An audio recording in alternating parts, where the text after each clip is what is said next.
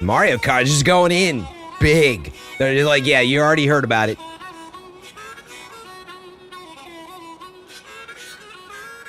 Yoshi's Burgers.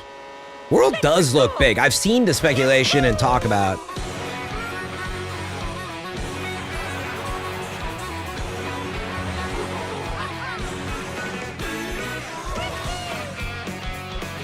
Are they showing 15 people during that race?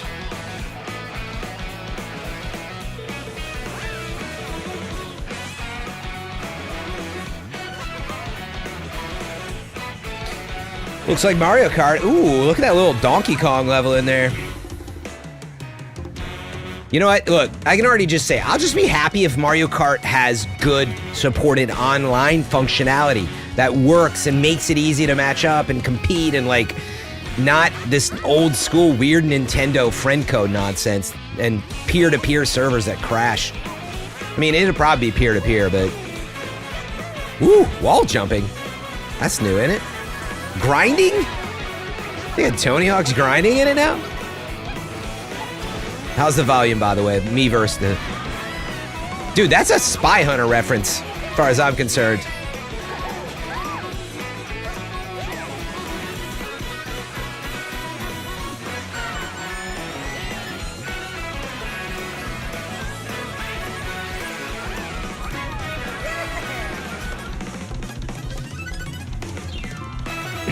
Mario Kart World. Okay, I think we could have guessed that. Little Super Mario World, but it's going to be a bunch of worlds, everyone. huh? I'm Koichi Kawamoto, and I'll be one of your guides for today's Nintendo Direct. Yeah, I actually, that name is awesome. I'm super happy with that. For Nintendo Switch 2.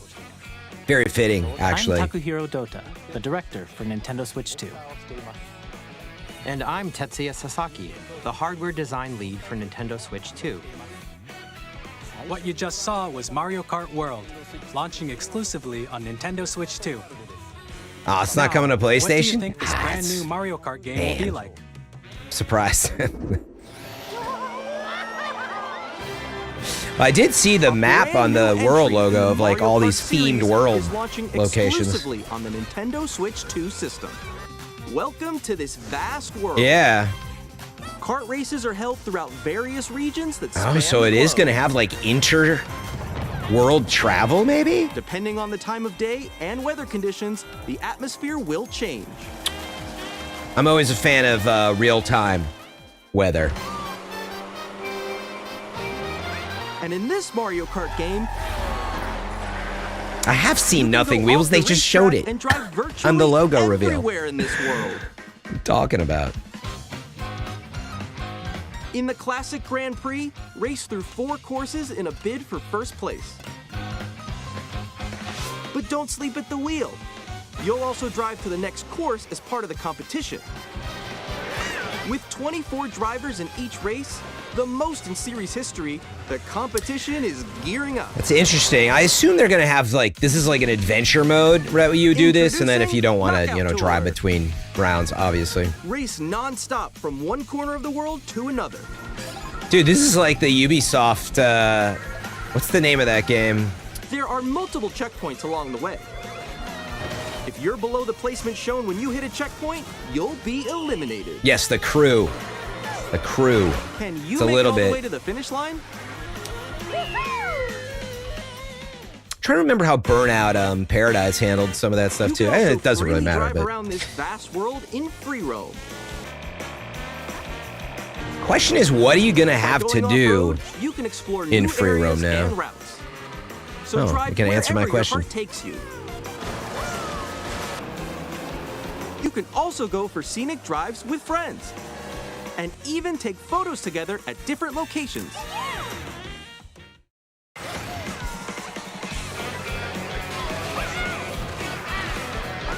I mean, I'm assuming you're all like in the match together, that they're not gonna have some Brand new actual race like across the entire world online starts here. instance of like 50 Mario people. Kart World. That would be amazing if they The did game that. launches on the same day as Nintendo Switch 2.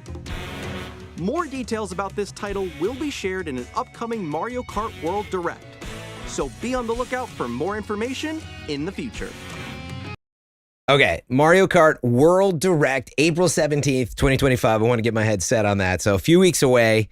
Again, 6 a.m. in the morning, bright and early.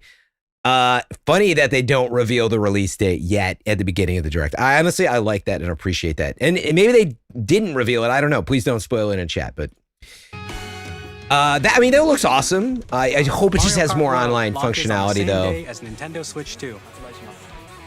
Yeah, actually, I'll do fast wish list. Maybe they reveal this later, but they'll probably never do this. But if you had like an instance of like 40 people, every time you like log into online mode, you can do all this stuff. That would be incredible. I highly doubt that. But number one, what I've always wanted for Mario Kart is like, smooth online. And I just have not had that experience because it's so often peer-to-peer and the way Nintendo handles like, all of that stuff. So, okay. Let's move on. Details in the future, see what so else we they hope have to you're say looking about forward to it. Yeah, I'll try to avoid saying too much. Stig, thank you so much for that 21 months Next, tier 1 subbing we'd over on like to Twitch. introduce some of the new features of Nintendo Switch 2. These are the Joy-Con 2 controllers for Switch 2. And on the right Joy-Con 2, we've added a new C button. Let's take a look at some new experiences it offers. Yeah, they're getting straight to the C button. The C button, by the way, was from the C stick on GameCube originally, which was basically born out of Super Mario 64. The idea of controlling the camera, but for them it was like their right analog stick. But yeah, it's probably a social.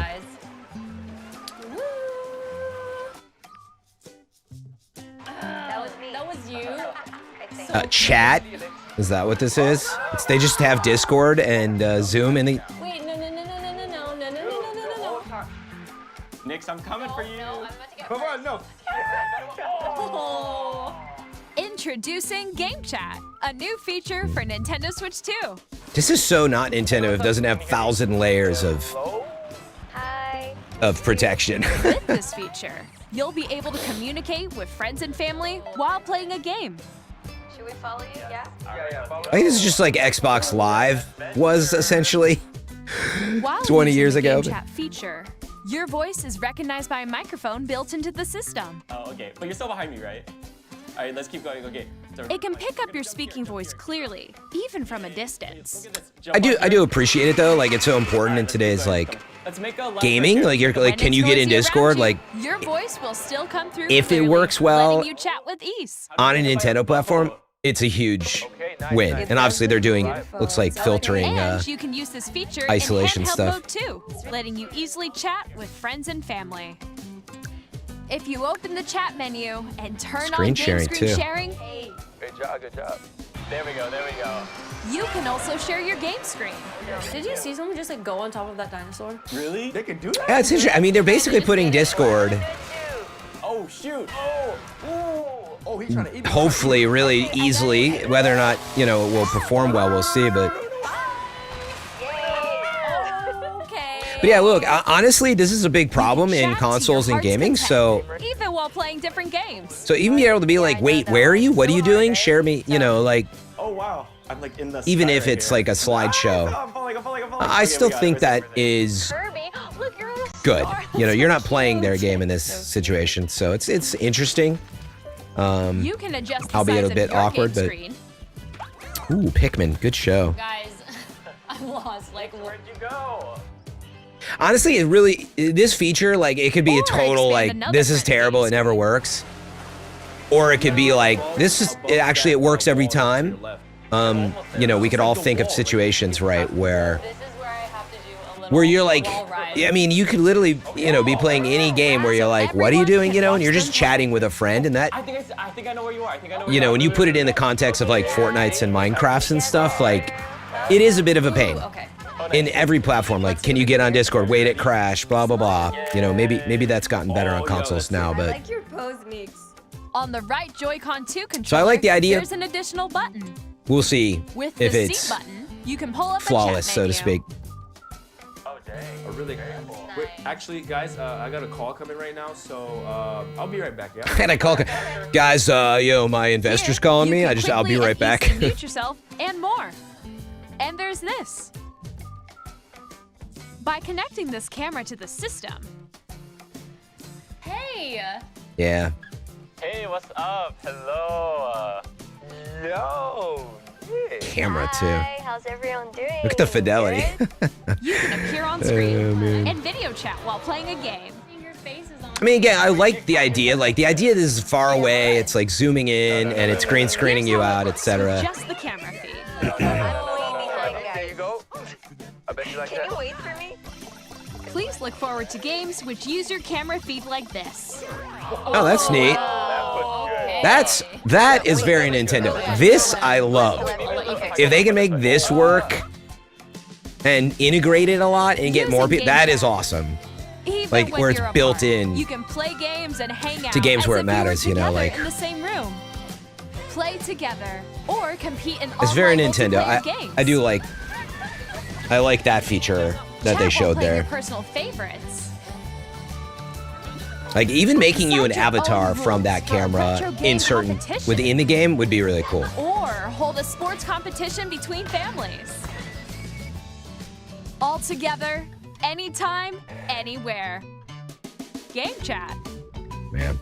So we'll see. Could be a complete failed What gimmick, did you or think? you know, maybe it's In super developing smooth and Game finally Chat, works well. our But goal was for you to enjoy certainly long playing overdue in the online with Nintendo others world. more closely, including family and friends. Almost as if you're all playing together in the same place. The camera you saw in the trailer is the Nintendo Switch 2 camera, which will be available on the same day as Switch 2. only be $90. A Nintendo Switch Online membership will be required to use Game Chat. However, since we'd like as many people as possible to experience Game Chat, it will be available without a membership for a limited time. We hope you'll try it out. So for some, I don't know if we'll see. Additionally, You know, Game no Chat supports spoilers, the Nintendo but Switch see how parental long that controls period app, is. 6 and months or different more. settings can be adjusted. For example, whether parental permission is always required when a child wants to use Game Chat to play with their friends. We'd like to introduce another new experience you can share with family and friends. All right, cool. So yeah, Game Chat, long overdue. A lot of stuff they've even tried in the past to some degree, but you know, we'll have to see how it actually pans out. Honestly, big questions on online functionality and how smooth it'll be. We'll see. Again, reminder, no spoilers in chat about anything, you know, from this direct. It's all new to me until we get to the end of this. I don't want to have to Nintendo avoid Switch, chat. Even if you just have one game, you can pass a Joy-Con controller to a friend and play together. But on Nintendo Switch 2, you can play together locally on multiple systems using just one game, with GameShare. As shown here, even games that require multiple screens can be played if one person owns a compatible game. With GameShare, you can temporarily share compatible games with others who also have Nintendo Switch 2 or a Nintendo Switch system. You can share a game with up to 3 other systems at a time. See how well that works. GameShare also supports online play with other Switch 2 And systems. for which games? And you can use it with friends via Game Chat, which we showed earlier. GameShare can only be used with compatible games. This Huh, they're showing some past games for this?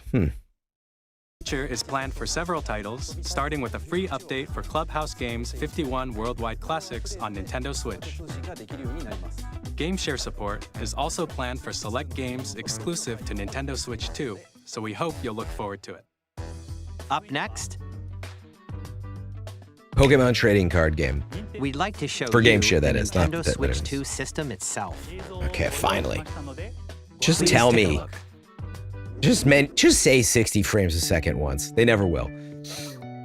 Bigger screen, same At 7.9 thickness. inches, Switch 2 has a bigger built-in 7.9? screen. Here's how that I didn't even make compares that to connection Nintendo until Switch. now. The system's thickness remains the same. Let's go. I 7.9'd into the future.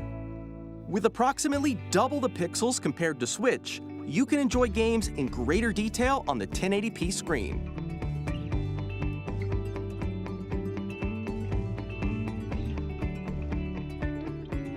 They mentioned The screen 120 supports up to FPS. 120 Oh, it is frames per it's 120 second, hertz allowing for screen. Smoother gameplay in supported titles. That is unexpected, actually, which is awesome. Thank God. At least, The I mean, LCD that screen alone is more huge. vivid and supports HDR, providing more contrast between light and dark areas of the images. Yeah, NHL. That is awesome. I mean, even just for watching The all-new content into, Joy-Con you 2 know, controllers connect 8 years into the future magnetically. is so important to be that Strong backward magnets compatible. keep the controllers firmly attached to the system. Detach a controller easily You're gonna by pinch your pressing the fingers? release button on the back.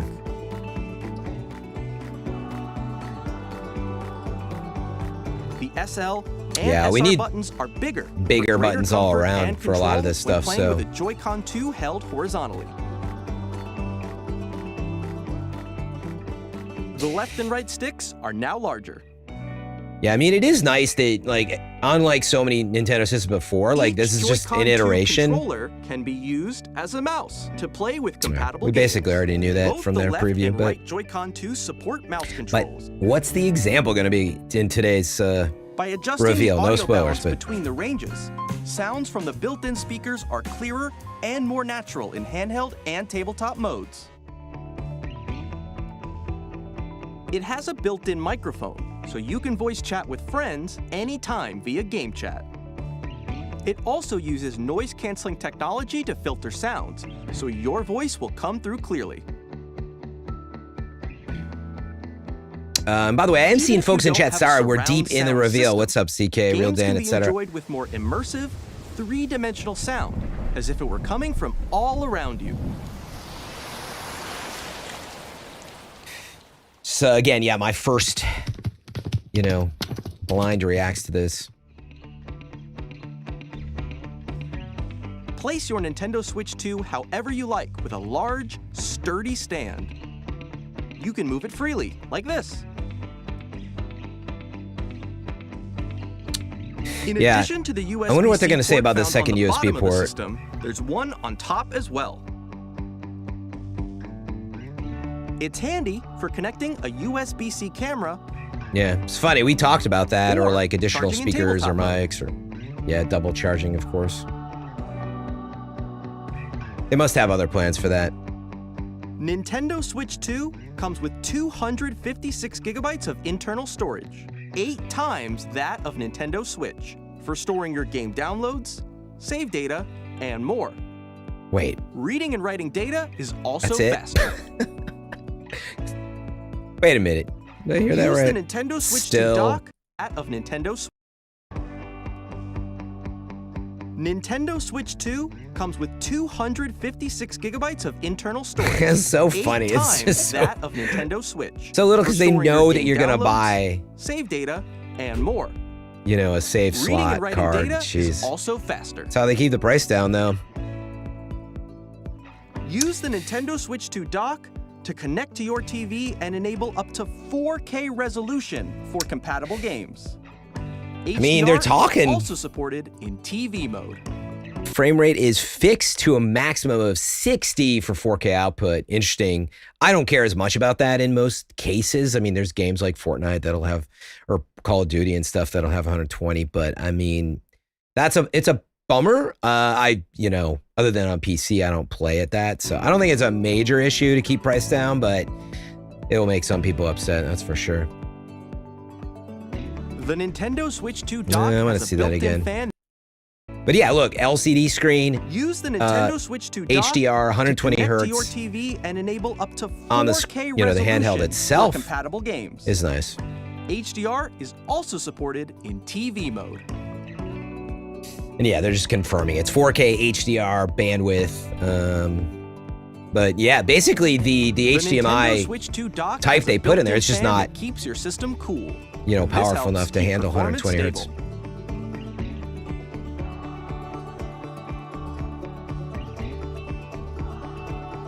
On Nintendo Switch 2, you can play Nintendo Switch 2 games, as well as compatible Nintendo Switch Sure, games. it will be Physical and a digital ton of games stuff. are supported. My question is, what about the enhancement?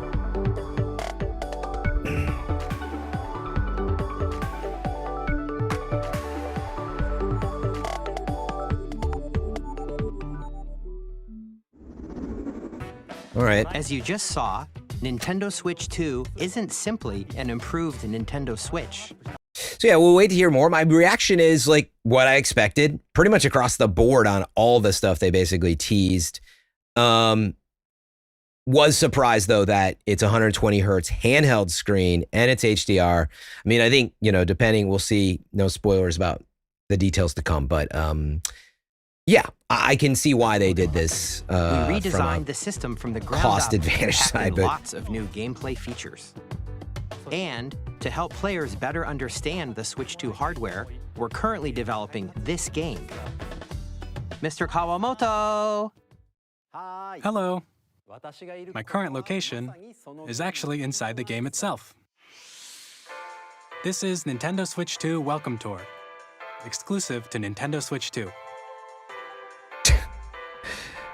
I'm standing over here. Okay, everyone, join me inside the game. There are a lot of question mark icons here. Let's examine them. This sign reads, "Where are the magnets?" You physically explore attached to the system with magnets. And those magnets are inside the system. The console by standing on it. The SL and SR buttons on the Joy-Con 2 are made of metal, so that's how they attach to the system. A magnetic circuit is formed between them, so they won't easily detach.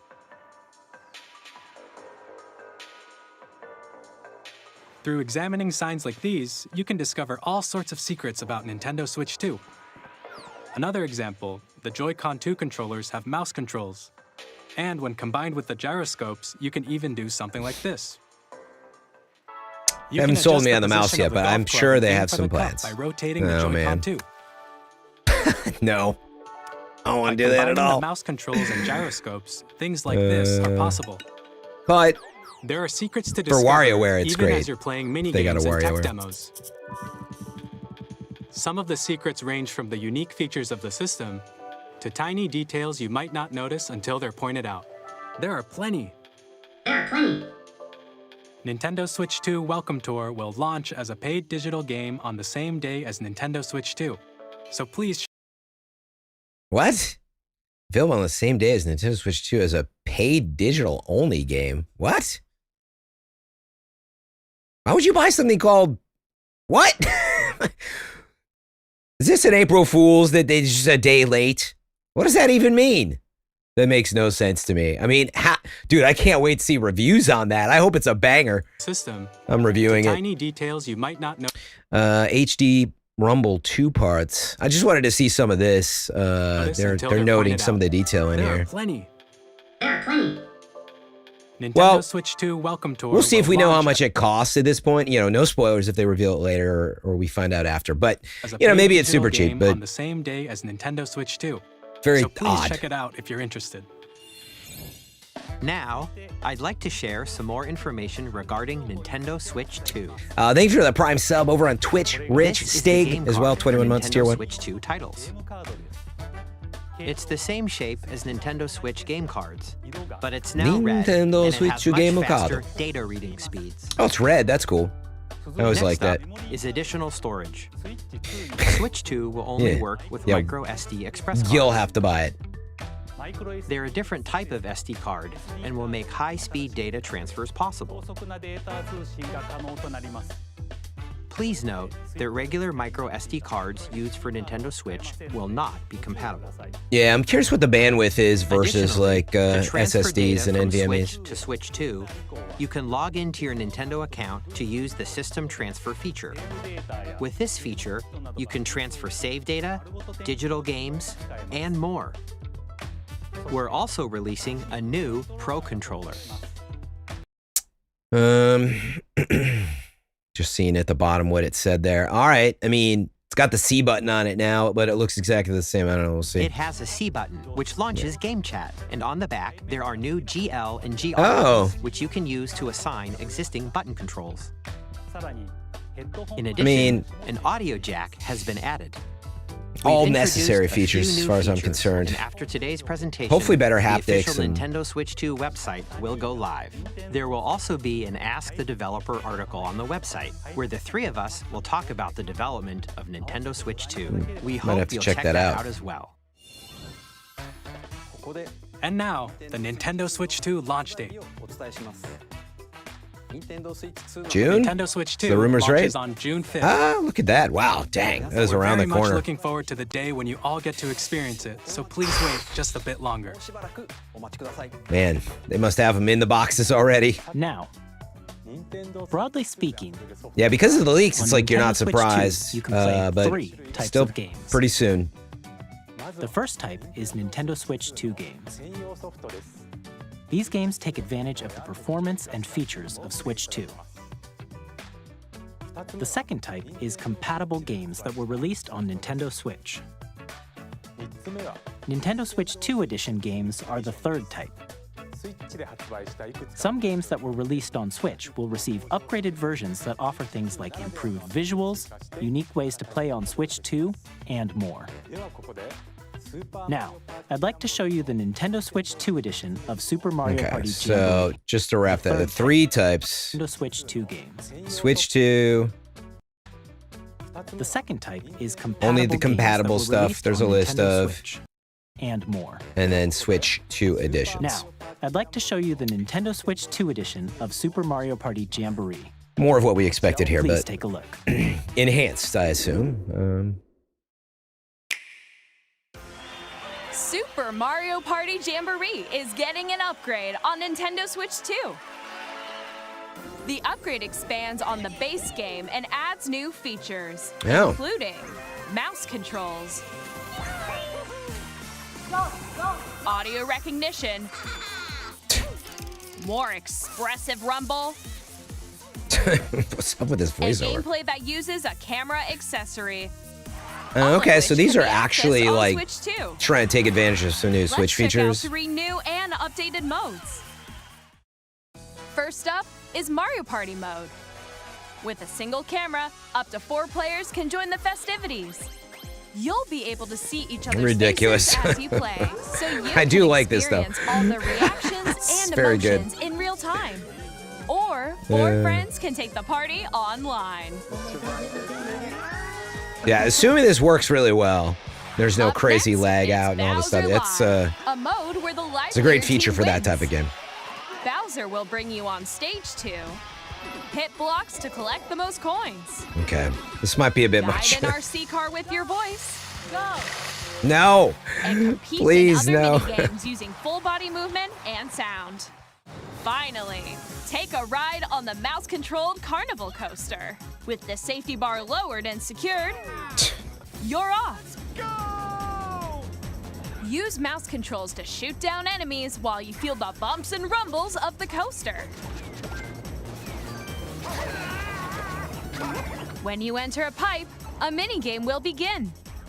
There's a bouldering game where 2 players each control an arm, and one where you shake a can of spray paint and quickly tag objects. Enjoy the thrill of these intuitive minigames. How quickly can you reach the station? From minigames that use a camera, the built-in microphone, mouse controls, and rumble, the biggest party yet is getting even bigger. Super Mario Party Only Jamboree, Nintendo, man. Nintendo Switch I mean, 2 good for the edition, family. Plus Jamboree TV launches on Nintendo Switch 2, July 24th. Nintendo Okay. Switch 2 players who already own Super Mario Party Jamboree can upgrade to Nintendo Switch 2 Edition Plus Jamboree TV by purchasing an upgrade pack. Gotcha. Please look forward to a new Mario Party experience, where you can see Not each other's surprised. reactions while playing. Let's continue presenting some more Nintendo Switch 2 Edition games. Yo, what's up, Rust Belt Kid? Thank you so much for coming through, resubscribing, Tier 1, 6 months. We're going to continue on. Thanks for joining in. Hopefully everything is good sound-wise, etc. We're almost halfway through this. So, again, no spoilers, please. My first look at it. We finally know the release date, but I don't know the prices on anything other than, well, that's it, I guess. Yeah, I guess nothing. Nintendo Switch 2 editions of The Gosh, Legend of please Zelda Breath tell of the me Wild you've and The Legend of Zelda Tears of the Kingdom Legit upgraded feature tiers. enhanced Oh resolution my and God, frame it's rates, running at 60. What? Thank the Lord. and also support This is only HDR, Breath of the Wild, but which makes the image more vibrant. So you can play with smoother, higher definition graphics. And this game had slowdown in it, right, where the CPU got overloaded, etc. Plus, Like you can physics get even more break, out of your you know. adventures in Hyrule So using that Zelda Notes. could be huge upgrades. This new So, feature can hold on. They don't say if this is just like Nintendo Switch 2 editions of using The more Legend of clock Zelda Breath cycle, of the Wild and or The if they're Legend of Zelda upgraded, right? Tears of the Kingdom feature enhanced resolution and frame rates. I mean, I would hope they put in development time. and also That's been my support wish. HDR, which makes the image more vibrant. I should say significant So you development can time. play with smoother, higher definition graphics. Man, that looks so much better. Oh my god, I can't wait. I Plus, never finished it. I walked You away can from get it. even more out of your adventures in Hyrule using Zelda Notes. This new feature can be accessed via the Nintendo Zelda Switch app on Notes. smart devices. It's That's a game-specific service that's interesting. exclusive to the Switch 2 editions of these titles. For example, I like it the can help idea a guide you lot. to various locations, like shrines and Koroks you haven't found yet. Guidance activating. What? Proceed north. Okay. They got Google Maps for this now? What the frick? Or you can share your creations using QR codes and send them to another player to create in their game. Oh, this is great though. Like conceptually. See how it pans out. But definitely it's funny. I was just talking about this for Final Fantasy We in hope these features will make similarly, your where I'm adventures like- even more enjoyable. I wanted a phone app to like slot my materia and like, yeah, check the map, check manuals on like what is this character weak to, In stuff Kirby like and the that. Forgotten Land, Man, look you'll at be this able stuff to enjoy singing. an additional story exclusive to the Nintendo Switch 2 edition. Look at all these games I can finally go back and play. They all look so much nicer, nice and smooth. This story takes place in the Forgotten Land after being struck by a powerful meteor that's causing some mysterious Wait, did they say changes. that you had to? Hold on, let me Will back make up. your I'm adventures so even more excited. enjoyable. Did they say if you had to buy these? Proceed. Nintendo Switch 2 edition games. I don't know if they said yet, because they would put it on the bottom of the Nintendo screen, Switch I 2 would think. editions of The Legend of Zelda Breath of the Wild and The Legend of Zelda Tears of the Kingdom Well, they're probably just upgrades like the Feature other stuff, enhanced which resolution honestly, and as frame long as rates. they're like stacked with stuff, also great, support you know? HDR, which makes the image more vibrant. Yeah, I want to know more So you about, can play with smoother, like, did they higher upgrade definition textures at graphics. all? Did they improve anything else technically? Plus, you They can don't- get even more out of your adventures in Hyrule using They don't Zelda say Notes. yet. We'll see. This- to the I like Switch the 2 idea of editions Zelda of notes these- here, though. I wanted to see that again. Global play data. What the frick? That's a weird one. We'll see what that means. It must mean like it's like a scoreboard maybe, but Photo Studio, my play data, navigation, voice memories. these titles. Interesting. For example, it can help guide you to various All right, well, let me focus up here. This is exciting though. Let's see what else they have to say about it. God, just seeing this like running these like at features 60 will is make your adventures so even more enjoyable. nice. I'm so glad I waited. What if it's got 120 frame In support Kirby on and the handheld? Forgotten Land, you'll be able to enjoy an additional story exclusive to the Nintendo Switch 2 edition, along with improved graphics and frame rates. This story takes place in the Forgotten Land after being struck by a powerful meteor that's causing some mysterious changes. I played this demo. I wanted to play more, but yeah, honestly, the Switch 2 We is hope just you're going to looking be. I forward said to this Kirby's before, where new I'm like, adventure. there's a bunch of old Switch games that if they perform better, or get legit Metroid upgrades, Prime 4 be Beyond great. will Oh have boy. both a Nintendo Switch and a Nintendo Switch 2 edition. Please impress me with this. Just looks sharper, but In this is addition also to rendered at standard 4K on controls, YouTube, which you can use mouse controls for intuitive gameplay on Switch we already 2. had that in Prime 3. Plus, with Wii, you basically. can explore the immersive world in 4K at 60 frames per second, or enjoy smoother action in Full HD at 120 frames per second. Okay. Choose from these two modes, both of which support HDR, based on your preference and playstyle. Plus, Huh. Pokemon how Legends much- ZA, like which is how scheduled 4K to launch really later is with this the year, textures. will not only receive a Nintendo Switch version, but a Nintendo Switch 2 edition as well.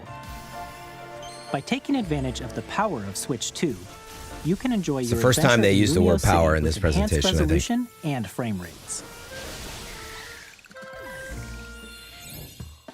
The Nintendo Switch 2 Edition games you just saw will be available as both physical and digital versions. Okay, what about upgrades? And if you already own the Nintendo Switch version of a game, you can play the Nintendo Switch 2 Edition How by much they purchasing cost? an upgrade pack. We hope you're looking forward Not to gonna these tell me. I'm gonna have to go to the Nintendo Switch website 2 after. Yeah, don't Edition tell me. I'm gonna research or ask this stuff after. Next, I'd no like to spoilers, introduce please. a brand new game featuring mouse controls with the Joy-Con 2 controllers. Great. Please take a The look. cheese grate. Is he grating cheese? Is it a cooking game?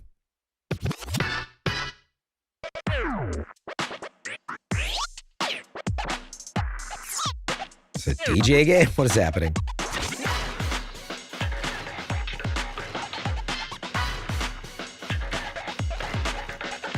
Dude, it's like wheelie cross.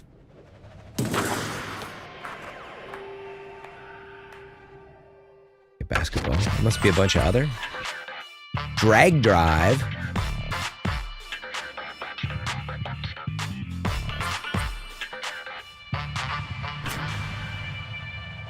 Why did they try to make this go so hard with its look?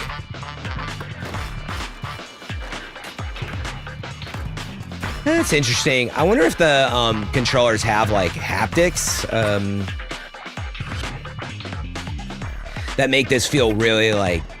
This looks more like a tech demo than anything to me. I don't know what else you would do in this game, but it could be a really good demo for the mouse in terms of like that drag, of feeling. But I don't.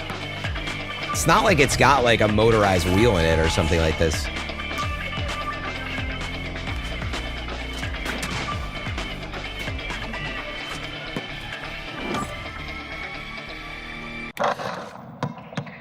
Summer 2025. Yeah, could be a good demo. In Drag and Drive, They didn't really you'll show use much both there. Joy-Con 2 controllers as mice to intuitively pull off various moves. We hope you're looking forward to a new twist on 3-on-3 matches using dual mouse controls. Next, here are some Could be games from fun our for like publishing and that mode of development partners play, coming but to man, Nintendo Switch 2. still like trying to figure out like how you're gonna set up in a like imagine 3 people in the same room trying to do that. Whoa! We knew this was coming, but just seeing it. This world. God, please give me cross save. Please, I'm begging you. They're not going to. I'm not starting it over. The rays of grace that guide you. But huge get. Huge get. They really needed this to show, like, look. When are they going to show Red Dead Redemption as well?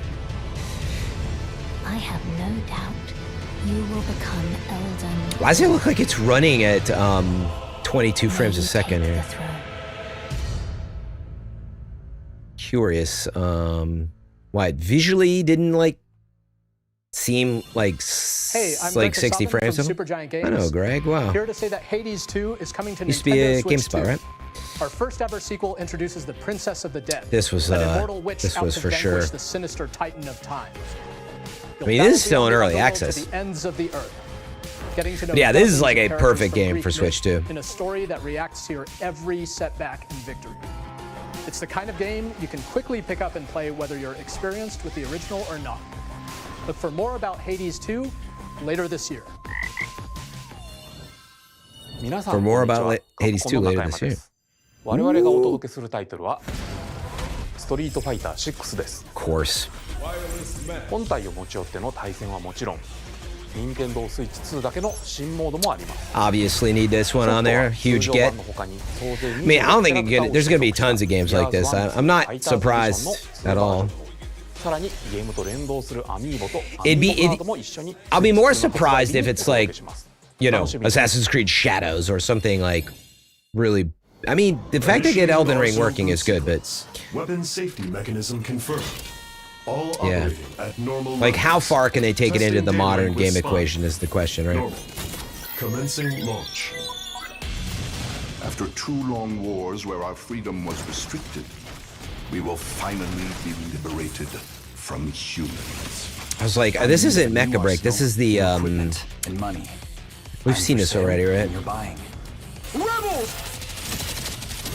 Thanks for the warm welcome! This planet will be ours. The Sovereign Axiom. The Trinitas. Has always I love me a good mech game. weapon that was created to destroy all humanity. I feel like I've already seen this. Because we're in the middle of a war. Don't you get it? I won't just stop you. I'll tear you apart! All children, bring hope to our lives. Diamond Machinima.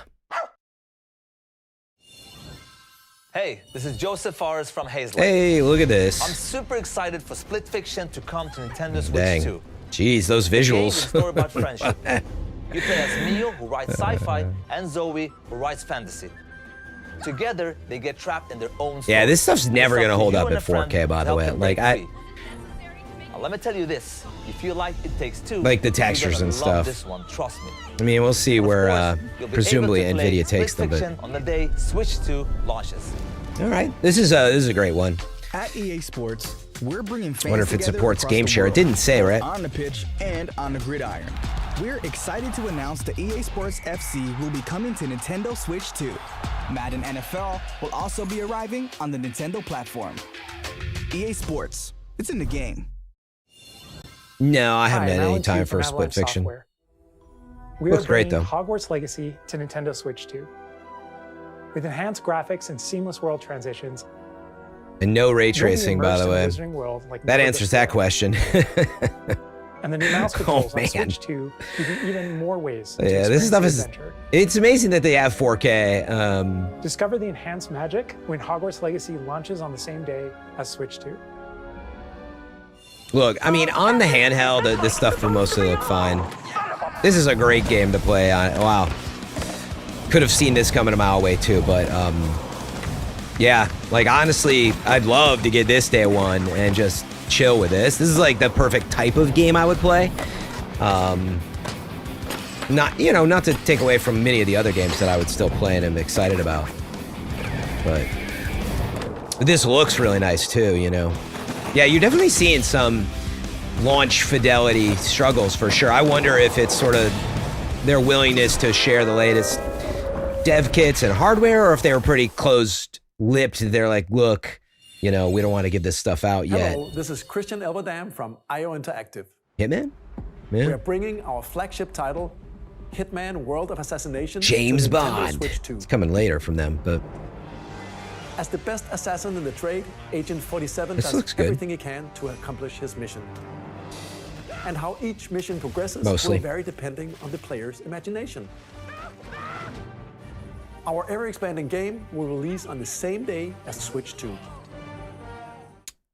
yeah, I don't think we're going to see it. We're excited to bring another familiar agent to the platform. James Bond will be coming later. Yeah. I'd love to see Red Dead in this real, like Red Dead 2. We'll see.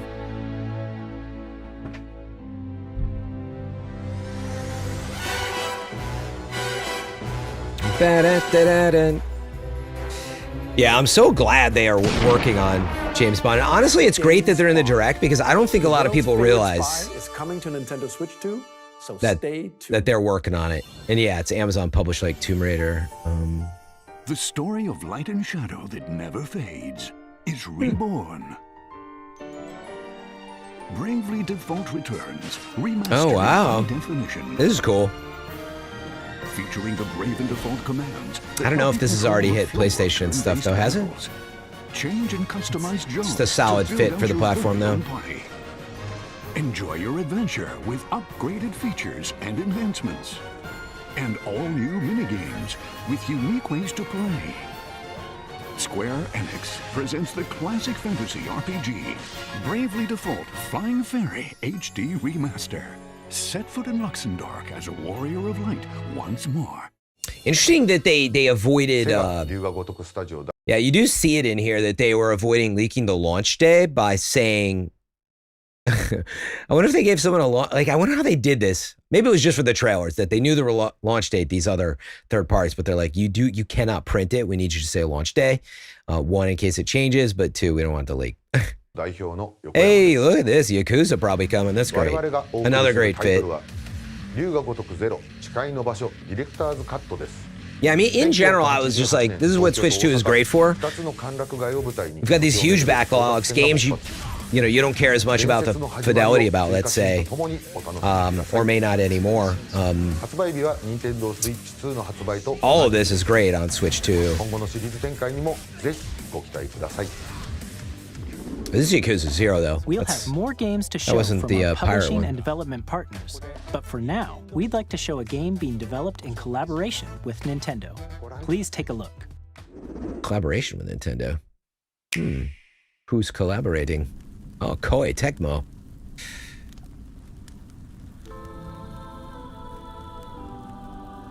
When the Zonai, who descended from the heavens, Zelda collaboration? joined hands with the Hylians. Are they who doing dwelled this on the again? surface.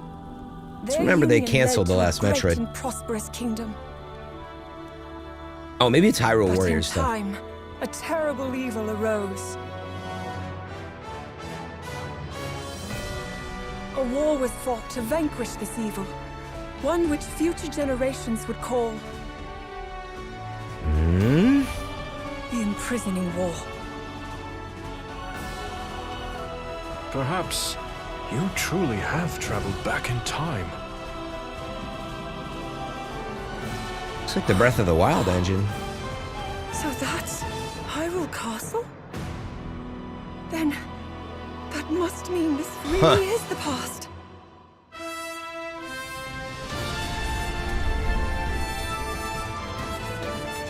Oh, interesting. Like the battle. It's almost Hyrule Warriors.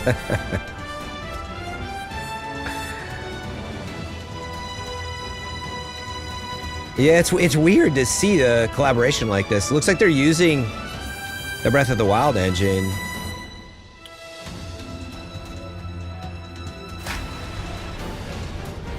Oh, it is Hyrule Warriors though, but it's a prequel. Yeah, but it looks like it's using the Breath of the Wild engine. I don't know. I wonder if they're using their Hyrule Warriors engine and they adapted it. But hey, it certainly fits the style. Some people really love those games. They're just kind of like you turn your brain off and beat the crap out of everything. It's being developed by I've Koei Tecmo Games. long time ago played some of it, but we hope you're looking forward to the untold story of the Imprisoning War. I mean, Nintendo fans should be excited because of the story. Long ago. You know, you want more to chew on there. And now, some news about Nintendo Switch Online. You can continue to enjoy Nintendo Switch Online on Switch 2. And with Nintendo Switch Online Plus Expansion Pack, you can enjoy a new membership benefit exclusively on Switch 2. Please take a look at this. New membership benefit. Do I get a physical card? Oh, yes! Finally! Nintendo Switch Online Plus Expansion Pack will be getting a new classic game library Oh my exclusive to God. Nintendo Switch 2. Nintendo GameCube, originally released in 2001. Here are the titles that will be available at Oh launch. man, I'm gonna have a lot to say about this one. A Legend of Zelda game that looks like a cartoon come to life through cell shading. I'm not sure how I feel about this being an Controlling the wind using a online mysterious baton, game Link at sets first. sail on an adventure across Just the great remake it. The Legend of Zelda: The Wind Waker. Transcending history and the world. Soul a tale Calibur of 2. souls and swords eternally retold. In this 3D, weapons-based fighting game, each fighter comes equipped with a different weapon. And Link from the Legend of Zelda series enters the fray. Soul Calibur 2. Experience a world of Yeah, people- white-knuckle oh, racing there you at go. speeds over 2,000 kilometers per hour. Man, 30 GX looks so machines much will better put in my all brain. on the line in death-defying races. It's a great Featuring game the though. series' It's a dope first game. Machine customization and story mode. Get ready to experience. Yeah, that's a really F-Zero good one if you've never GX. played it. So that is awesome. In games that support multiplayer, up to 4 can play together locally or online. Enjoy these classic games with clearer Dude, image quality. come and on, higher show something resolution else. Than the original releases. That's all you're gonna tease me You with can for now? Also, check the controls for each title and customize them to your liking. I want some Dobutsu no Bansho. More titles will be added in the Animal future. Leader, I think it's called, where you're like that cute, you're like cubes Nintendo and GameCube, Nintendo squares and you Classics, eat other the square Switch 2 animals. exclusive game library coming to Nintendo Switch Online plus It's expansion good that it's pack finally coming, but launches the same day as the hardware's release. I'd be curious if they have more than just A that. dedicated controller designed after the original GameCube controller will also be released. What? It can connect wirelessly and also has Whoa. a C button to quickly access Wow, that's Game Chat. huge. Assuming it Nintendo it GameCube feels just controller, as good. exclusively Oh available my for god. Nintendo Switch They're gonna make a Online lot of money members, just on will that. also be available the same day as Nintendo Switch I mean, 2. Smash Brothers Melee is going to be available on Whether that you're Nintendo familiar Online with the service. games or haven't played them before, That's huge. we hope you're looking forward to Nintendo I assume it GameCube. retains the Nintendo the R trigger has like that soft Of course, push and then you the can click. Continue to play select games from the systems shown here on Nintendo Switch 2. Okay, let's see some more games from our publishing and development partners. Wait, did they? Wait, what they From say? the systems shown here Oh yeah, they're just showing the full lineup of everything else that's kind of been on there. on at Nintendo this point. Switch 2. Brian, they didn't say that. I'm saying because they're releasing GameCube online features, that Melee is part of that, and therefore with the controller, it's like a perfect fit to just re-release Melee as Okay, part of that. Let's see some more games And it's from one of our the best publishing and Smash Brothers. development partners. You dig? Yeah, I mean, I don't know what else they've announced because again, we're only in here, so no spoilers. Obviously, we'll look into that afterwards.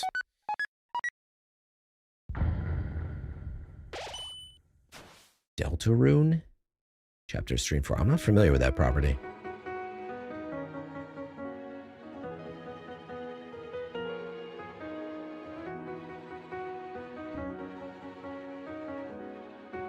Actually, how far are we through this? We're almost to the end. After this, I'm going to take a quick bathroom break. We'll all take a quick bathroom break. This is the nice part about not having to do this live. What's up, Tin? Terrible Mighty? Sifu?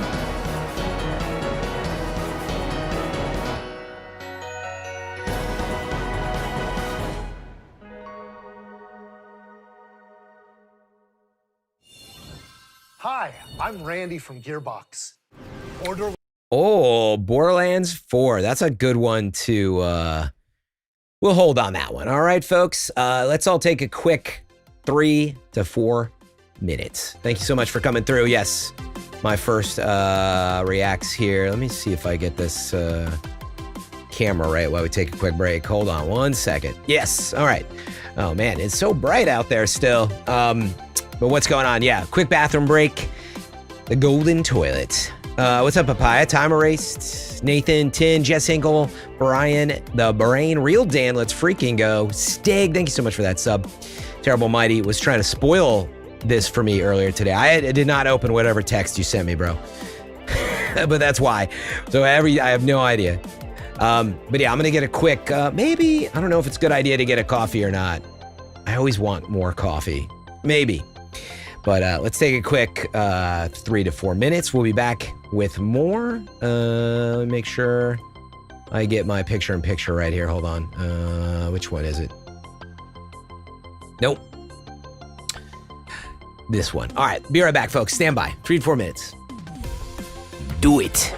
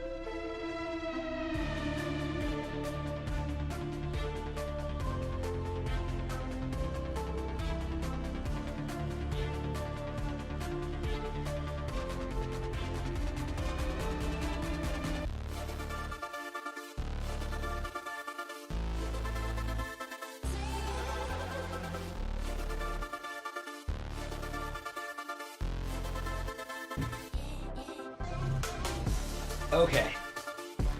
Okay. I was making coffee. Surprised that it wasn't a pooping theory. Okay, we're back.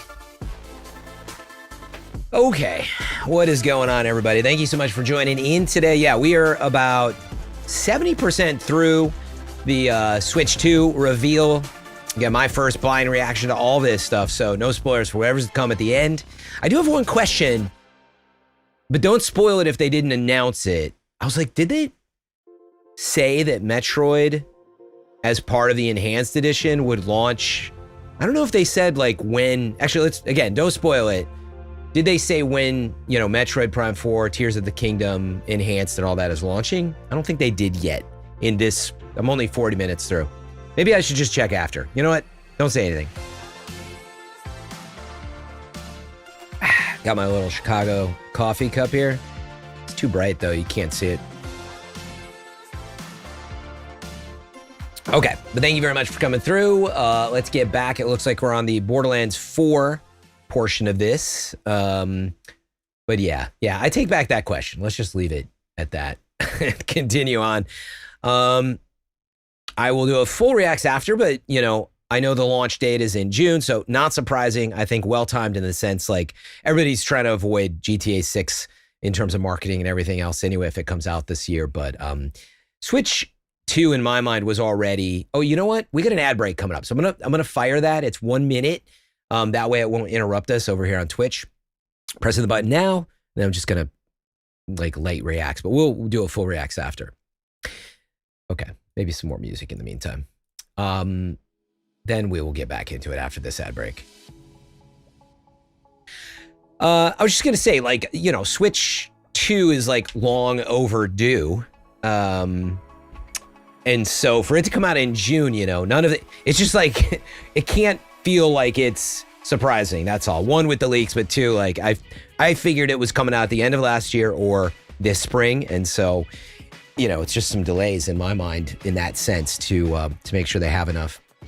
Neveo, sorry, I was away. Thank you so much for tier 1 subbing. 52 months, man. Always good to catch you. I hope all the work is going swimmingly. And thank you, everybody, for coming through for the support. Every little bit helps. I appreciate you all so much. I know you're going to be saving up for Switch too, just like me. So all good. But yeah, June 5th is the launch date. I don't know the price yet. Again, please no spoilers on any of that stuff. Coming out of ad break right now. So I just want to get through this, and then we're going to check out that Nintendo article after. I think at a minimum, maybe rewatch some of this stuff. So we're going to still be going for a while here on Switch 2. So stay tuned. Leave it on in the background if you got something else to do. But we're going to finish this up. We got about 20 minutes left with this. So, all right. Welcome back from the ad break. Let's just get back to it. Let's freaking go, Real Dan. Can't wait for it. Yeah, I'll give you my full review. But hey, the biggest thing is, I'm just going to say, I don't know if we knew it yet, but the screen is 7.9. It's amazing. If you know 7.9. Borderlands 4, you know, our upcoming flagship I'm so happy about that. Game will launch on Nintendo Switch 2. Borderlands 4 being on Switch 2 is great. I'm not going to play it there, but the fact that it's crossplay and all that. Weapons. We're still in development, and it's already the most ambitious Borderlands game we've ever. Oh, maybe that's what you sent me, Terrible Mighty. Launch in 2025. We'll be sharing a lot of the game in the months ahead, and there's more from 2K on the way. Hi, I'm Dennis Shirk from Firaxis Games. Nice. A Nintendo Switch 2 edition this stuff is great, you know. I think Borderlands is great on it, obviously, with crossplay probably. Establish an empire and guide your people throughout the ages of history. With the new mouse controls, players can enjoy a more intuitive gameplay experience. Civ 7 launches on the same day. Hey, what's up, as Anthony? Switch 2. Yeah, sorry, I'm avoiding spoilers, so I'm not reading chat too much over there, but you can experience mouse controls in Switch 2 by purchasing the upgrade. oh, I gotta pay attention. I'm sorry. Just coming back with the coffee here, so that's cool. Mouse control. People were speculating about this already. Such a good fit. Yeah, this stuff it's great for, dude. If I can get this working on an airplane, I'm gonna bring a mouse pad with now. It is huge. Controls in Switch 2 by purchasing the upgrade. And we have oh, so wait, Civ was already on. Hi, I'm Lionel James, and I'm Ben Bishop. Our final announcement for today is that WWE 2K is coming to Nintendo Switch 2. Plus NBA 2K as well. Yeah, it's already on Switch. We can't wait to see you in the ring. And on the court.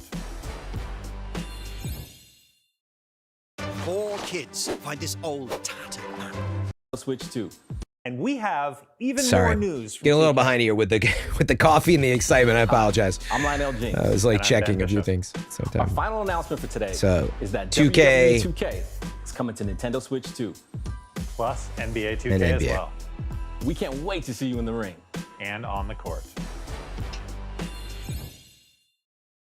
4 kids find this old tattered man. Off they went armed with nothing but youthful enthusiasm and a profound lack of preparation. Boom! Terrible at steering a raft. Let's slay some trees. Awesome! You nailed it! Hook, line and sinker. Tastes amazing, doesn't it? Really have started to master this survival thing. Next stop, the top. Ha! Nice. It's a new game? It looks nice, I think actually. that's everything. Let's set sail. This time for home. Survival kids. Eh. Hi, I'm Dave Crooks from Dodge Roll. Here's the first look at Enter the Gungeon 2. Oh, nice. Enter the Gungeon was always good, I think. For the Gungeon's depths in our roguelike shooter sequel. Now reloaded in a new 3D art style. You can expect some fan favorite elements to return. We're still working on the game, and we're excited to share more with you. Oh, this looks great. Yeah, I never played Enter the Gungeon, but I recall seeing it. I swear, like Damon Hatfield as an example. Maybe Sam Claiborne, those Game Scoop guys, like loved it. But I could be wrong.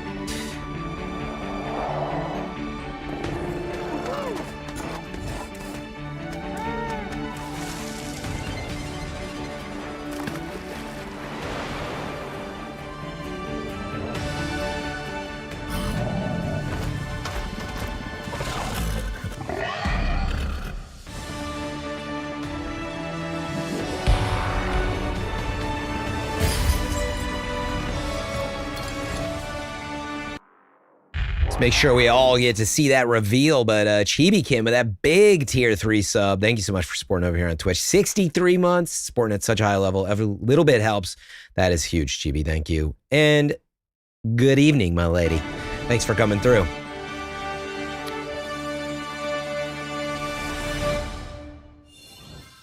Hello, my name is Adam Badowski from CD Projekt Red. We are delighted to bring Okay. the immersive world I of wasn't the sure if we were Dark gonna Future see to this. Nintendo players for the first time.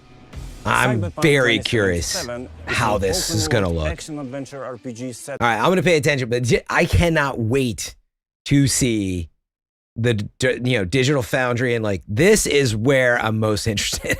This is the exact type of game I'm like, how do you make this work? And it's another reason why, hey, if we'll watch this all, but I'm curious if Red Dead shows up in here, because man, Thanks to Nintendo Switch 2, these are the games that you need to get over here now. But we need cross save. Like I don't want to have to start over. Get ready It's to a meet big problem in our unforgettable industry. characters and discover engaging stories when Cyberpunk 2077 Ultimate Edition comes to Nintendo Switch 2 on launch day. I mean, to me, it looks like they got it looking really nice, but lower res. 浜口です。 Just definitely the approach.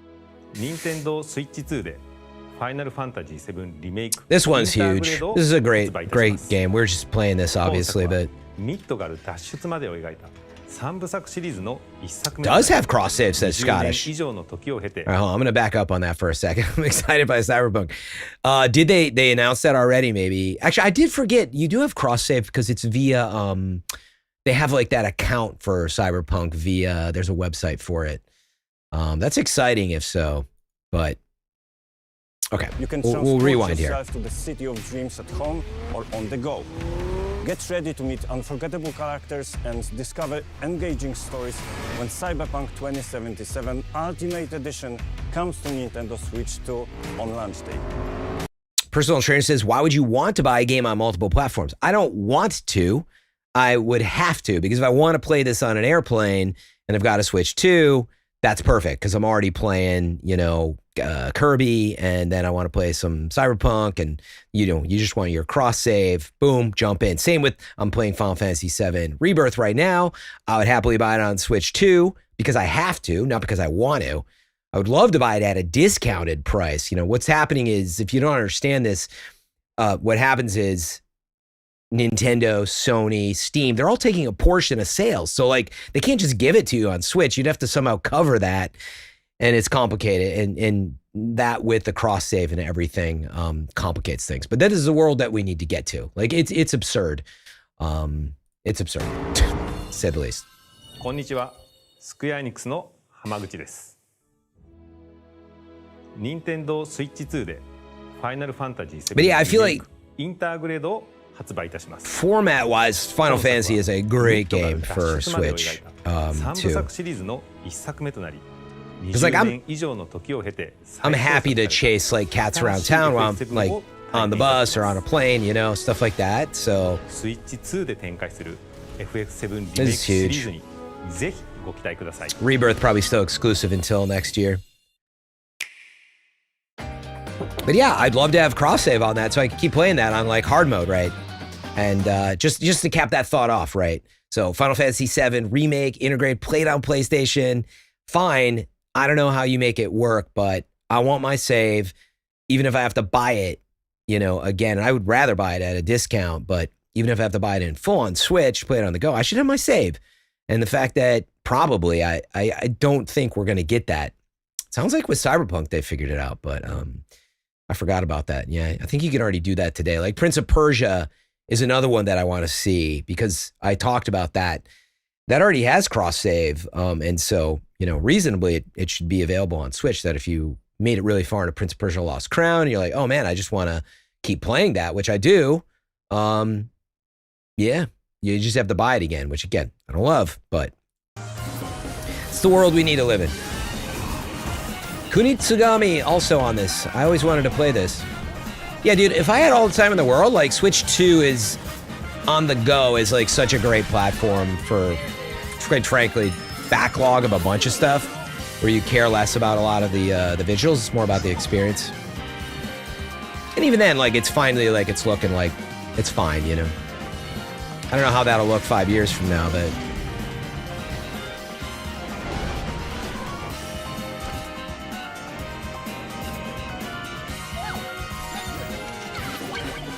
oh yeah, Puyo Puyo, always good. Hey, Marvel Cosmic Invasion, there it is. Everybody's excited about that one. Star Wars Outlaws, wow. They needed to get that one ported, man.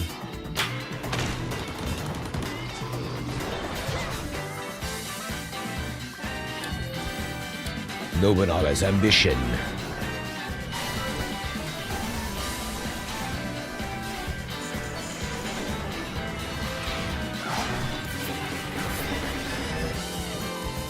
Yeah, I mean, you're starting to see some of the launch window like lining up here. It's flying at you so fast that I'll have to see a page dedicated to this.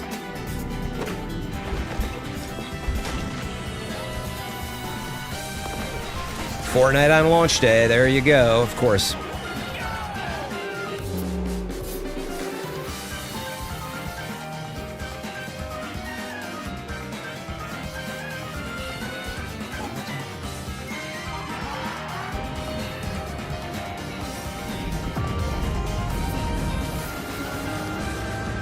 Yeah, I mean, effectively, this is a big portion of the launch window lineup that we just saw. I'm still curious how that all fits together with like Prime 4 and Enhanced Zelda. The next game will be the last from our publishing and development partners.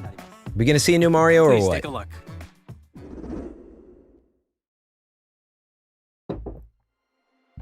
No.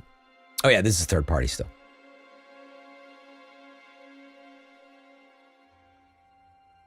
Yeah, no spoilers. We're almost done with this, folks.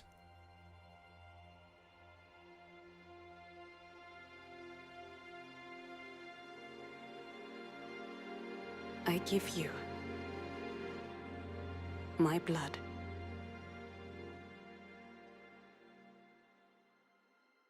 I give you my life. Turn, O wheel, and transport him to a night of moonlight, Is it Castlevania? to humanity's very dusk.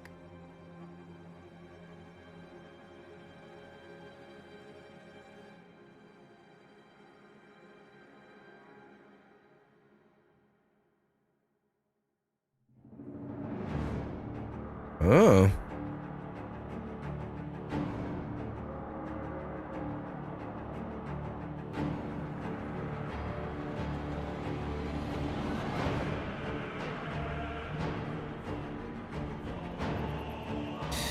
You know, I never played Dark Souls if this has anything to do with it. I'm definitely confused right now.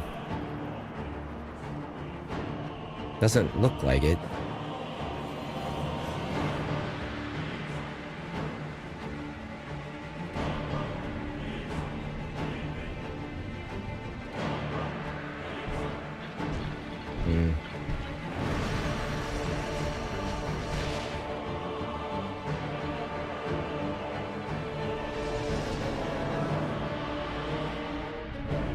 God, their art style is just so cool, man. Their artists are insane. They have such an awesome, unique style.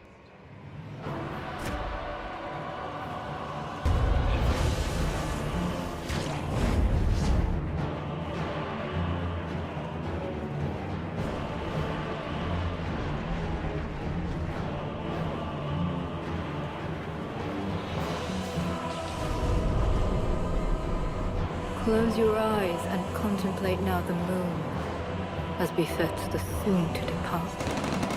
I pray that you are able. That's it, looking like Fortnite out here. Of blood.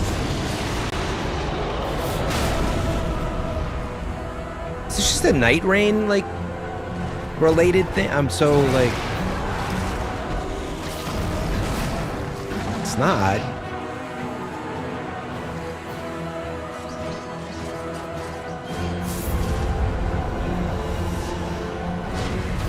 The moon tears will flow for one, and one alone. The Duskbloods? What? They're announcing a they're announcing a new franchise spin-off, I guess, as part of the Switch 2 announced lineup. 2026. It's an exclusive? What? It looks like this like multiplayer. Wow. Okay. Wow. I cannot wait to like go research this. I totally don't understand what's happening though. I'll say that much. Exclusive From Software game that seems to be like co-op based, or it's a battle royale, and that would just break my heart. But okay, let me fix my camera. 1 second. What? Where is it?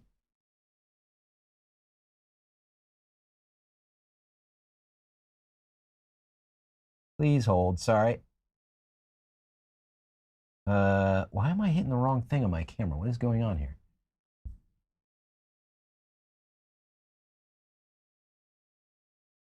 Why is this not working? Oh, I know why.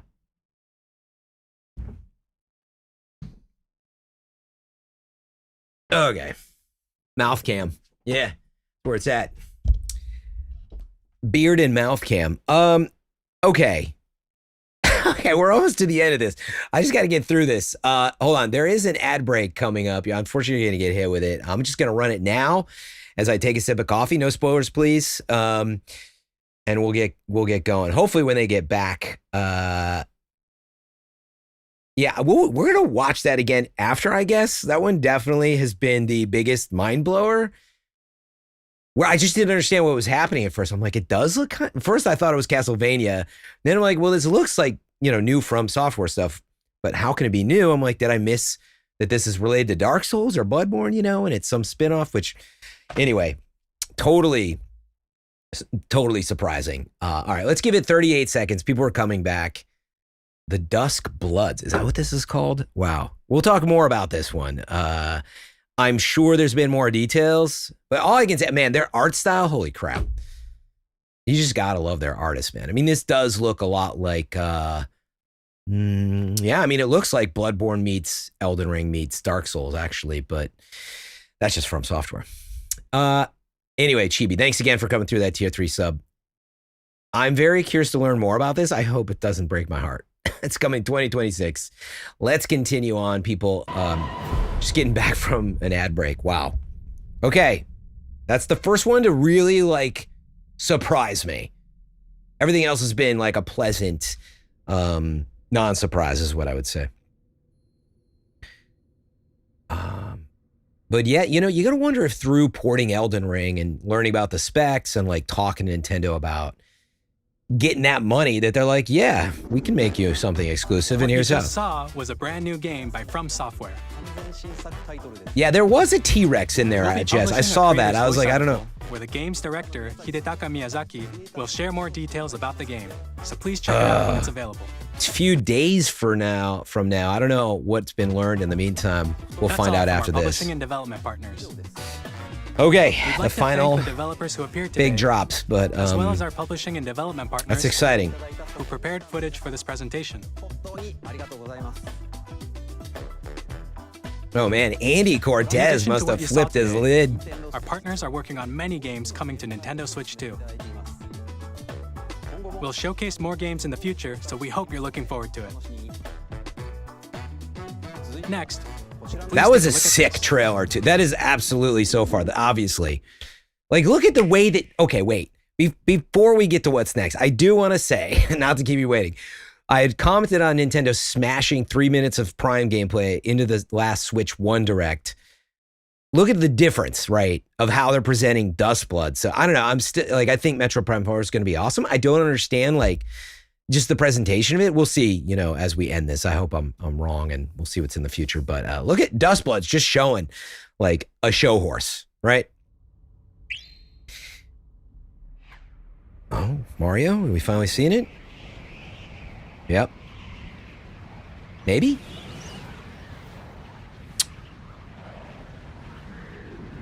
Feels like they can't. It's Kirby. It's funny, I thought it was Kirby, but this is Smash Brothers? But at first I thought it was like Mario's Galaxy Star stuff.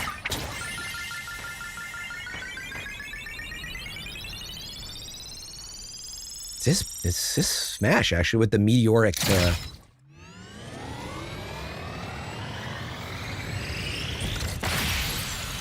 This is a sick little Kirby sequence.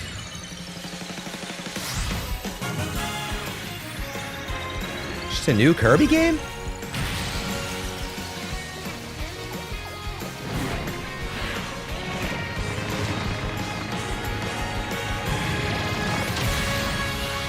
Kirby Kart? Oh, it's Kirby's Air Ride. Oh, like a co-op Kirby Air Ride? Oh, and Sakurai is working on it. That is awesome, though. It's funny, like, I was trying to remember playing Air Ride. Released on the Nintendo GameCube system over 20 years ago, is getting a I could have even reviewed this for all I know. We hope you're looking forward to Kirby Air Riders, directed by Masahiro Sakurai. Yeah, someone remind me to look that up. Next is our last trailer for today. Please take a look. Korewa.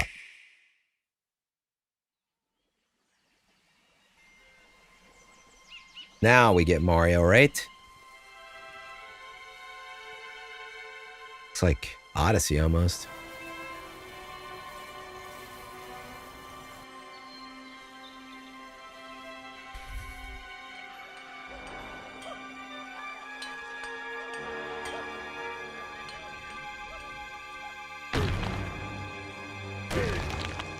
Wait. Wow, no. This is actually, okay. Where's this going? Is it just gonna be a straight up Donkey Kong, like, Odyssey-like game? Okay, you know what? I'm down for it.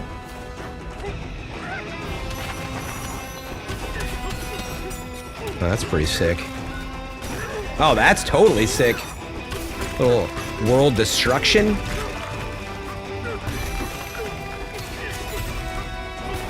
Huh. That looks pretty fun. Love smashing stuff. They nailed that.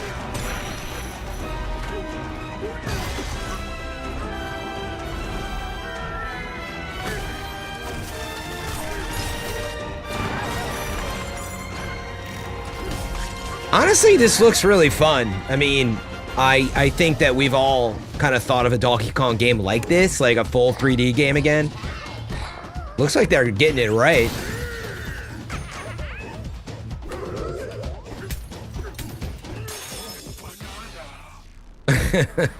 And the music's been pretty banging.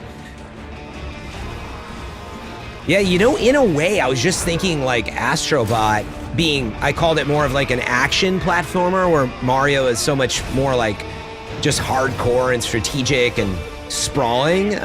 This is such a great like parallel to that type of thing, you know? Donkey Kong Bonanza. Okay, honestly, I'm totally on board for that. And dude, it's basically done. That's great that it's out in July. So that begs the question of, is Mario in the holiday? 3D platforming action And game they're starring saving Donkey Kong, another big called drop. Donkey Kong Bonanza. With incredible strength, smash Game through looks enemies, nice. walls, Seems like it's been in ground, development for a while for and Switch, as just far as I about can tell. everything as you demolish your way through a massive underground world. Like, more details will be shared in the future. Like, we hope you're looking forward to it. So what I'm wondering is if that is for Switch at all, because it looks like it's a Switch 2 exclusive, you know, which is what I wanted Metroid Prime to be. But putting all that aside, if it is exclusive, or if not, but looking at the visuals, I was like, this looks like the first like Nintendo Switch 2, like totally, you know, built from the ground up kind of engine work, at least for whatever I was seeing there, but could be wrong. Thank Maybe you it's for coming up, watching but so far. yeah, like that looks like their recap, big exclusive development Switch for it, 2 which is launches exciting. on June 5th. Just based on that. Finally, here are the hardware options that will be available at launch. How much is it? We'll release Nintendo Switch 2, as well as a bundle that includes a digital version of Mario Kart World. Game's gonna sell 80 million versions, by the way. For more details, please check the official Nintendo Switch 2 website, which goes live Full later game today. download. Oh, what a world. Are you gonna do a pack-in with the cart? We've covered Probably a not. lot of information, but that's all we have to share for today. You'll have to wait just a bit longer for launch. We are very much looking They're forward not to gonna say the everyone being price? able to experience Nintendo Switch Or they're 2. just hiding it? We appreciate you joining us today. Thank you very much. All right, I'm going straight to the articles after this to find out. So don't spoil the price for me if it's out there. Don't spoil it. We're gonna look at it right now. Overall, great direct, great presentation. I mean, obviously, tons of excitement here. Honestly, Donkey Kong, like, I'm gonna have to rewatch some of this stuff. But yeah, let me go find out what the price is. My guess has always been $3.99 to $4.49. You know, with all the latest like inflation, stagflation, tariff stuff, you know, it could be as high as $4.99. So, you know, everybody's gonna say that same thing. I was banking more on $4.49. I'd be shocked if it was $3.99, but let's find out. I'm going to Nintendo.com because I don't want any of this spoiled, and I'm gonna stay off chat for just a second here and see what we find. Here, let me put on some music in the meantime so we have a little something to listen to while we do our research. Let's see. There we go.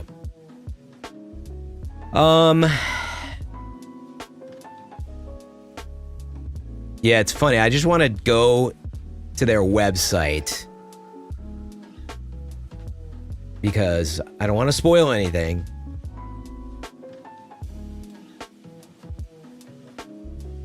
Hardware. Oh, I was right. Wait, was I right? Oh, dude, I called it. Is it $4.49? Dude, absolutely called it, didn't I? Is that what that just said? Why can't you see the price on the page, though? This is so weird. Is it $449, folks? Wow, I totally was right. Shocking prediction. Not bad.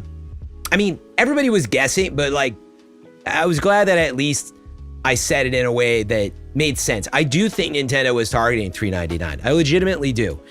I'm also curious about other prices on here, but also if we can pre-order. But yeah, what about a Nintendo price drop? Like for Switch, they're still not gonna do it? It's crazy, dude. Yeah, so it's $100 away from the Switch OLED and 150 away, you know. So I think until it gets to $399, they may not change anything. But okay, can we pre-order yet at all? Something I just need to know. Oh, wow, they're selling the bundle. So $50 if you get Mario Kart as part of the bundle. Can you pre-order yet?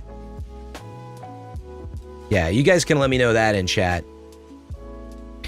Okay, and we're gonna check out other things. But here, let me investigate this page, actually. No pre-order yet. Okay, good. I was just worried about that. Like, did I need to, like, panic? Like, I already knew this morning by avoiding the news that I was like, oh, I might have to pre-order it later. But I didn't think they were going to pre-order it today. So I just wanted to see if the page said anything else. June 5th. Doesn't really say a ton more. I'm always curious about the asterisks. Then we're going to rewatch some stuff. We're probably going to check that article, though. Frame rate is fixed to max. Yeah, this is just the bandwidth of that output for those who don't know. HDMI, like, what is the protocol type? But, you know, it supports up to a certain bandwidth, and it's just like the latest or not. And I forget the number that it's at. Okay, let's see what else is on their store real fast. Asterisks. Didn't I say that? You have to. Everybody else says asterisks. Here, let's check out some games and controllers. Can I just see Switch 2 only stuff? Like, they're making it hard on me. That's fine. Here, let's do this. Shop. Games. All right, I do want to see what's going on here for like launch window stuff. And dude, they don't have like...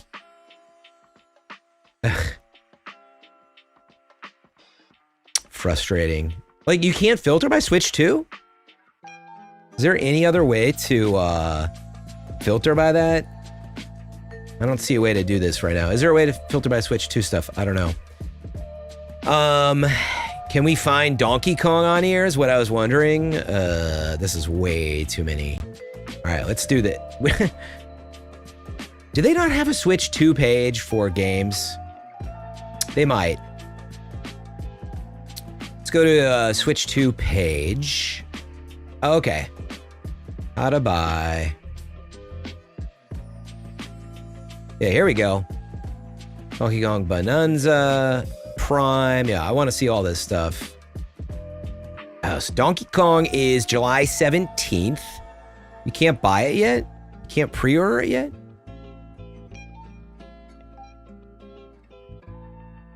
Well, it'd be interesting to learn more here. My webpage doesn't want to load this stuff, basically, is what you're seeing. Got too many windows open for streaming. Yeah, we'll check this stuff out later. This is a nasty little webpage.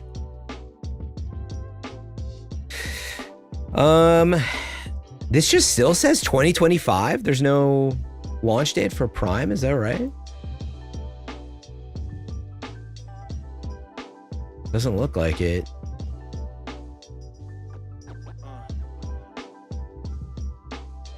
On upgrade packs. Learn more. Oh, look at this. 1440p.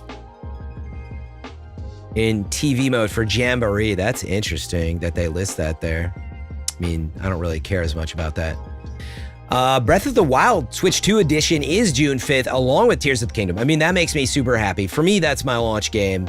So super happy with that.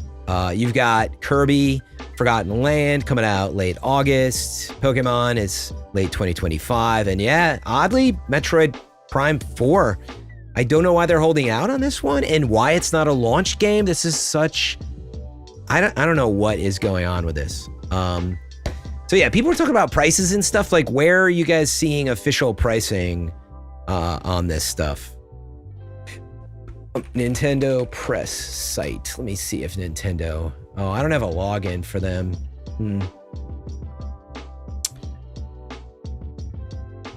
I'm on their website though, Phil. So what I'm asking is where.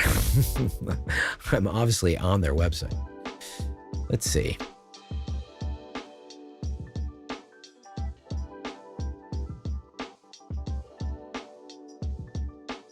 Yeah, we are going to check out the Ask the Developer stuff, so I want to keep that tabbed open. But yeah, I mean, look, if anybody's got a link to official press release from them or on their shop or something, like a price for games. But yeah, where is this talk of games costing, you know, 80 or 90 bucks or something like? Where is this coming from? Obviously, I'm fresh out of the direct, so I mean, other than like searching for, let's see, Zelda. Like, I don't even see upgrades. No, I was on the store though, Time Erased. Like, that's the thing. I keep going to the store, and I mean, this is the store. Like, unless the shop is different than the store. Jeff tweeted about it. All right, let's take a look at what Jeff had to say there. Digital games are 80 bucks. He doesn't state what his source is. Obviously, I believe Jeff. But where is that officially coming from is still the question. Might be in here, obviously, again. All right, here. Filth has got a link to Mario Kart. Yeah, these pages. This is the problem. I can't see anything on these pages. It's just a bunch of imagery. Let me see. Yeah, I just want to find the official source, that's all. Is it here? Oh, here we go. Okay. $79.99 for Mario Kart World. Fascinating. What does that mean, though, for other titles? Here, so actually, if that's the case, maybe Donkey Kong did have it on the page. I'm going to do like a Control F for... Oh, no, see? Donkey Kong is 70 bucks. So I do think... Oh, wait, you're saying that one is... Wait a minute. Hold on, there's 3 asterisks? Hold on, what's it say?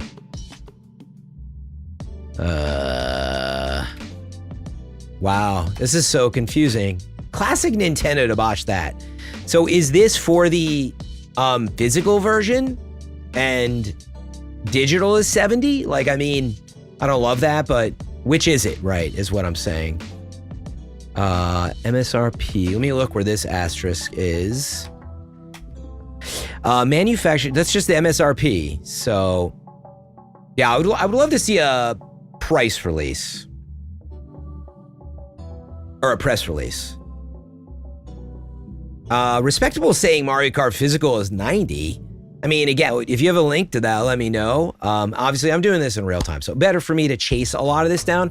I just don't want to repeat stuff. Like going to Jeff Keighley's tweet, for example, is like, I get it, but it's not true for Donkey Kong, right? It's not 80 bucks.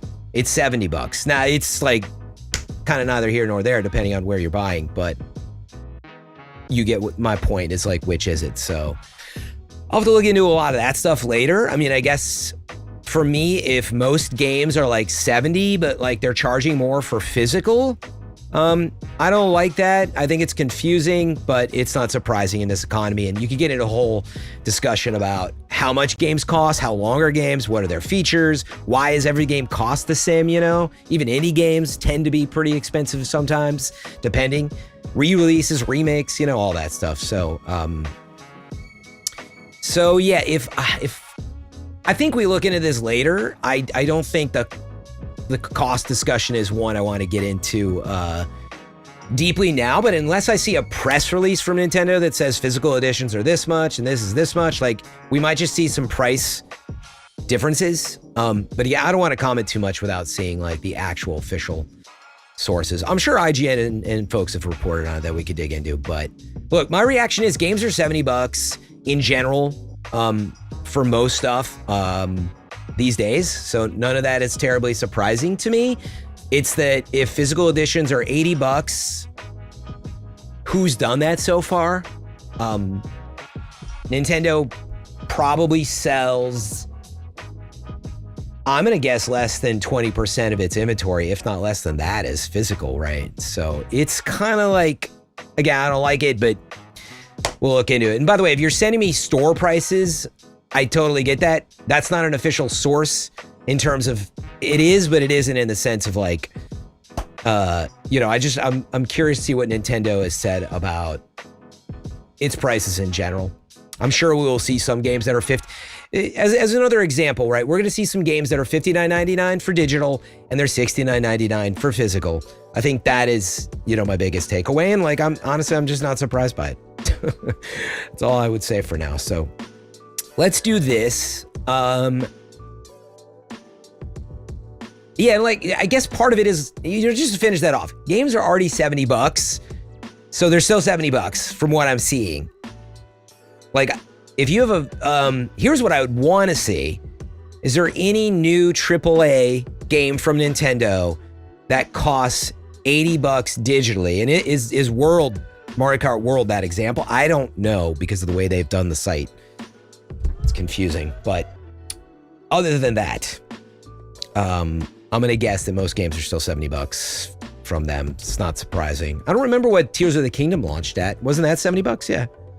So, but let's do this. I want to go ahead and look at, where did I tab that open? Yeah, this stuff.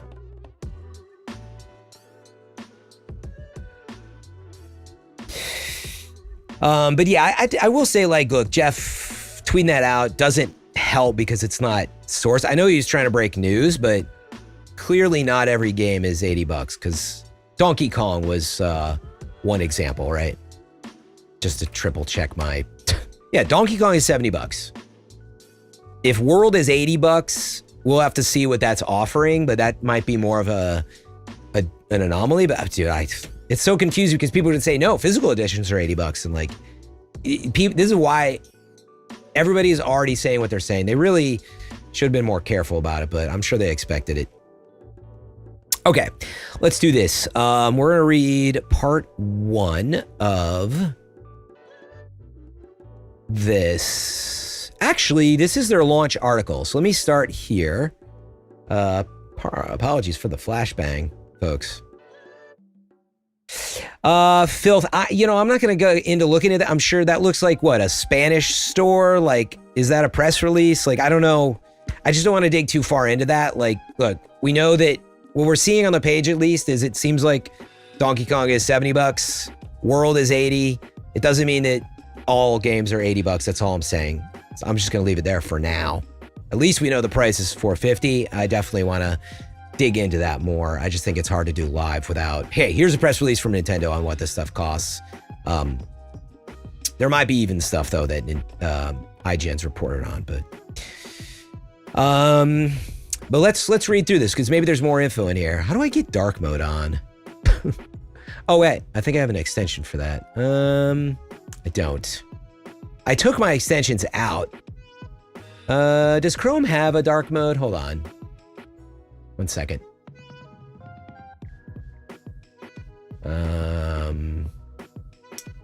So the way it's always done is with like an extension. Oh, there we go.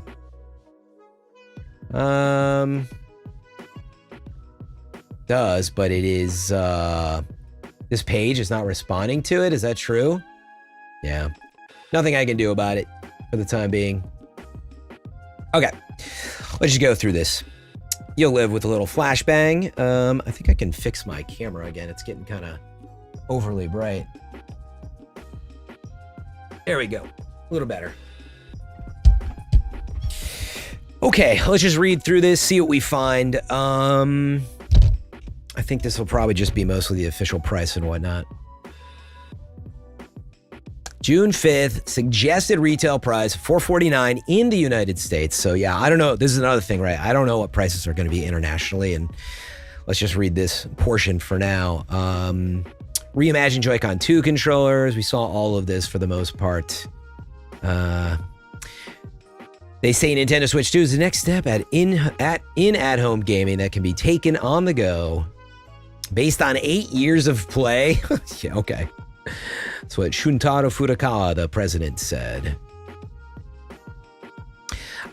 Shuntaro-san says, I truly believe that Nintendo Switch 2 is a leap forward in our journey of putting smiles on the faces of everyone that Nintendo touches. Let's see. So, Switch 2 comes with the console, Joy-Con 2 controllers, plural, of course, left and right. Grip. Oh, that's like the wrist grip. No, strap. What is the grip, actually? Nintendo Switch 2 dock. It does come with an HDMI cable. That's ultra high speed, so you can do 4K 60. AC adapter and a charging cable. So yeah, the bundle, I mean, look, if you're going to get World, like, they're basically threatening you to just buy the bundle now because get a non-physical download code with it and then get it for $50 and save yourself apparently $20 to $30. They announced Game Chat. We did see that. What is up with the double asterisk on that? Oh, online will be available for Switch 2. Yes, we know that.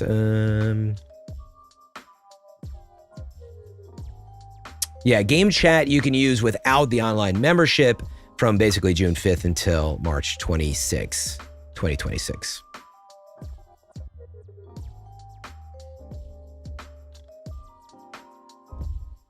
Yeah, Time Erased. I'd be very curious to see what are getting free enhancements or all of that. It's going to be a lot to parse through. I'm sure all the big sites are working on that as we speak.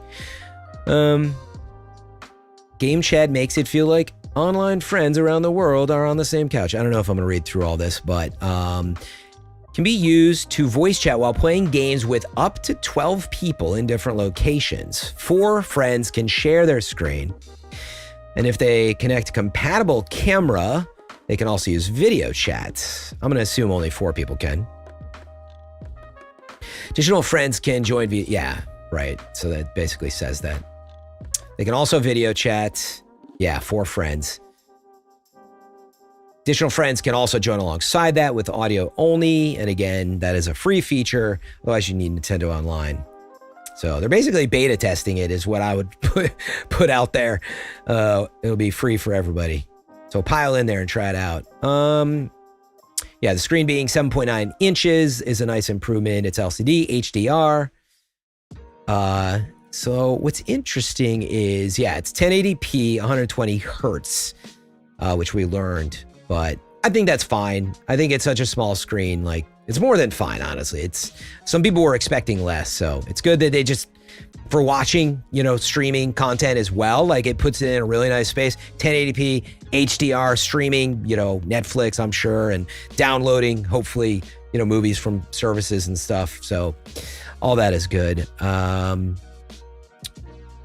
New magnetics for the Joy-Con 2 controllers. And they will be like mice. Adjustable stand, we saw that.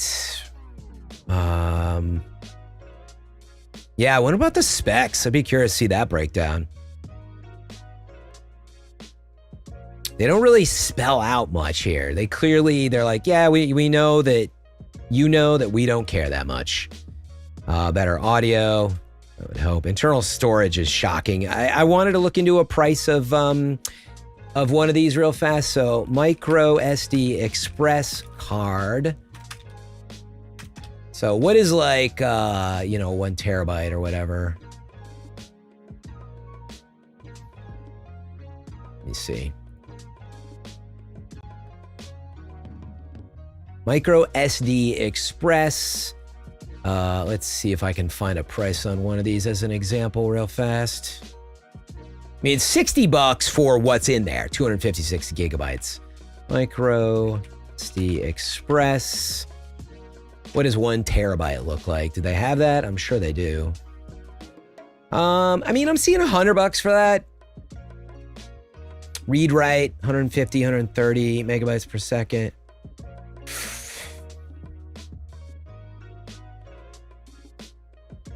If I'm reading this right. No, that's a micro SD. That is not an Express. I apologize. I had that price wrong.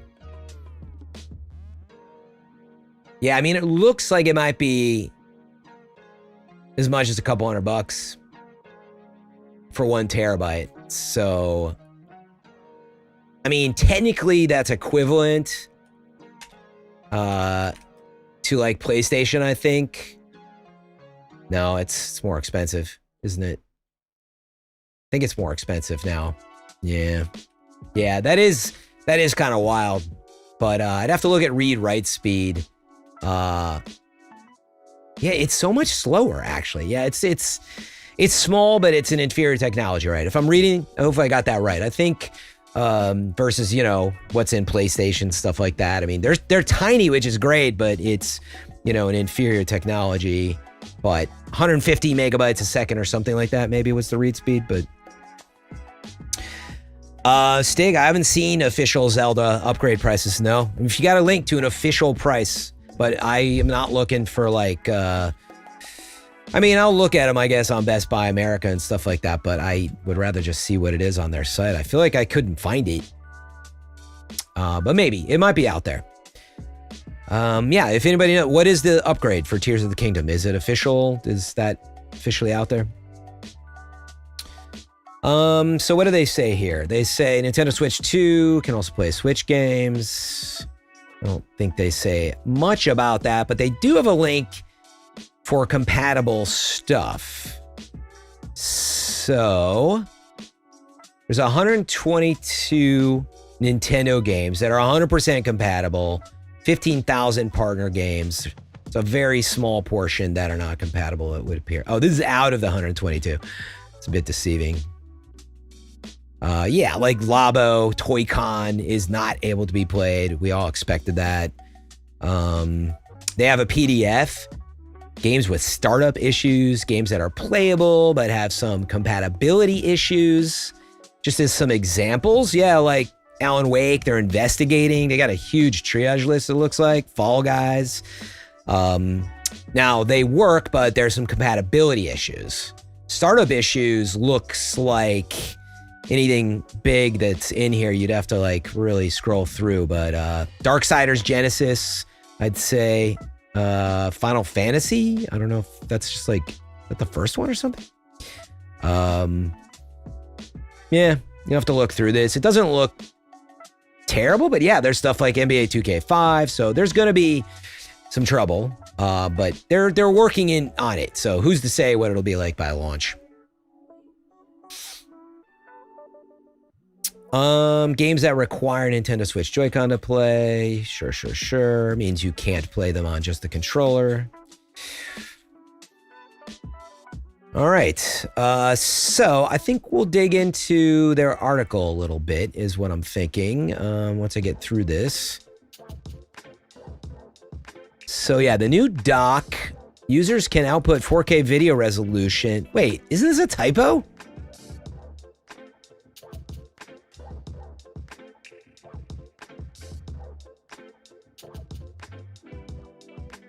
Yeah, wait a second. They specifically... Is this a typo? Did they specifically make it clear that it's limited to 60 frames? They did. I mean, we watched that. Yeah, look. No, that's for Prime and all that. I mean, I know that I watched that. Now I'm very confused. Let's actually chase that down real fast. I think it's on this webpage. That's so weird that they would... That's a typo.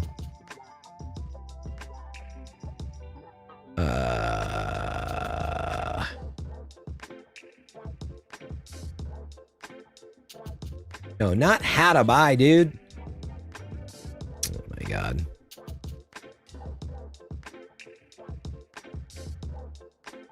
What I'm seeing is if they,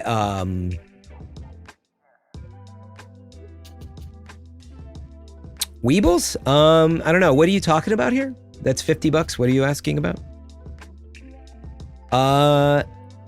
Hold on. The updated dock also supports 4K resolution and frame rates up to 120, but they specifically said in the reveal. Oh, yeah. Either or makes sense. That is misleading. Oh, yeah. You're right. No, that's exactly what that is. That's just, it's accurate, but yeah, wow. Good catch on that. Thank you. Yeah. Frame rate is fixed to a maximum for 4K. Right. So that was confusing. That's all. I wanted to be 100% clear on that. It's not a typo. It's the way they write it. That's unfortunate that they write it that way, but all right, let's continue on. Oh, Weebles, you guessed 500 for Switch 2 yesterday. Yeah, it's $499. Yeah. Yeah, I mean, I actually, on my Twitter here, let's see what my, I know you love your predictions there. So here's what I said. I spoke of a price drop about it last week for Switch, which they still haven't done. But here's what I said a week ago. What did I say? I said, could Nintendo be dropping the price of the 2017 Switch and OLED soon? But yeah, taking some guesses, Switch 2 will be $399 to $499. And then before I watched it live on stream, I had guessed $449, and that I would have been shocked if it made $399. So only because of like stagflation and all this stuff that's impending, and they haven't dropped the Switch price yet either. So I feel like that's what needs to happen is until this hits $399, they probably aren't going to drop the price of Switch either, which is kind of wild. So, okay. So continuing on, yeah, they say output up to, and yeah, and play games up to, but exclusively together. I really don't like how they wrote that, obviously. Let's see, game sharing. We know that feature's coming. I think we investigate that later. But the idea obviously is you can just cast games between each other. Zelda upgrade release dates are included. No, I already saw the Zelda upgrades are launch day. I already saw that. Stig. So outside that, I haven't seen prices on it though. But it said it was launch day, I'm pretty sure. Yeah, I got it right here. No, not right there. I don't know. It's in here somewhere. So yeah, virtual game cards. It was interesting. They didn't really focus much on that at all. They didn't at all. We're not going to get into that. That's their new sort of rental sharing feature between friends and family. I like the presentation of it. We'll see if it works out. Yeah, Stig, the thing I'm searching for is if they've said what the price of those upgrades are officially. I mean, like I said, I'd look at Best Buy or maybe official US links or something, but I don't know that I've seen the price for those upgrades yet. Online, we already know that's available. Let's see. I don't think there is a little bit more on GameCube in here. So players with Nintendo Switch Online and the expansion pack membership, you got to remember, and Nintendo 2 Switch will be able to access a growing catalog. I think this is also saying that GameCube, right, is exclusive to Switch 2. Is that what this is also saying? I didn't really catch that, but classic games lineup available at release is GX, yeah, Wind Waker, Soul Calibur 2. There's a huge bevy of games, you know, all the way back to Eternal Darkness. And I mentioned Dobutsu no Bancho, which is just a weird, crazy game. But Yeah, no, Tara, but that's my thinking is that, you know, to emulate GameCube through this whole process, yeah, they probably had to wait for Switch 2, right? Which makes sense. So anyway, let's see. New games. There might be some gems in here. We'll see. What's going on, DBZ Mike? Brandon over on YouTube, sorry. Yeah, like, dude, I know there's a way to get this into dark mode. Every time I install that extension, I'm sorry. Chrome just causes issues. And its dark mode is not responding. So yeah, I'd have to use an extension or do what you're talking about, which I apologize, I'm not gonna do. DBZ Mike, thanks for the Prime sub over here on Twitch. Thank you for supporting content creators. Every little bit helps. This is very bright though. It's very bright. Let's continue on. Let's stay focused. Let's see. Mario Kart and Donkey Kong. We got Cyberpunk. We got Madden. Jamboree. This is all stuff we saw in the Direct. Let's see what they say about World. We have a lot more to read through. A lot more.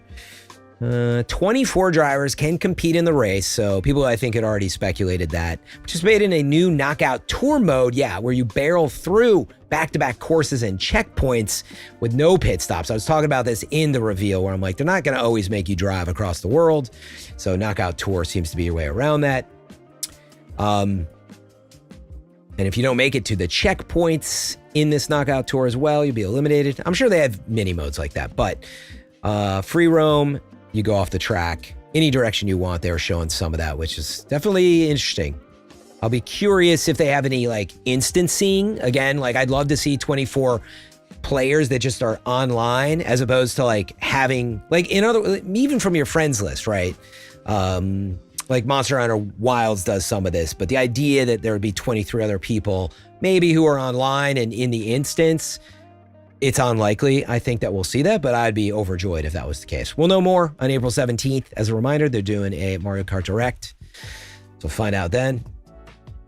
Donkey Kong Bonanza actually looks really tight. It looks kind of like an action, I'll call it an action platformer, a little bit Super Mario Odyssey meets Donkey Kong, real world destruction. It is an exclusive Switch 2 game, as we were talking about, and honestly, for me, that looks to be the first demonstration of Nintendo and them grappling with the new hardware on Switch 1-to-1 engine from the ground up, quote unquote, but really designed for Switch 2. So I'll be very curious to get that one picked apart by folks like Digital Foundry, hopefully.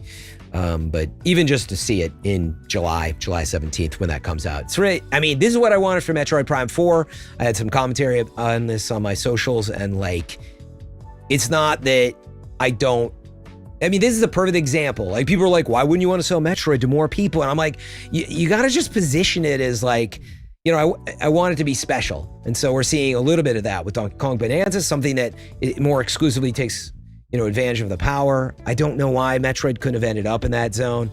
And this isn't about the fact that they announced Metroid already. Like, you can always change course. Let's remember they canceled Metroid to make Metroid Prime 4 happen with Retro again. So, whatever the case, I'm excited about Donkey Kong Bonanza, and I wonder if, like, which group within Nintendo is developing it, you know, or if they have said much about that yet, but it looks great.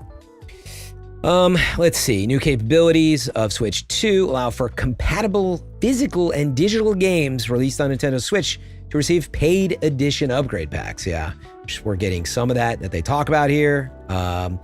I'm mostly just excited for Zelda. Part of it, like, I almost want to just replay all of it. I don't have time for it, but I'm just going to replay Tears of the Kingdom, I think. Technically, my save transfers, I don't know if I'll start over or not. 30 hours sunk into that. I was like, I can't do any more of this 25 frames a second physical slowdown. But yeah, smoother frame rates, faster load times, better graphics. I'm curious how deep they've gone. This is going to be a really interesting one as people, again, start to pick this apart and do the side-by-sides. Like, I really do hope Nintendo spent a significant amount of time, like, upgrading as much as they possibly could. There's a Nintendo Switch app, previously known as the Nintendo Switch Online app, called Zelda Notes. Oh, interesting. That's where Zelda Notes is at. It's a game-specific service exclusive to Switch 2 editions. Help players navigate through stuff. We saw a bit of that in the Direct. This is available on launch day, so that is my launch game of choice, Tears of the Kingdom. Kirby's Forgotten Land also getting this, but that doesn't come out until August 28th. But the upgrade pack also includes new content that can be played both single player and co-op, so that is nice. Yeah, I don't know if Starcross World content was out there at all yet. I'm guessing that's what it is. And then, speaking of Metroid Prime, we don't know much except that it is in 2025 sometime still. I don't know why this doesn't have a release date. I don't know why it's not at launch. Maybe Mario's not ready and this would be sort of like a surprising end of the year push for them. Honestly, I will say at this point, that's probably the case.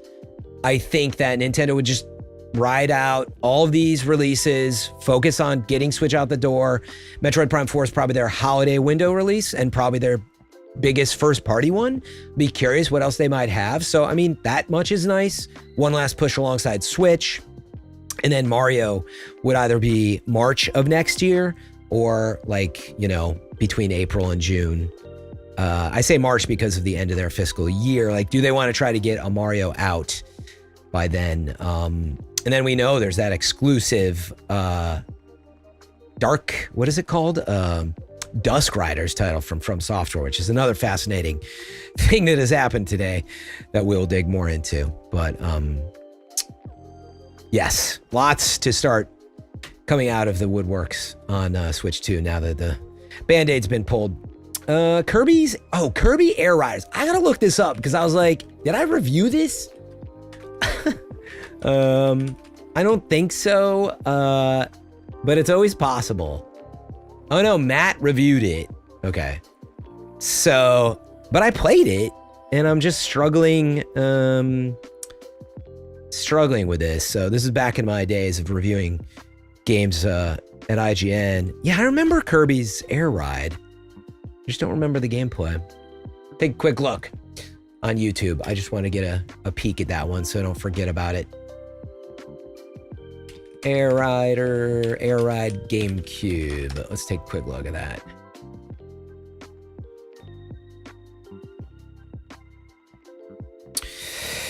$15 years ago. No, 5 years ago. Yeah, this one's a review. We'll take a look at that real fast. Are known for that type. Oh yeah, it's a lot of like racing stuff. That's why I couldn't remember it. Okay. I think I recall it being fun, but yeah, I don't remember what actually no, wow. It got skewered. I'll have to talk to Cass Messina about this one. He didn't like it. When it came out. This was a 5 from Matt, which he said in his verdict. So this is, you know, who hired me at IGN, and we co-reviewed stuff back in the day, but of at least the original Kirby Air Ride way back in the day, some 20 plus years ago. It's one thing to make a game so simple that anybody can enjoy it. Just look at Mario Kart. But it's another thing to make it so simple, so devoid of depth or challenge that most will dislike it. Will in fact be utterly bored with it. This is Kirby Air Ride. It's got one button control, drifting, using weapons severely limits the options. It seems to be for kids more than adults. So interesting. I don't know. You know, maybe it's aged better somehow, but yeah. So I don't know. That one's gonna have to dig itself out of a hole, maybe, from the sound of it. Youngest Hero, what's going on? Yeah, we're live reacting to Switch 2, but definitely excited.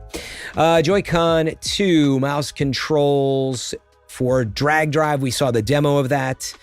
Drag and Drive. I thought it looked neat. This looked more like a tech demo than anything, but yeah, it's a very like Nintendo thing. It's like you're in your wheelie sort of wheelchair there and playing basketball, and it looks like it'd be very cumbersome to like pull off a lot of those moves and skill based, but I don't know that I want to do that. You know what I mean? Like, it'd be funny. and amusing, I think, for a little while. Like we see on, you know, when the Wii launched and even with Switch, there's just games like that that are kind of novelty for a bit and they're fun at first. And then you're like, all right, it's enough of that already. I can't believe that Nintendo Switch 2 Welcome Tour costs money. I don't know how much it costs. This is another question of like, are the prices out there? You know, again, I hesitate to like get into the price conversation because it feels like it's a bit all over the place. So yeah. Yeah, Stig, no, that's what I was just looking at. I don't know if your chat is delayed, but yeah, 5.2. Sorry if I didn't say it. My apologize. I was highlighting it. My apologies. Exciting games, they say. We got Split Fiction. Okay, Hades 2, Borderlands. This is all stuff we know about, but what they say of Dust Bloods from Miyazaki himself from Software, an exclusive game. They say the moon tears will flow from one and one alone in the Dust Bloods. And I don't know what From Software said about this yet. I'll have to look into it. Yeah, it is multiplayer. I was like, why does this look like Fortnite-ish at times? It says that it's multiplayer. Just probably requires Nintendo Online. That's all that those two asterisks are going to be about. Yeah, it's just saying you need your online membership, so.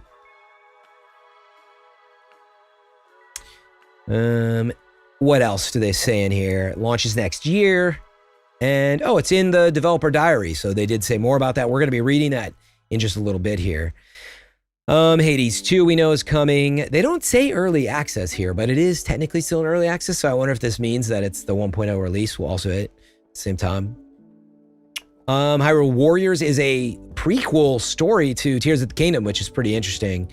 But it is, you know, in the style of Hyrule Warriors. All this is in the direct. Final Fantasy Remake, Intergrade, and I can't wait till Rebirth almost will certainly be coming to Switch sometime next year, I would assume.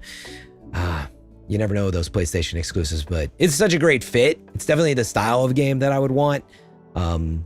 It's a long game too, so. Borderlands 4 is launching, I would assume at the same time. I forget if they made that clear. Elden Ring we know is coming. They actually confirm it sold over 28 million copies. Just unbelievable. What else? Anything else stick out? I mean, they just confirmed GoldenEye effectively is coming to it with Project 007 from, you know, IO Interactive, and then, you know, Amazon, who owns all that now. But what else? Okay, here's where they list prices. Yeah, I mean, it is interesting. Mario Kart, they're just like, sorry, it's $80 or $50 if you buy it with the bundle. So I'm going to assume that this is just for the digital edition. Yeah. I don't know. World seems to be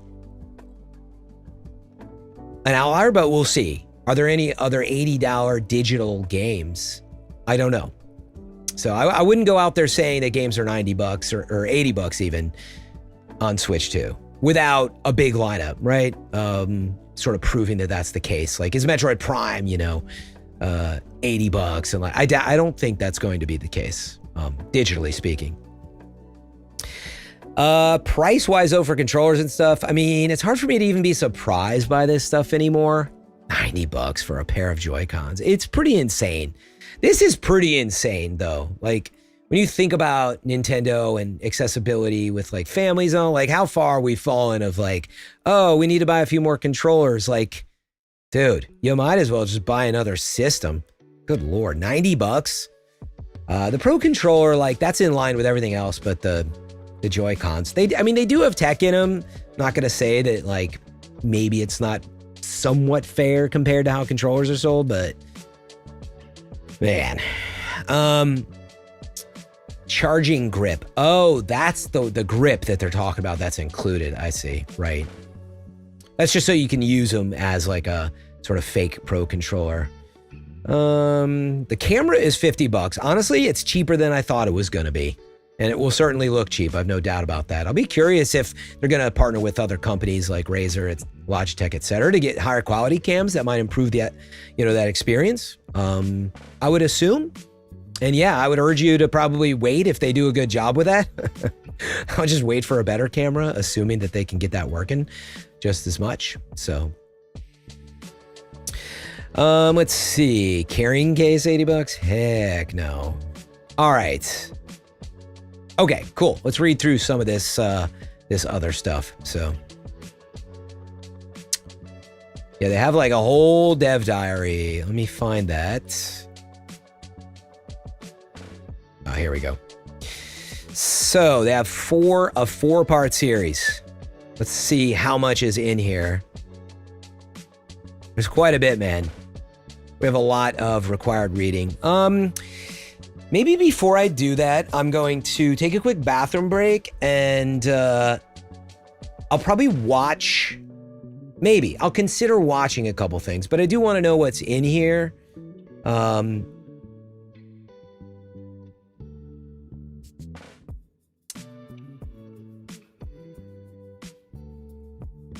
Yeah, probably should read through all this. God, it's a lot. It is a lot, but if I don't read it now, I don't know when I'm going to read it, you know? So this is a 4-part series. Oh my God. Yeah, let me use the bathroom and get my vocal cords in line, and then, you know, we'll go from there. So let me get hydrated if you want to take a break as well. I'm debating on watching more before I dive into like reading all this stuff. I'm curious about From Software's account and what they said about Duskblood. I just say 2026, we'll be look forward to it. And then, you know, I think there's more in this article about it. So yeah, maybe we just read that. So yeah, let me take a restroom break and then we'll come back to that. We will read through this. T. Antares, thank you so much for your support. Yeah, let's check out this big interview. Ask the developer. In the meantime, I guess I'll just run some of this in the background. Why don't you watch some of the stuff at the end again, if you like, while we could take a quick bathroom break. Let's see. Yeah, here, I'll let you watch Duskbloods again while I'm away. Give me a few minutes. T. Antares, thank you so much for supporting.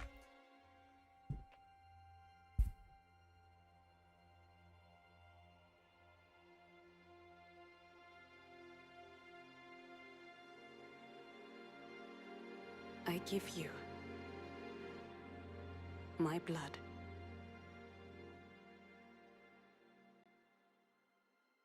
I give you my life. Turn, O wheel, and transport him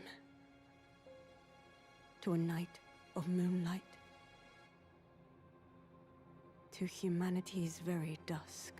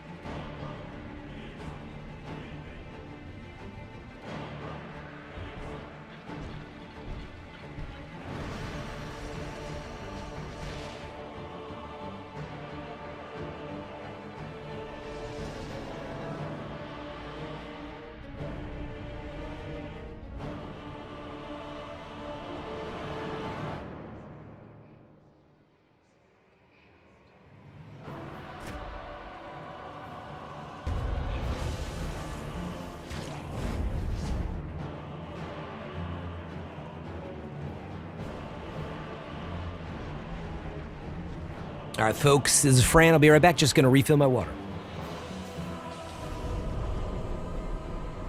Close your eyes and contemplate now the moon, as befits the soon to depart. I pray that you are able, carrier of blood.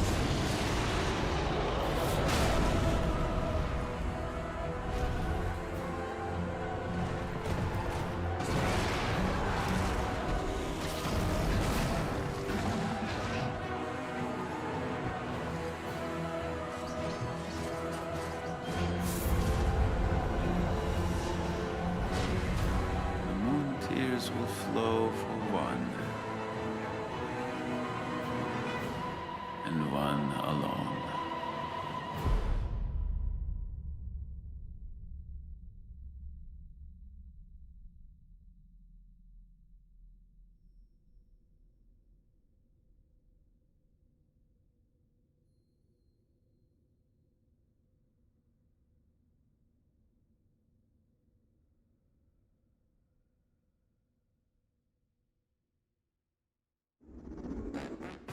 What you just saw was a brand new game by From Software. We'll be publishing a creator's voice article where the game's director, Hidetaka Miyazaki, will share more details about the game, so please check it out when it's available. That's all from our publishing and development partners. We'd like to thank the developers who appeared today, as well as our publishing and development partners who prepared footage for this presentation.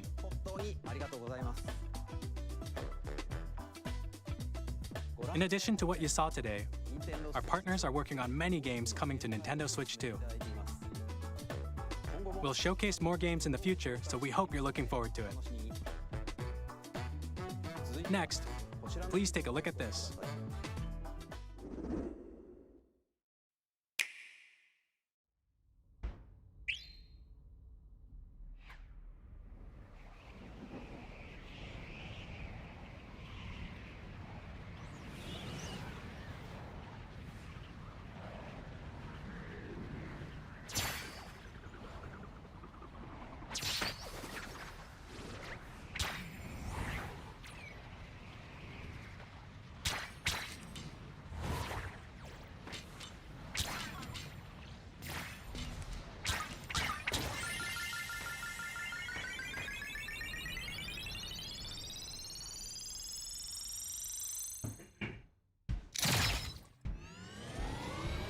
Okay.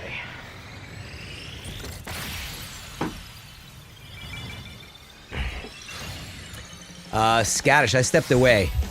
What are you saying?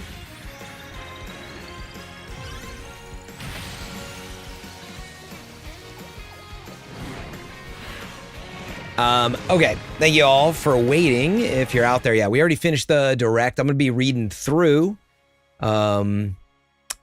some of their interview stuff. There's a lot of details in there, so could be quite interesting. Yeah, Scott, sorry if I missed something.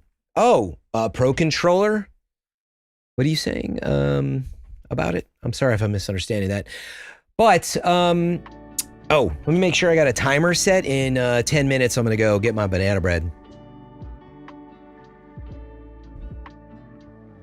Oh, yeah, sorry. It was probably a bit loud with the stuff in the background. I just said, I'm going to refill my water is all I said. And I did say this is Fran, yeah. It's because, like, they were talking in the video. Do you understand? Potentially. That was why. Anyway, let's move on. Let me see. What kind of music do we want to listen to here? I guess this is fine. We'll just turn the audio down on that. You can probably barely hear the music, right? No Destiny 2 on Switch 2? I mean, well, you know, we'll see. Not right now, at least. Doesn't seem. Okay, which page? Ask the developer. This is just Act 1. Part 1 of this. All right, so Ask the Developer. This is a series. I did read some of these for Zelda back in the day. And I mean, there is a lot in here, so it is worth going through. So we might as well go through. If you want to listen in, now's a good chance to do it. It's going to be a while. Article has been translated from Japanese. This is such a flashbang, but I'm just hesitant to plug in like Chrome dark mode extension. I might. It's going to make me reboot though if I do it.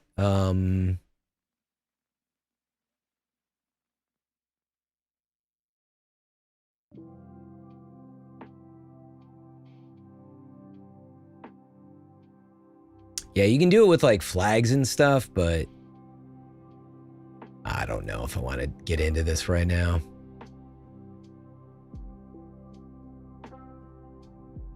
I'll try. I have a feeling it's going to break something and piss me off.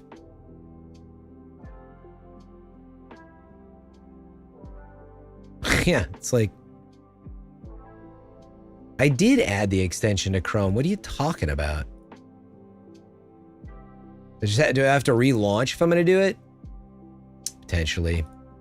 I hate installing new extensions because, like, I don't know, man. That's suspect. I'm not going to do it. We're just gonna live with it.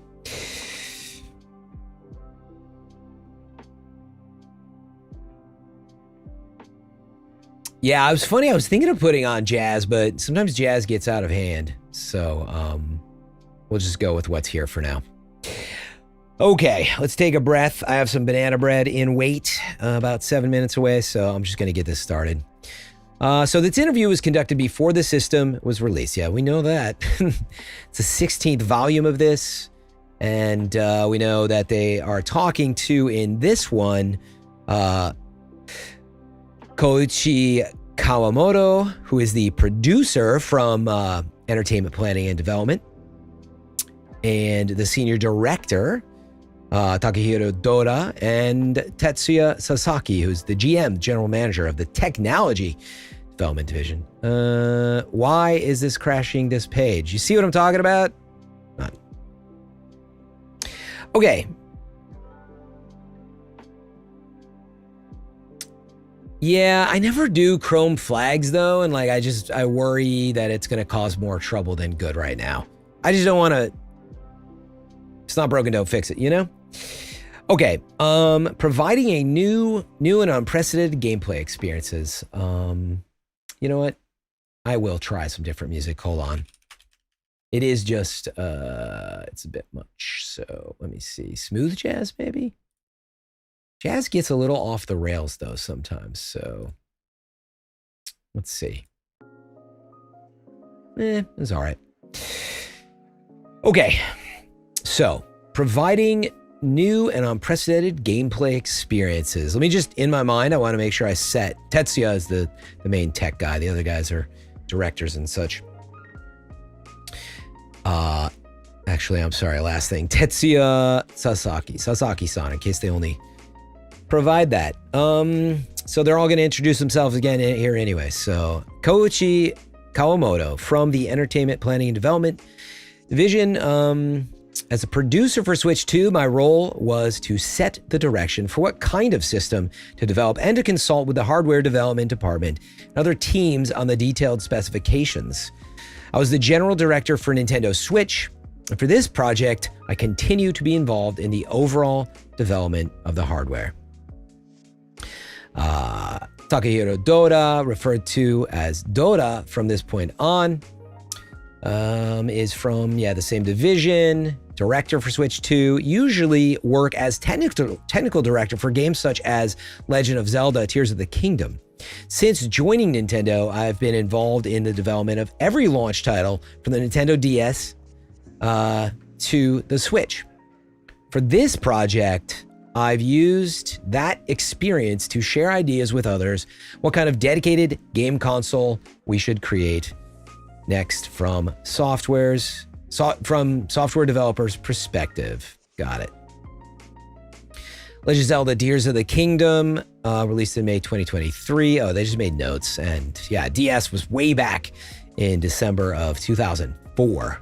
That is pretty wild. Dota's been around the block. Tetsuya Sasaki, who is, the tech guy, I'm going to call him, is a member of the Technical Development Division. For Switch, he says he supported the development of the console's system software while also creating a more cutting-edge software development environment to further advance how Nintendo would create games. This time, he says, I served as technical director, overseeing the development of hardware technology, the system software that forms the basis for running games, and the network services that support them. So Nintendo is the voice of the interviewer here. Thank you very much. Now let's jump right into the first question. This will be Nintendo's first dedicated gaming console in 8 years since Switch. When did you begin development on Switch 2? And how does the development of a game console start? Kawamoto says, the three of us started working together on a new project around 2019. Around 6 years ago. I guess that does check out.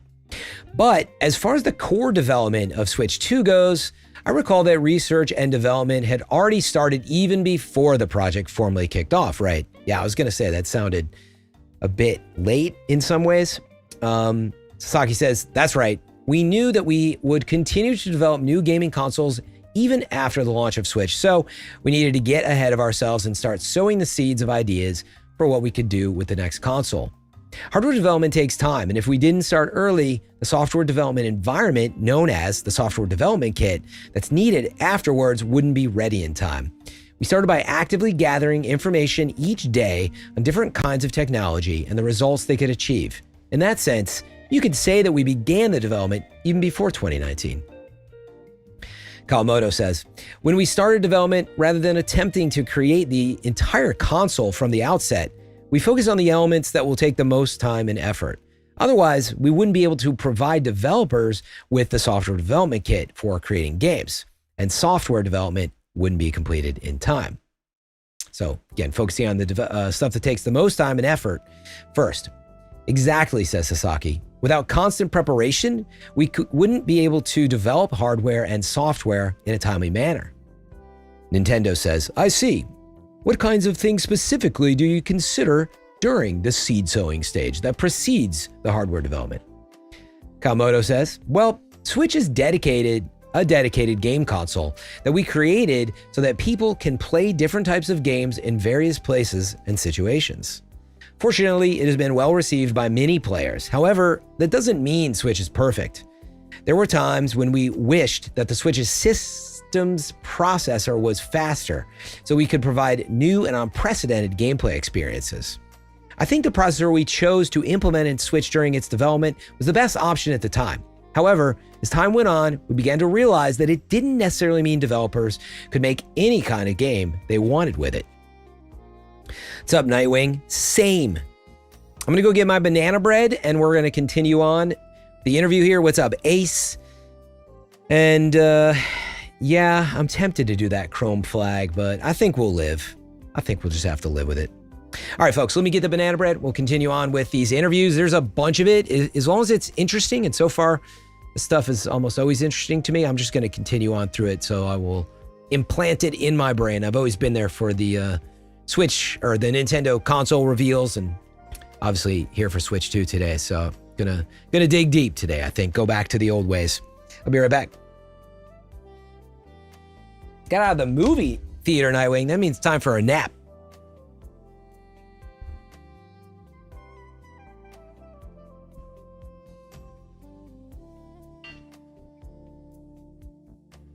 Hey Siri, stop.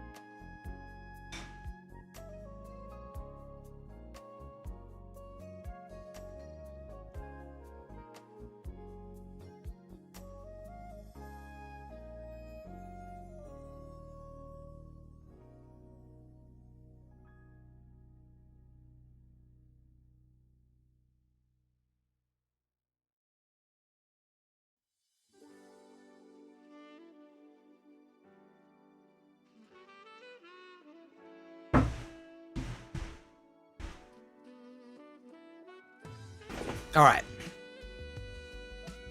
Let us continue now that we have some banana bread with us.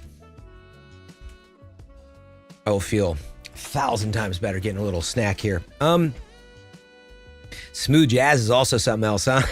How loud is that for you guys?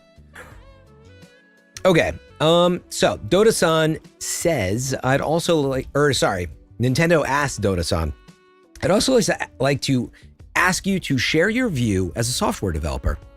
Like Kawamoto-san, were there moments that made you wish the processing speed of Switch was a little faster? Oh yeah. Gonna be hard to eat and read this interview, I'll tell you that.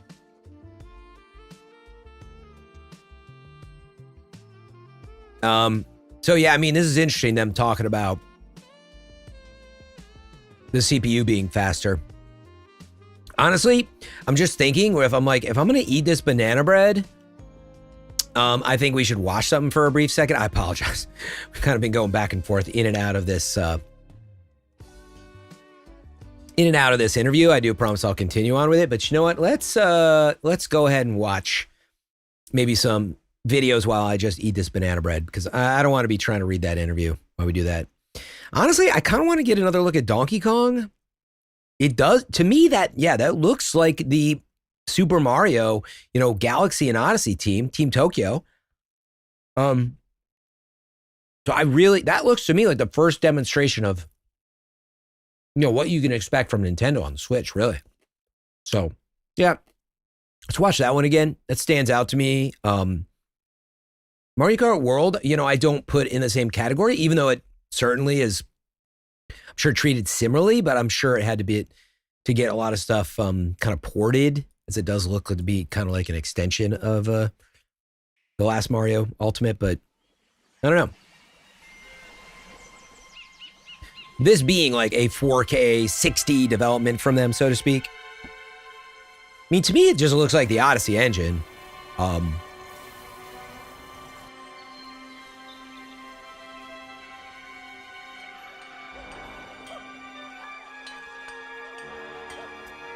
mean, I will say it's not like pushing tons of polygons or anything, which seems to be the status quo for Nintendo these days.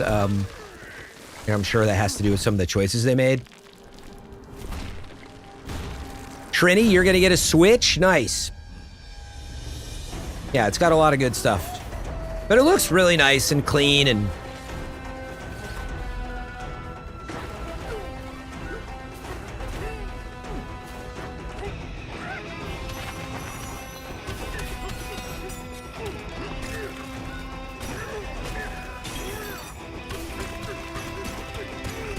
Yeah, I don't know, it's hard for me not to watch this to be like, yeah, it does look like just like higher res Switch. Like, my takeaway feels like the hardware is just that. I'll be curious if it is like NVIDIA hardware, if they've confirmed that, if NVIDIA is going to talk about, does it have DLSS and stuff like that? I don't know. I'm very, very curious about Cyberpunk as well and what they're going to say or have said technically about it.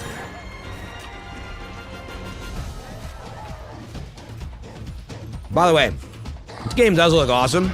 I was gonna say this moment as well. The little cart moment. Like Donkey Kong Country reference, basically. This is an awesome little section of the trailer. I mean, they're basically recreating Donkey Kong Country. Pretty sick.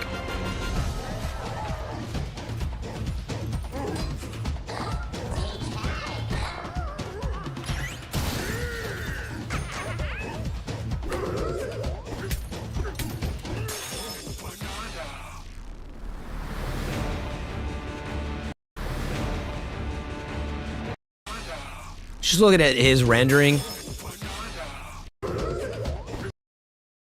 Like, obviously that's where they're putting all this stuff. I mean, the game looks great. Nothing stands out to me as like, oh my God, like Switch 2 has a lot more power than we give it credit for.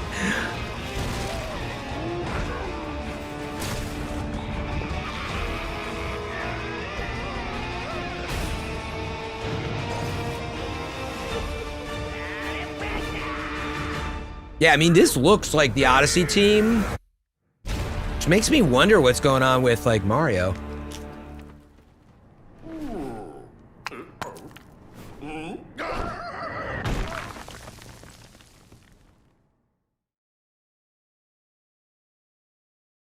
Okay. Finish up this banana bread, and then we'll continue with that interview. Is there anything else big that I wanted to watch out of here? I mean, I do want to get into Dust Bloods again, but I guess honestly, just like seeing Zelda again as the fully high quality trailer. Upgrade your I'm not going to watch adventures this whole in thing, Hyrule but on the Nintendo Switch 2 system. for me, this is the big launch game. Obviously, alongside whenever Donkey Kong comes out there in mid-July. Games will both have Nintendo Switch 2. That you can now create 2 manual and gameplay I don't know if we got any price on this yet, though. even on social media. Hmm. You can edit photos taken in-game. We do, Tubbs? I haven't seen a price on the expansions that's like officially sourced. And decorate them with stamps.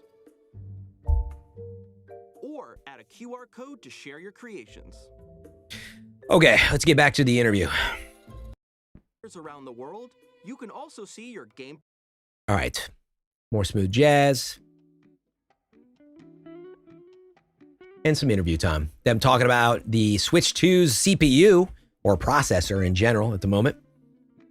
This is the team behind directing all those choices. They're talking about how Switch, you know, they're like, yeah, I mean, after a while, it was apparent that we needed more power, couldn't do anything. And so, of that, Dota says, hardware performance and software development always have a relationship of pulling ahead of and falling behind each other.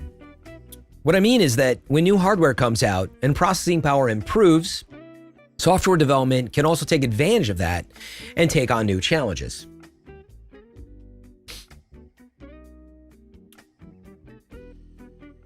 For example, the Breath of the Wild was originally developed for Wii U, so it was created with the Wii U's system capabilities in mind. However, The Legend of Zelda Tears of the Kingdom, we could create a world in the sky and underground since the performance had improved for Switch. To add to that, the ability to fuse objects together to create new ones was also made possible because of the Switch system capabilities. Tubbs, I'm not going to click that link, but if you want to tell me what the officially sourced information is, like I'll give you an example. Like Jeff Keighley's like, Switch games are $80, and like that's not true. You know, Donkey Kong is $70, and so you're going to see some different prices out there. But yeah, like expansions, I'm just looking for official. How much does Tears of the Kingdom upgrade cost if I already own it? I haven't looked into this at all, FYI. So speaking of which, they are sort of just. Is this supposed to be playing a video? Wow, am I gonna have web playback issues on the Nintendo site? This is normal today? Yeah, here, I'll tab that open off to the side. Maybe something in here, but I hesitate to... Yeah, somebody tweeting about stuff is not... It may be accurate or not, but like that is not officially... This person doesn't work for Nintendo, and I would never put... Exact. I'm not saying they don't have good info. I'm saying right now, if I'm going to look at that stuff, I need to look at it on like official Nintendo buy pages, so to speak, or press releases. Just because I don't want to go back and forth on like people like tweeting, actually, they said this here, you know, and it's like, why is this not working? How can I get this to work? Is this because of the... Yeah, but that's what I'm saying, Tubbs. Is I'm looking for official Nintendo confirmations of prices and stuff. I'm sure there's stuff out there in leaks, but I'm sure there's reporting on it. Okay, hold on. Why is this not working? Neveo, what's going on? Thanks again for coming through, man. Thank you for 52 months of subbing. Okay, hold on. I got an idea. Let me see if I can use my Edge browser. Maybe get through this.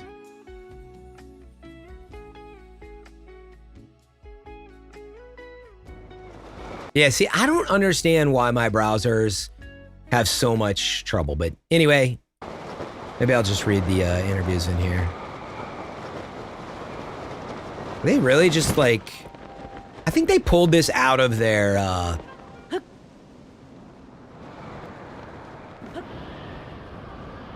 I think they just pulled this out of, they did Zelda, Ask the Developers series, and I think these videos are from that.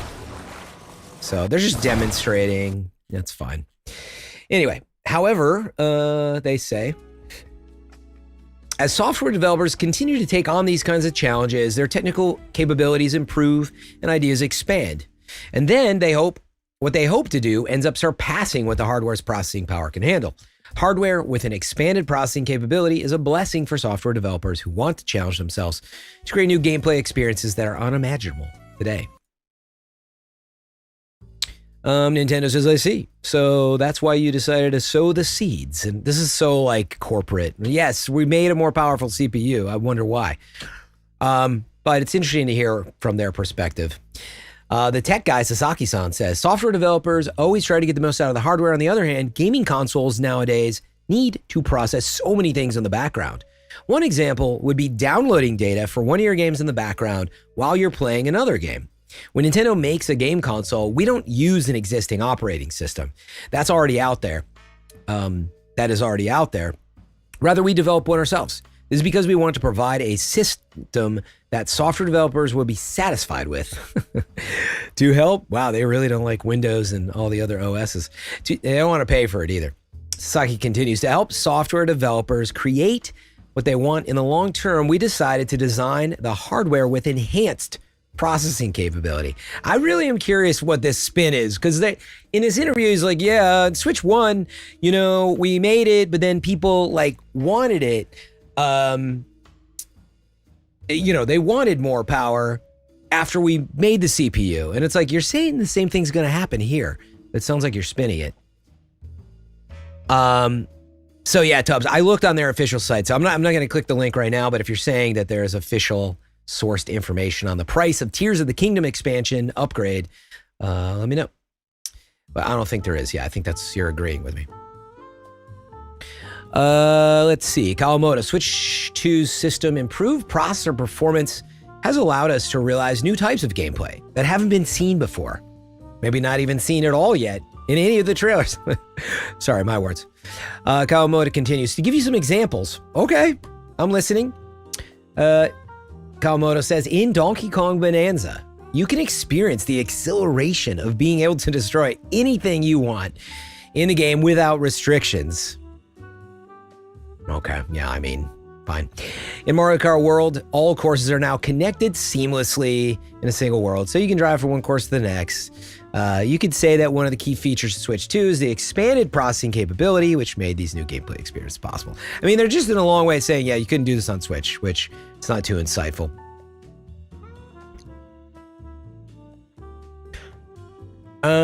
Okay, let's see. So, Nintendo says you increase the processing capability to allow all this is so corporate and boring so far, to allow new kinds of gameplay experiences to be created. They're only new to Switch 2. Anyway, looking back at Nintendo's past consoles, I think many people would expect to see something more unconventional, like how Wii and Nintendo DS have control schemes unique to Nintendo. During Switch 2's development, was there any discussion about taking a similar approach? Kawamoto-san says, from Nintendo DS to Wii, we offered new ways to play by implementing hardware features that weren't typical for game consoles at the time. And let me know, by the way, chat, is the music in the background soft enough? Is it annoying? Kawamoto continues, and we asked software developers to take advantage of these new features. However, with Switch, we made that less of a priority. With Switch, we prioritize implementing something that could be used with any kind of software, such as the ability to play in both TV mode and handheld mode, rather than tasking software developers to create gameplay experiences that incorporate the hardware's unique features. Just like we did with Switch, we've made having unique hardware features less of a priority for this console. Of course, we did consider various ideas. However, we felt that even if an idea works well for some games, there'd be a lot of games where it doesn't. Also, we thought a lot about whether we should change the design of Switch, a console with a screen and Joy-Con controllers on each side that can be played on a TV when docked. So yeah, he's just summing up what Switch is, right? A console with a screen, but Joy controllers on the side, and it can also be played on your TV. After considering various ideas, we decided it would be best to keep the Switch's system design and not make any changes for change's sake, in quotes. Okay, Dota says of this, from a software developer's perspective, we thought of what we'd want in a console if we were creating a game. In the past, Nintendo developed software that took advantage of unique hardware features, such as the Wii Remote and the Nintendo DS system's dual screens. However, since Switch launched, I think there's been a shift in how software developers create games. Rather than leveraging hardware features to create something unique, developers can now choose which software technologies they want to incorporate to make their games stand out. My honest opinion as a software developer is that just because a new hardware feature is added, it doesn't necessarily mean that various problems will be solved or that new kinds of gameplay experiences will be created one after another. So, with Switch 2, we improved its processing speed in the hope that it'll become a dedicated game platform with a strong and solid foundation that allows software developers to create what they want. There have been cases, says Kawamoto-san, such as Ring-Con in Ring Fit Adventure, where we've offered a unique experience by including an accessory with the game, and it was well received by players. So we wondered whether Switch 2 would really need a new hardware feature. Nintendo Switch Ring-Con Ring Fit Adventure was released in October of 2019. And that was a game where you played by attaching Joy-Con controllers to the Ring-Con and leg strap. And Kawamoto was actually the producer on that game. Sasaki, the tech guy, says, just to be clear, we're not saying that Nintendo will never develop gaming consoles with new and unique hardware features in the future. We made that choice this time because rather than equipping the new console with new hardware features, we thought we'd have the option to offer new gameplay experiences by packaging additional accessories together with games, just as we had bundled Ring-Con with Ring Fit.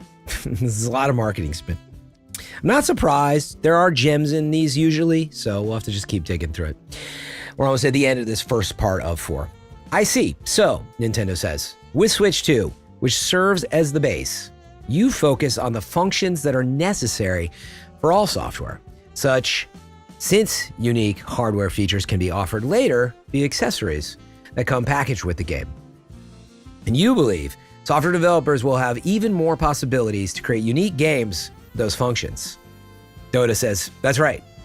If I can add to that, Switch is a dedicated gaming console that packs in the best parts from Nintendo's previous consoles. You can play in both TV mode and handheld mode.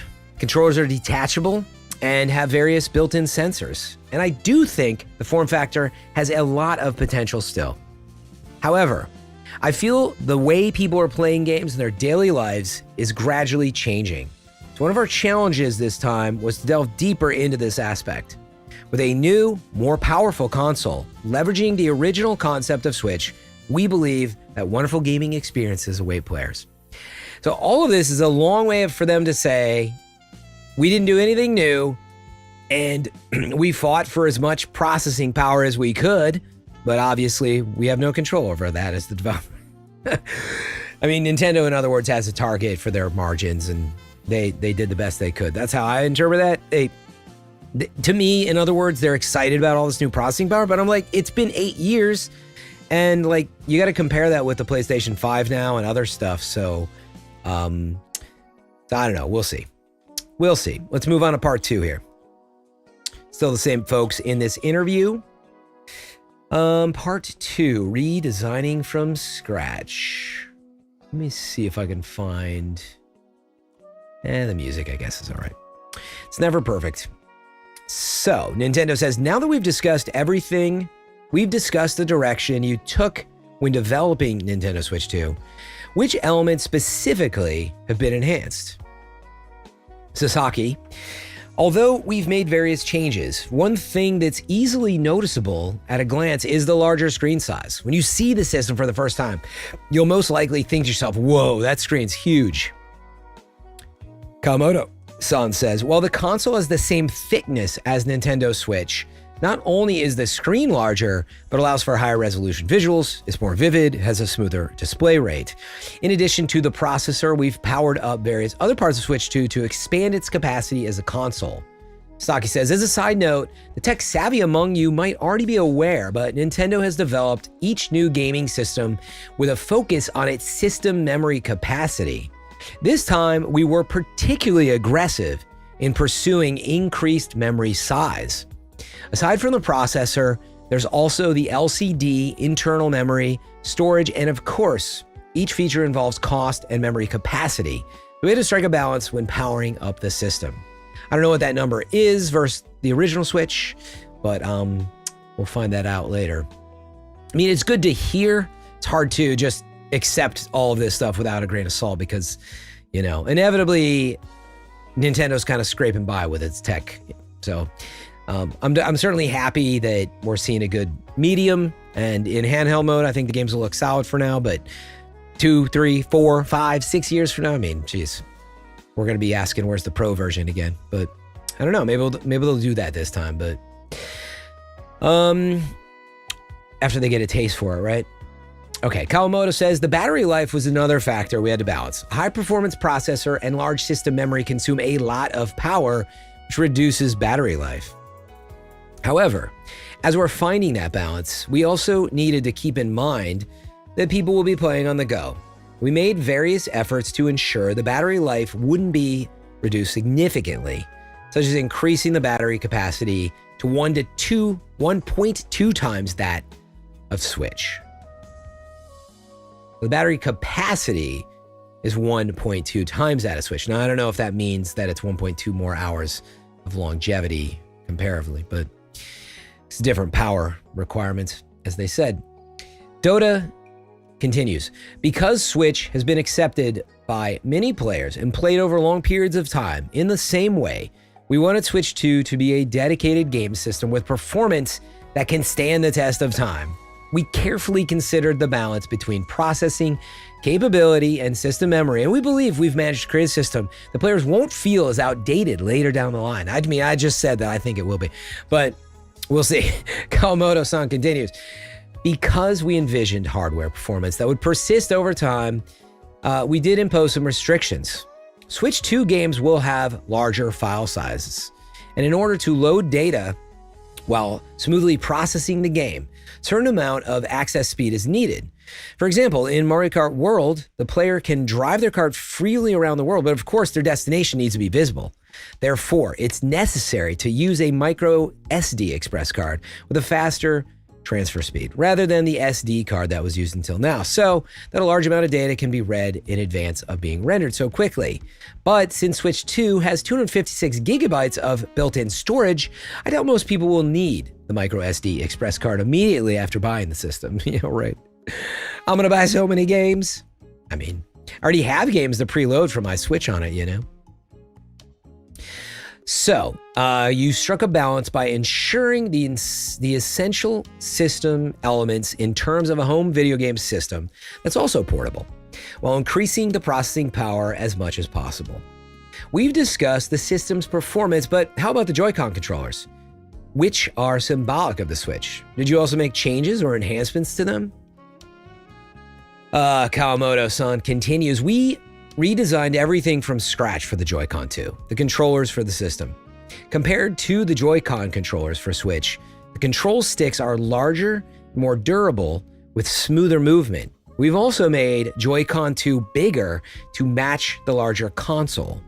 But if we simply stretched the Switch system's Joy-Con vertically, they'd end up being very difficult to hold, as your fingers wouldn't be able to reach the L and R buttons. They wouldn't fit the shape of your palms.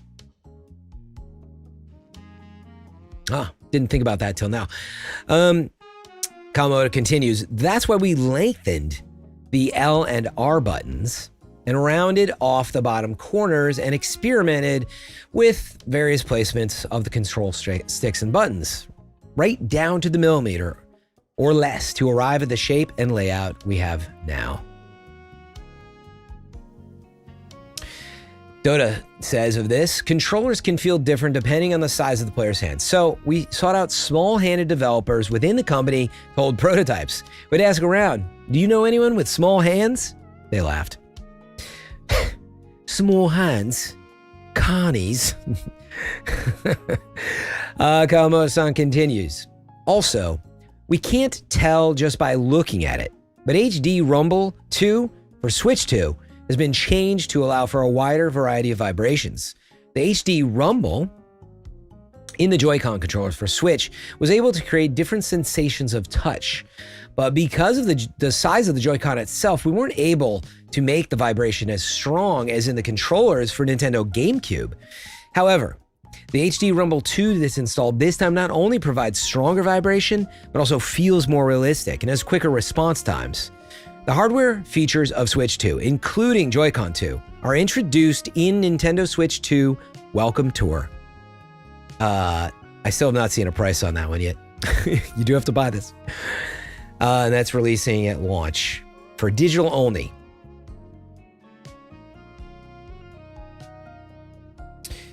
Nintendo says, speaking of Joy-Con controllers, this time they attach to the console magnetically. Kawamoto responds, originally, when we were developing Switch, there was an idea that the Joy-Con controllers, there was an idea to attach the Joy-Con controllers to the console with magnets. Using magnets, you'd be able to attach and detach the Joy-Con controllers right away, making it easier to share them. I took the prototypes to Iwata-san, the company's president at the time, rest in peace, legend, for feedback. Kawamoto continues, but unfortunately, the Joy-Con controllers would wobble when attached to the console using magnets due to the weak connection.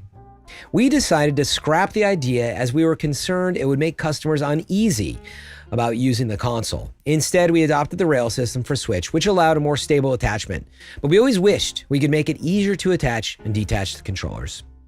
Iwata passed away in 2015. Sasaki says, my team has continued to research the magnets since the development of Switch. We weren't ready to give up on this idea either. Kawamoto continues, we needed the controllers to attach firmly to the console so they wouldn't wobble. At the time, we wanted it to be easy to detach and comfortable to attach, even for children. And so, we asked technology development partners' hardware team the impossible. They all laughed. But they went through a lot of trial and error, and we were finally able to attach it firmly and remove it easily with just a light press of the release button. Dota-san says, we originally chose to incorporate magnets for their functionality and convenience, but in the end, everyone on the technology development team fine-tuned it right down to the satisfying snap feeling when you attach the controllers to the console.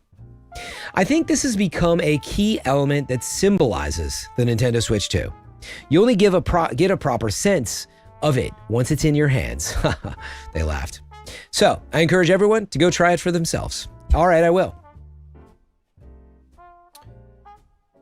Okay, Nintendo says, if you've been nurturing the idea since the development of Switch, you must have been passionate about this for over a decade.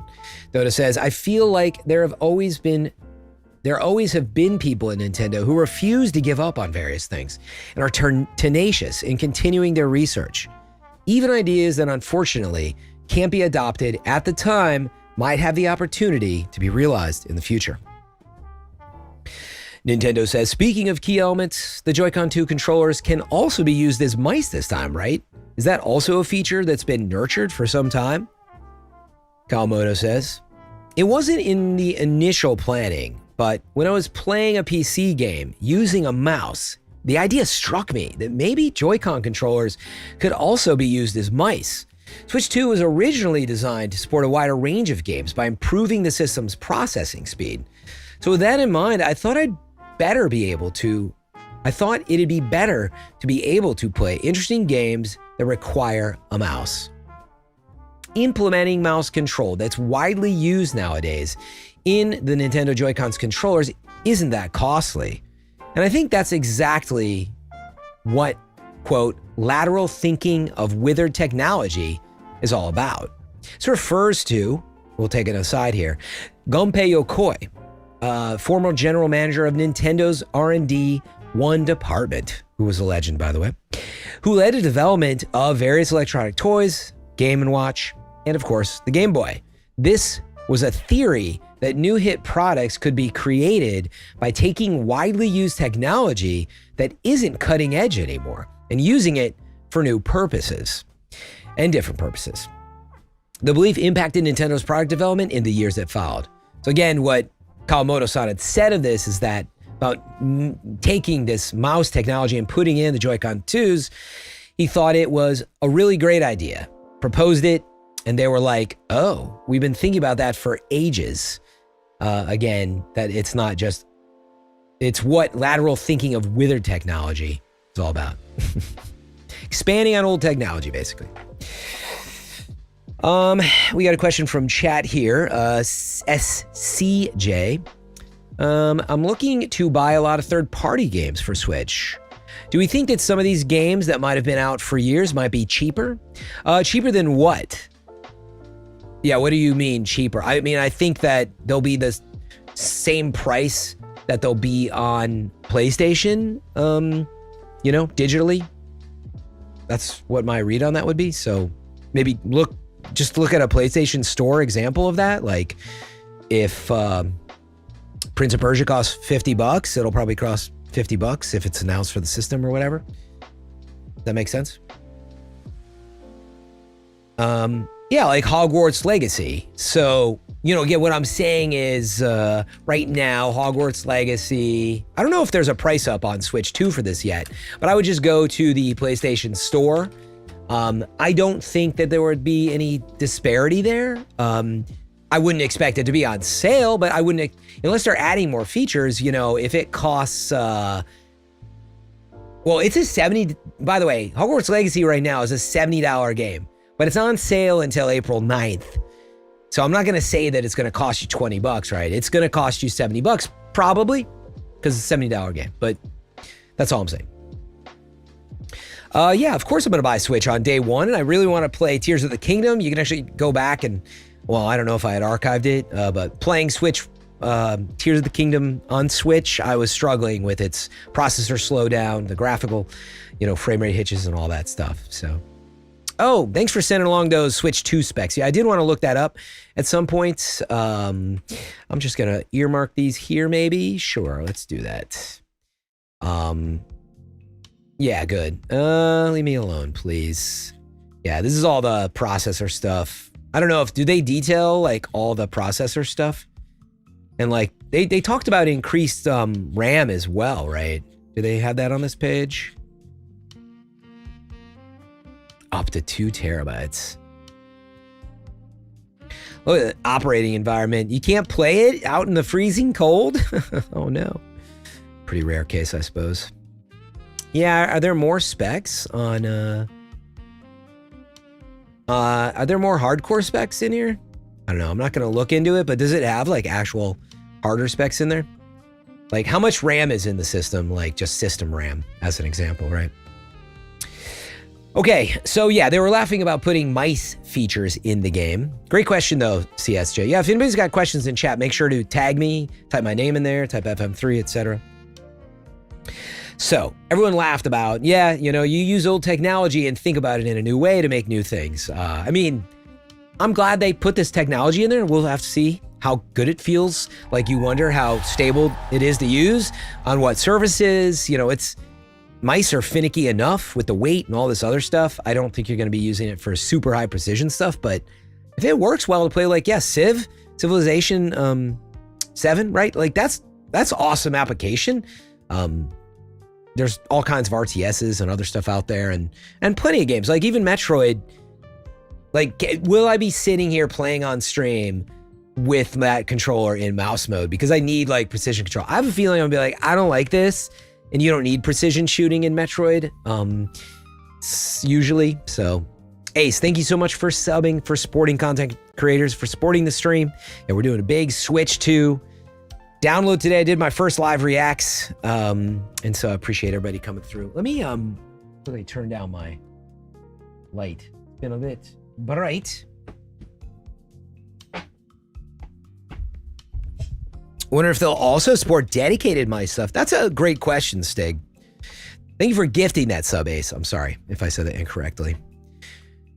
Yeah, that is actually a really great question. Is there any reason, like most more modern consoles, I don't see why Nintendo would block that at all in the software development kit. I don't think so. I actually think that that's a great point. Is in theory, it should have some of that. I don't think Nintendo, I can't see them releasing like an official mouse, but like, why would they even block mouse and keyboard? It's reasonably popular, you know, on consoles. So anyway, let's continue. So, laughing about the mice, they say, we assumed it would come up eventually. So, we've been keeping a close eye on the technology that can be used to make it happen. This time, I think we were able to propose a solution at just the right moment. Kawamoto says, using Metroid Prime 4 Beyond as an example, since there are two controllers, you can use the left Joy-Con 2 to move your character around with the control stick, while using the right Joy-Con 2 as a mouse to aim and shoot. By using two Joy-Con 2 controllers, you can make games like Drag and Drive, and we can create gameplay experiences where two players use a mouse, like in Super Mario Party Jamboree on the Nintendo Switch 2 edition. So yeah, I mean, this is also pointing out, you know, how Metroid Prime will exclusively have things on Switch 2, obviously. This is one, the control method is not going to be available. And even like things like the haptics and other stuff like that will only be on Switch 2. It says, in addition to using the control sticks and a gyro sensor, you can use a mouse control. Okay. All right, Dota also says here, as you may know, the Switch screen supports touch controls, but it can only be used in handheld mode and tabletop mode. When you change it to TV mode, the touchscreen function is not available. The same goes for Switch 2, but I think mouse functionality can also serve as a substitute for the touchscreen, as it allows you to point at a spot on the TV, similar to the cursor on the Wii remote, although it is not quite the same thing. Yeah, I'd be curious how that is. Like, it's funny because they're talking about it as a mouse, which you definitely can use it as in that case, but also can I not just point it at the screen with this all the new stuff in it and have it be relatively, you know, even PlayStation controllers support that type of thing? Well, it knows how to make it feel like a pointer anyway. That reminds me, when we were developing Switch, we were wondering whether to remove the touchscreen function, as it can't be used in TV mode. But then Iwata-san said, I'm sure there will be games that make use of it, so why not keep it? So we kept it. This is an interesting one. I won't be surprised if you see a headline out there, you know, the one feature that Iwata made happen before he passed away, you know, because obviously it was in development before he passed away, I guess, which is interesting. So yeah, he was one of the ones like keeping touchscreen, and they honored that. So that's lovely to see, of course. Nintendo says, indeed, games that use touch controls in handheld mode are difficult to control in TV mode. With a mouse, it seems easier to ensure a consistent gameplay experience between both modes. As a software developer, it's great to have an option like this, says Dota. In terms of controllers, is it just the Joy-Con 2 controllers that have been redesigned? How about the Nintendo Switch Pro controller? Well, we already know that's been redesigned, but Kawamoto says, first things first, the Joy-Con controllers and Pro controller from Switch 1 can be used with Nintendo Switch 2. But, I was like, do I have any more coffee left? I do, it's cold. But now we've created a controller that's evolved further.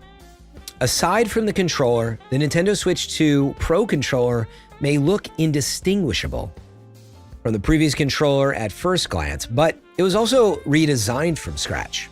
In particular, the left and right control sticks are quieter and don't make noise, even when they're moved quickly to the edge. And also, they glide very smoothly.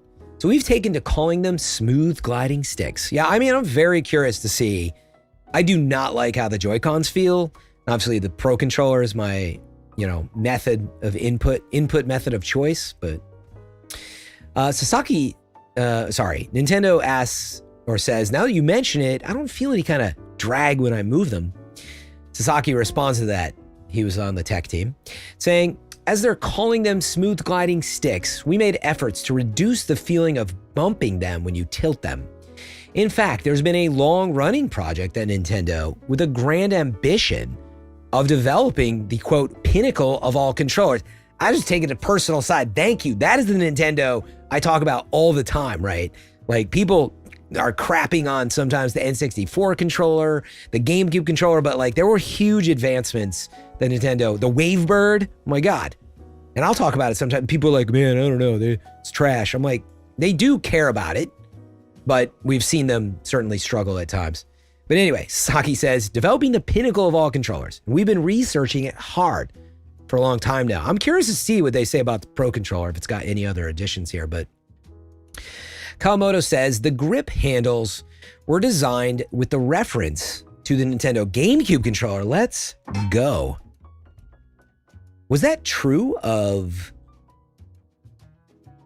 No, yeah, I mean, I guess that was probably true of the first one, which I never knew that. I don't have that controller near me. I'd grab it right now. But they removed the seam around, so if you look, yeah, they removed the seam around the grip part of the Switch 2 Pro controller, so it feels better to the touch. Yeah, the old Pro controller and the old Joy-Cons are compatible, Piccolo, but there will be exclusive features and, I'm sure some limitations of that, but no, they're totally compatible.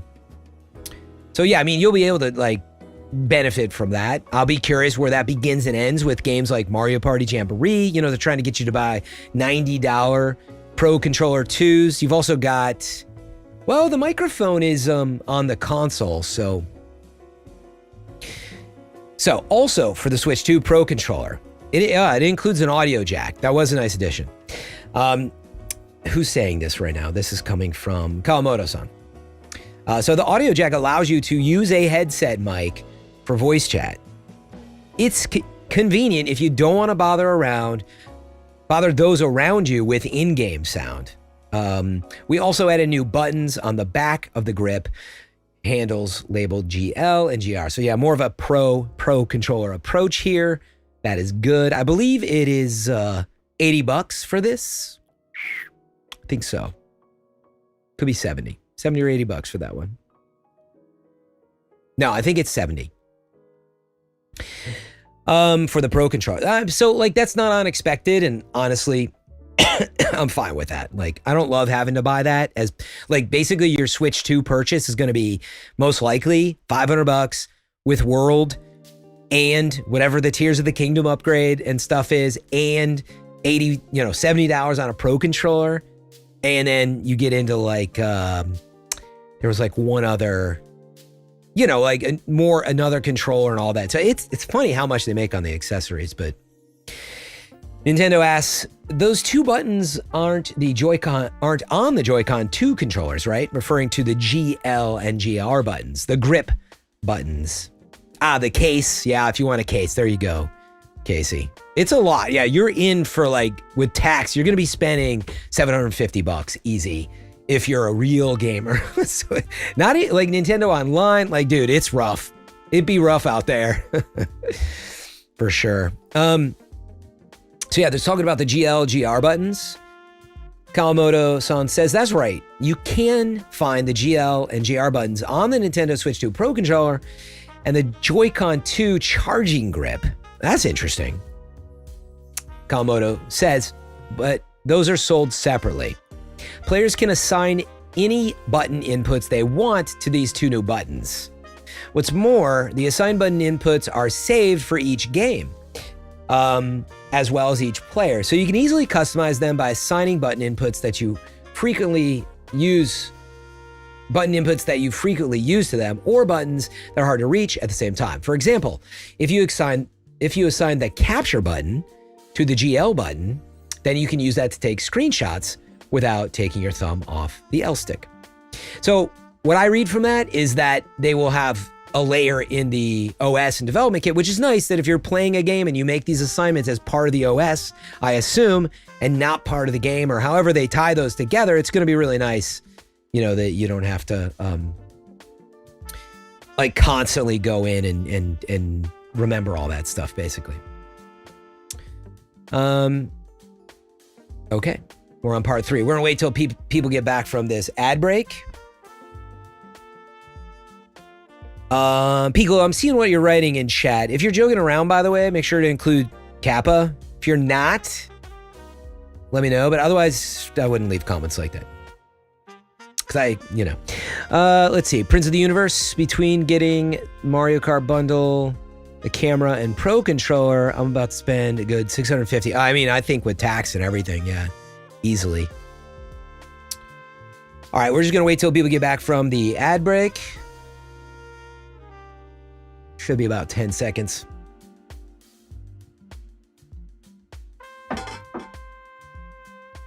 Yeah, I mean, Nightwing, like, look, here, let's do this. We just came back from ad bake as well for some of you probably.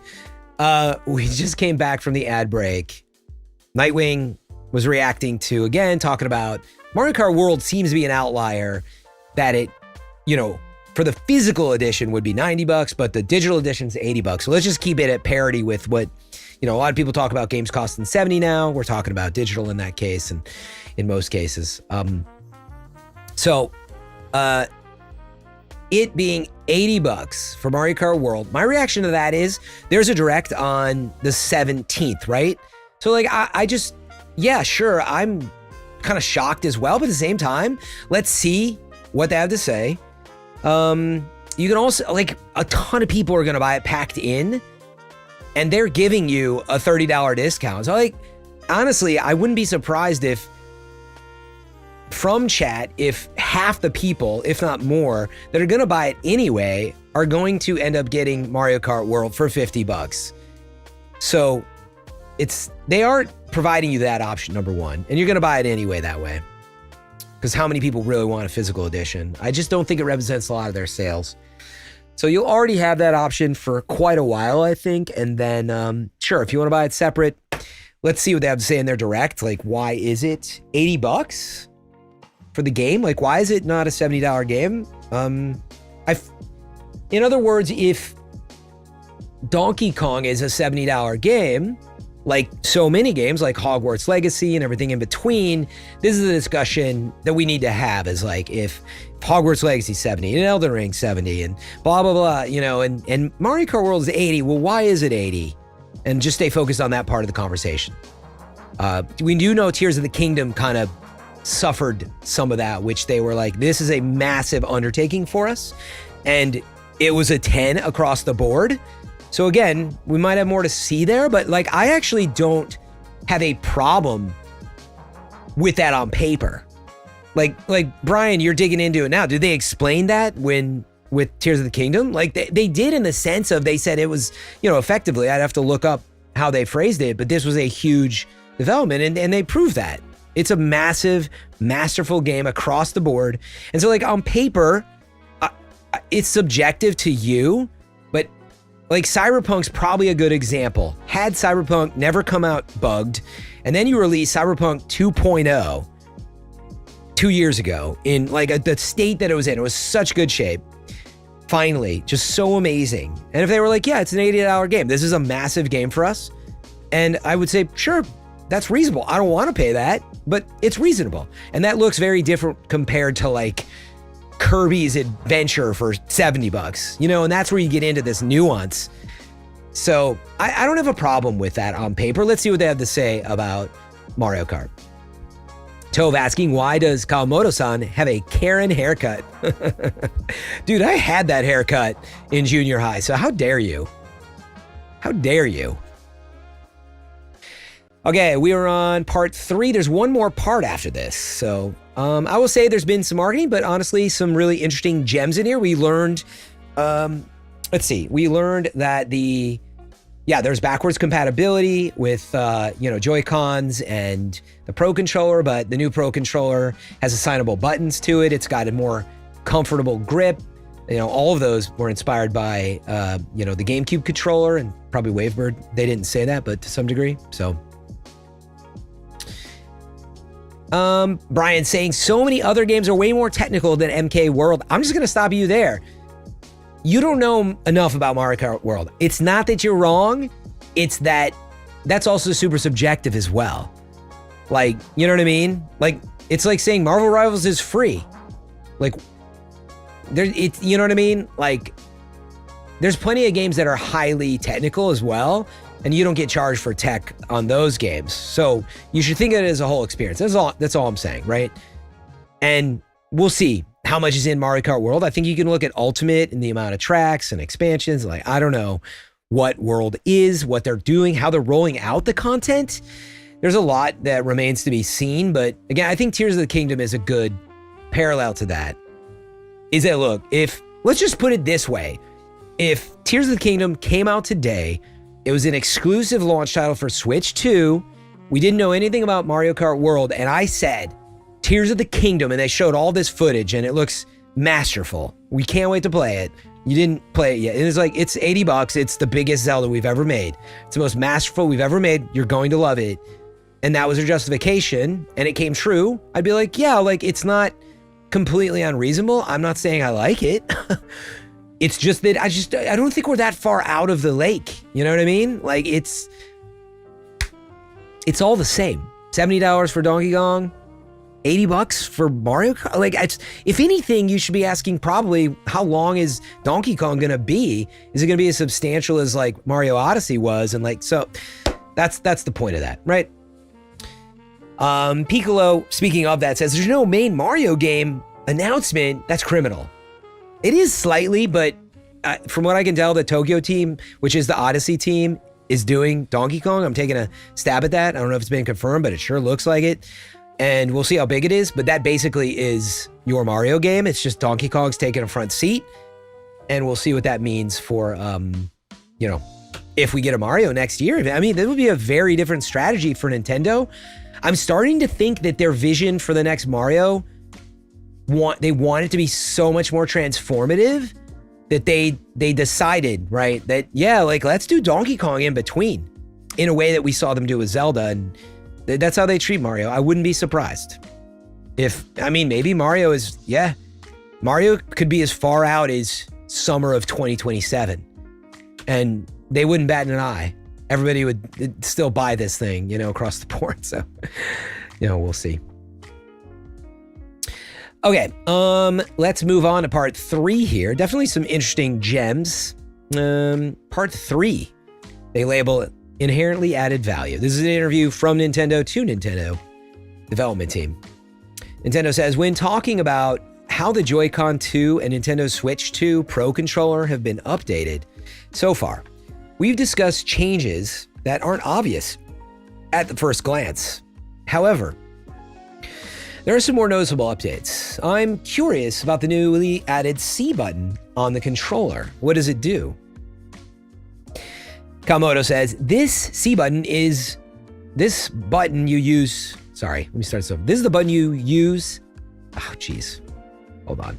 This is the button you press to use Game Chat, one of Nintendo Switch 2 system's new features. Nintendo Switch supports voice chat via the Nintendo Switch Online smartphone app. Huh. I forgot about that. Yeah, I remember that now. But we originally wanted to include it as a feature of the system itself. However, with the Switch system's processing capability, it was difficult to implement a voice chat. They're speaking of Switch 1, without it affecting the games. So we decided to offer it via the smart device. With Switch 2, we were able to include it as a standard feature. I'm sure as many of you have had experiences of playing games together as children at a friend's house or in a student lounge where everyone brought their own consoles, and we wanted to recreate that feeling online. Sometimes you'd all play the same game together, but there were also times when everyone gathered together, even though they were each playing their own game. Yeah, that's interesting. The name of the app will be updated in the future to the Nintendo Switch app, previously called Nintendo Switch Online. Yeah, centralizing more stuff there. Hey, Fibonacci. Booba, what's up? Weebles asks, so with Mario Kart World, how much we assume DLC will be? Honestly, I can't even answer that question because I have not seen the official price of like a Tears of the Kingdom upgrade, or Kirby is getting an expansion / upgrade. So how are they treating like that stuff alone? I have no idea, man. And Mario Kart doesn't have any expansion content announced even, you know, so who knows? It's like speculating. No, I don't think it would be $50. How much? I mean, Weebles, if you want me to compare it, I would say how much have Nintendo's packs been for, you know how they've been updating Mario Kart Ultimate? How much do they sell that for? But again, they may approach it differently. And again, we don't even know. Like, that's what I'm getting at. You don't know how Mario Kart World for $80 is going to roll out. And they may sort of make it akin to like, oh, in Ultimate, we added all this. And they might be like, well, it's got all that and more. There's stuff that we don't know. We'll see. So here's another way that I will put it. And I don't like paying more either. Trust me, but I'm a man of numbers. And so what you're looking at right now is Mario Kart World is 14% more than like Hogwarts Legacy and Cyberpunk and, you know, all of that. And 14% more than Donkey Kong will be. So let's see what the reasons are and just leave it at that. That's where my head's at. You know, I just can't speculate on day one. I want to see more, you know? Okay, so speaking about the game chat feature, yeah, Tiantaris, this is what I keep pointing out for sure. It's a good reminder. I said it before, but April 17th, there's a Mario Kart World Direct. I mean, we're going to have to wait. There's a lot that's going to come out in between now and then in terms of interviews and leaks. And so the next few weeks are going to be filled with a lot of this discussion. But yeah, I mean, really, I want to see press release info from Nintendo. How much is the freaking Tears of the Kingdom expansion? Like, the fact that we have to ask is so Nintendo. But the official pre-orders are not up yet. I think they have a wait in line for that thing. But yeah, there's a lot that they're still rolling out. Weeble says Deluxe Booster Course for Mario Kart Ultimate was $25 for 48 tracks. And those were like old tracks and rematch. So yeah, with that in mind, I mean, yeah, maybe it'd be a $35 expansion pack if they ever have one. But you see at the point, like, it's so hard to speculate. Who knows what Mario Kart World is even including? It might be all of Ultimate is within the game for all we know. I mean, I doubt it, but anyway. Let's wait till after April 17th, it sounds like. Speaking of the chat button, Nintendo says, yes, I remember it being quite common to see children gathering in the park to play Pokemon or Game Boy. So again, they were sort of addressing the, like, what do you want to, like, talk to each other, but you're playing different games. Actually, I'm still wrapping my head around what they mean by that. You're playing games together where you brought everyone together. Oh, I think they're just trying to, like, make an analogy. So let's continue. There's also a new feature that's been added to the console. Kawamoto says, this time you can chat with others and play the same or different games using the console's features. There's also a new feature that's been added to the console, which was born from our experience developing. I'm going to take these headphones off for a few, is what I'm going to do. There's also a new feature that's been added to the console, which was born from our experience developing software remotely for a time due to COVID. Back then, we were using a video conferencing system to check the software we were developing with our team, but the screen sharing function built into the video conference system only allowed us to share one gameplay screen at a time. So we had each person place their game screen in front of their camera instead of their faces. When we did that, it felt like we were all in the same place, each bringing our own console to play the game together, which was a lot of fun. Based on this experience, we proposed adding a feature to Switch 2 where people can share their gameplay screen with other players. We take a breath.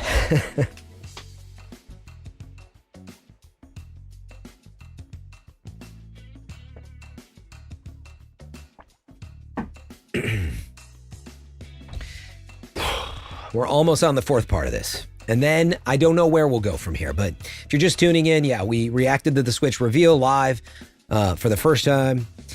We've been going through Nintendo's official interviews with itself. There's been some interesting gems in here, certainly some marketing stuff, but interesting gems like this. This is one of these stories that, you know, gets told by people who follow Nintendo, you know, and I used to report on it in the same way, where it's like, this is a cool story. They developed Game Chat out of an experience they had while making games during COVID and teleconferencing. And so I guarantee you all these stories are being made out there, taking, you know, these little gems out. But it's cool. It's definitely cool to go through. I know some of it probably is boring, but there's some gems in here is sort of the point. You can make me a meal as well, Weebles, because I'm starving. And try to figure out what I'm going to do. I have no food prepared. It figures. I was like, oh, I'll cook today. Now I'm like, oh, crap. Okay, continuing on the Game Chat experience stuff. Sasaki, who was the tech guy, remember, says, of course, game developers will want to take full advantage of the device capabilities in their games. So we want to minimize the resources used by the console's system software. Nevertheless, we decided to try implementing game screen sharing because we thought it was an important feature for this hardware that would add immense value and is only possible due to the expanded processing capability. What's weird is you're gonna have to leave like a system reserve for this as a developer. Like, think about that. Like, they're basically saying, I'm assuming it's a mandate, is this is supposed to work in all your games to get certified. And so developers have to leave this amount of, you know, clock cycles, etc. It's probably not much, but it is interesting. I mean, you have to do it anyway as part of the OS, and people will find ways to optimize that, but, you know, a certain amount of the RAM is going to go to that. So I hope it gets used a lot. Okay, we had an ad break that just kicked in, but I'm probably still going to continue here. Prince of the Universe, can you hear me? It would be cool if this still works with a Bluetooth headset. That's a good question. I mean, you can plug in a headset on the Pro controller, so that'll work. I don't know. I don't see why they wouldn't. Well, I don't see why it wouldn't work.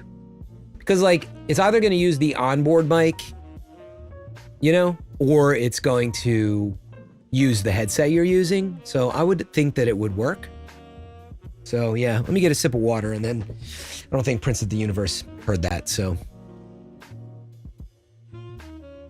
What's up, Ghost Dog? Nintendo invented game streaming. Yeah, basically, right? Okay, Prince. You heard my response. Yeah, no, I would think, like, right, it's either saying you don't have a microphone plugged in, and so therefore use the console mic and use voice isolation and all this stuff, or you got a mic plugged in. I don't see why it wouldn't work with a Bluetooth headset or a plugged-in headset for that feature. In fact, they would want it to. We was asked, will Gen 1 Pro Controller work on Switch 2? Yes, that has been confirmed as part of this article. Joy-Cons also work. They just don't have all of the features like the chat button and the assignable trigger buttons on the Pro Controller. Pro Controller, I believe, is $70. The new one. Okay, so continuing on, Nintendo says, when the software developers heard about this new chat feature, did you see potential in it? Dota says, while he sweated answering this question to Nintendo, no. We felt having this new chat function implemented directly into the hardware could offer something new to players without any additional effort from the software developers.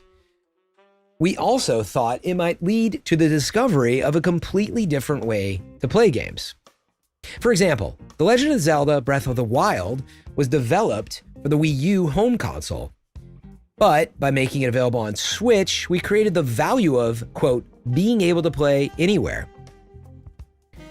It might be taken for granted these days, but when a game that could only be played on a TV suddenly became available anywhere, it felt like the software experience reached a new level, even though we, as software developers, haven't added anything. Being able to play both TV mode and handheld mode may seem like a normal thing now, but back then, I thought it was amazing. Similarly, Game Chat, a new feature for this console, inherently adds value and is automatically available for all games that are compatible with Switch 2. Of course, you can use it to play online with friends, but even with single-player games. You can share your screen with others and get them to help you come up with strategies or give you tips when you're stuck. Or if you see your friend playing a game that you're familiar with, may spark interest in that game, and you can ask them about it. So I'm going to interject here real fast and to say that the feature, it isn't a complete gimmick and dumb in the sense of they're giving you the choice where, like, if you've got Discord on your phone, and yeah, like let's just say I'm 12 years old in my room playing Fortnite, doing homework, chatting with my friend on Discord on my phone or whatever. And some people just have those open chats and it's embracing that. And if it works well, it's just like, yo, you know, you're online, you're on Switch with me. It's saying is let's just chat, which is a common thing today. And if you're like, wait, what, where are you at in Final Fantasy? Let me see. Yeah. And I'm like, where is the blank, you know? And so there is value.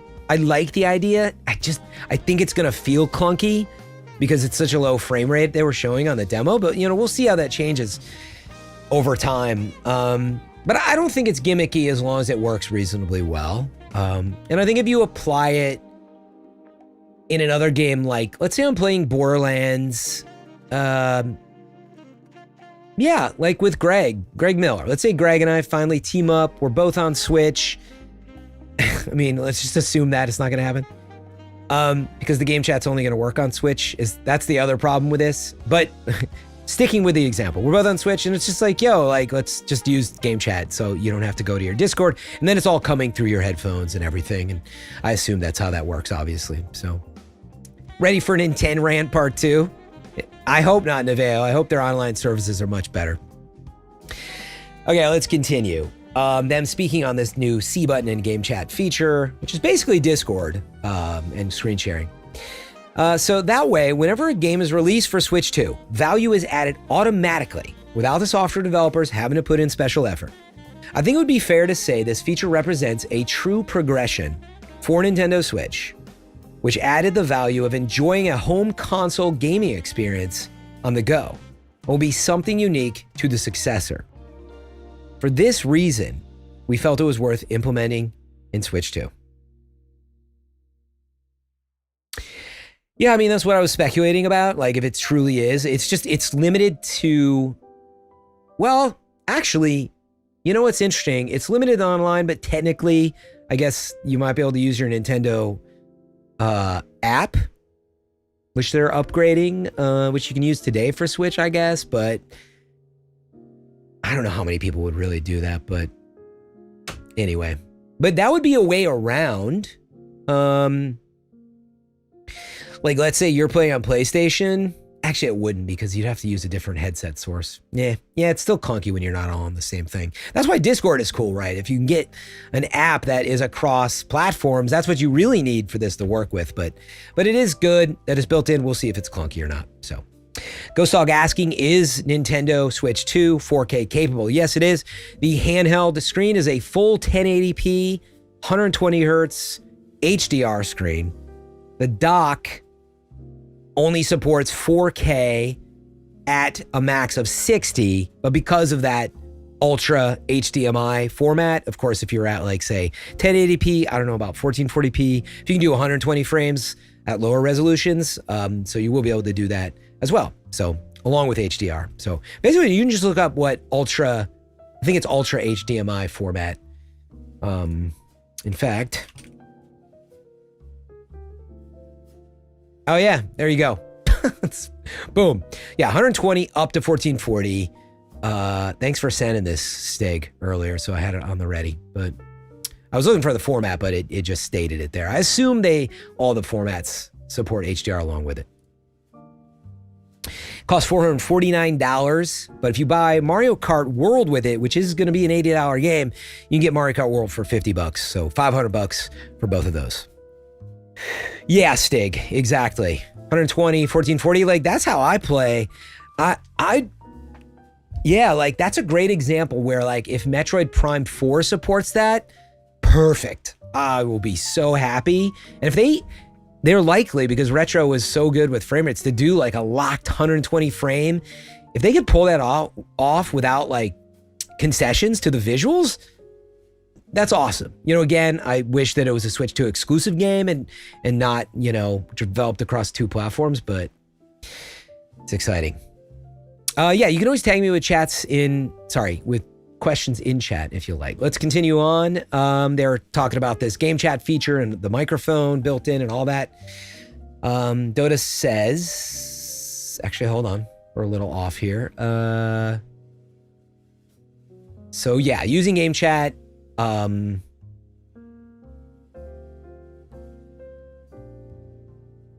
No, he's just responding. Sorry, I think I'm on this.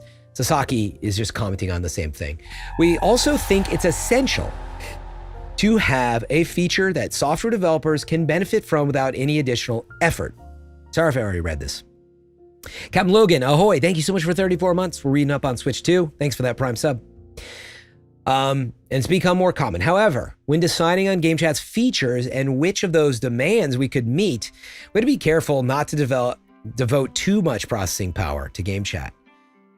That would affect how much is left over for games. Funny, because again, something I was just commenting on.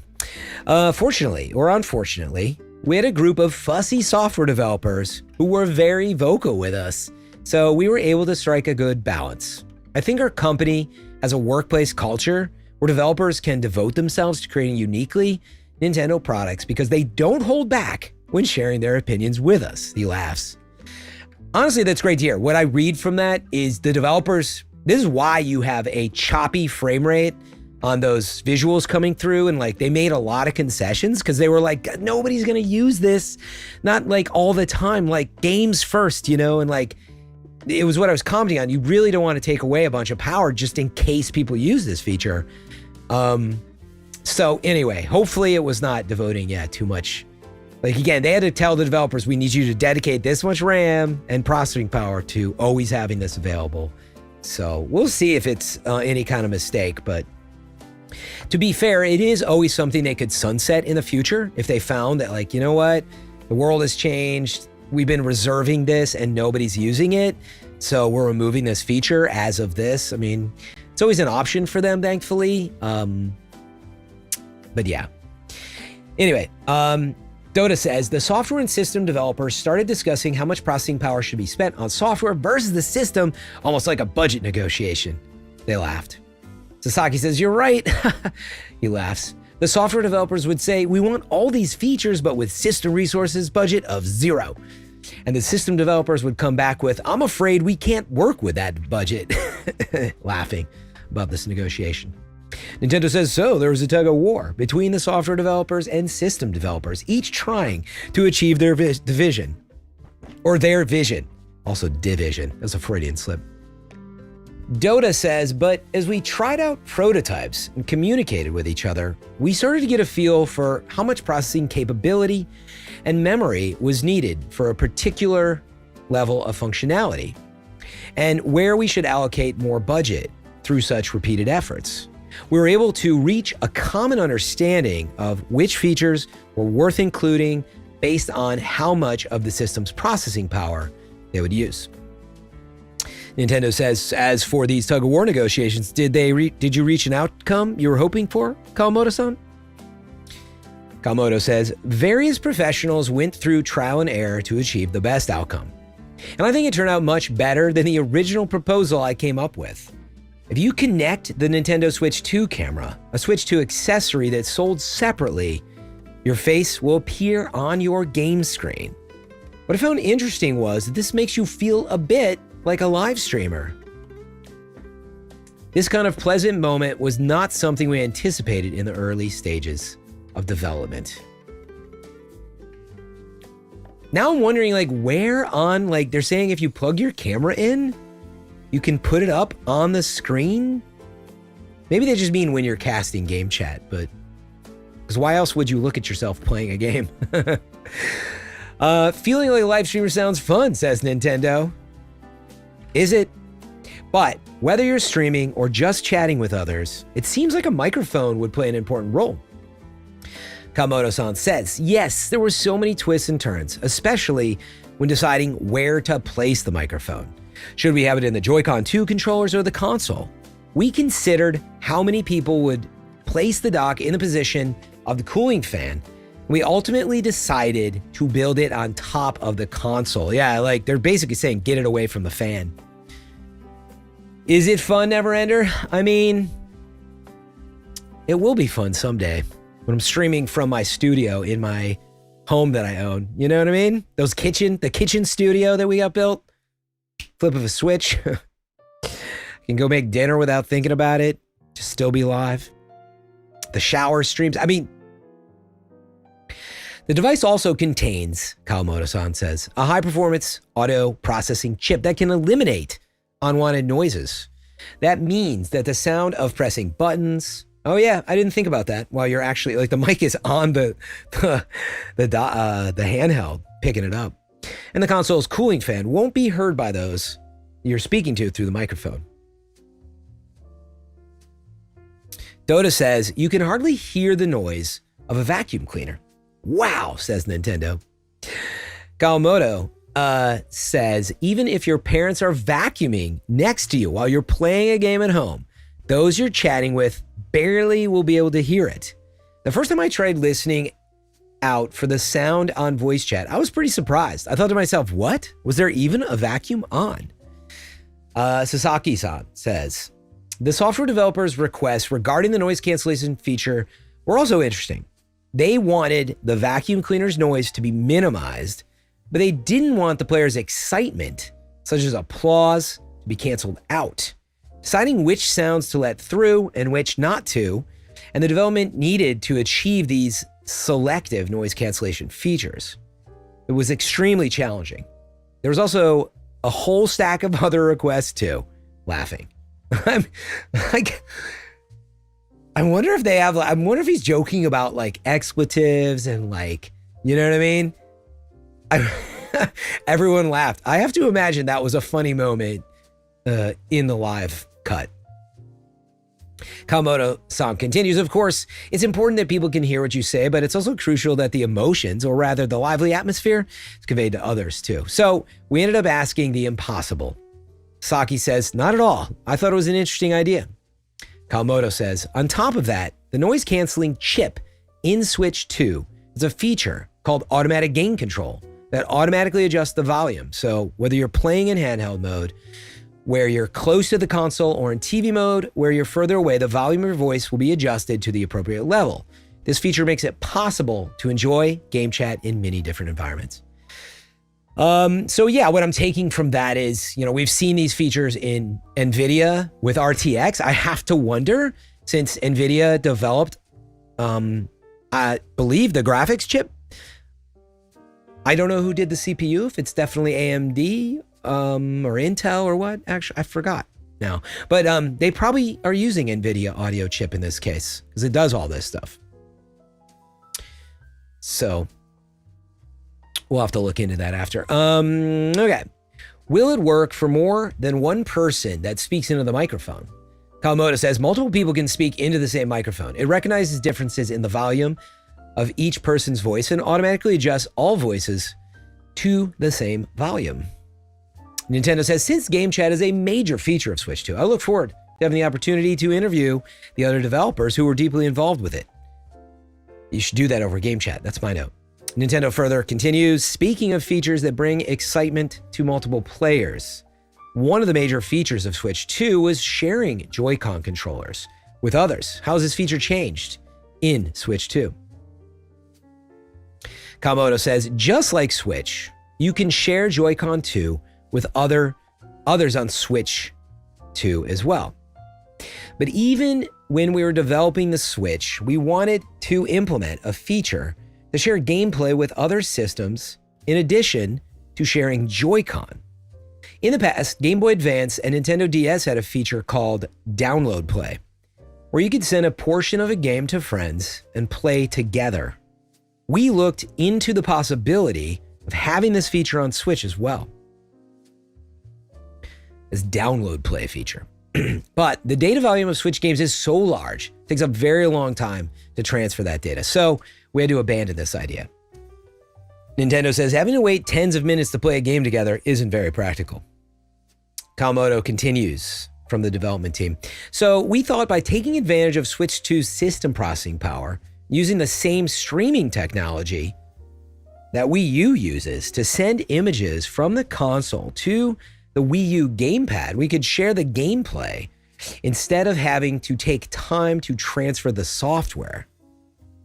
I thought it'd be nice if players could share games instantly and play together competitively or cooperatively. There's another feature I asked Sasaki-san to look into. Achieving it must have been a nightmare, he laughs.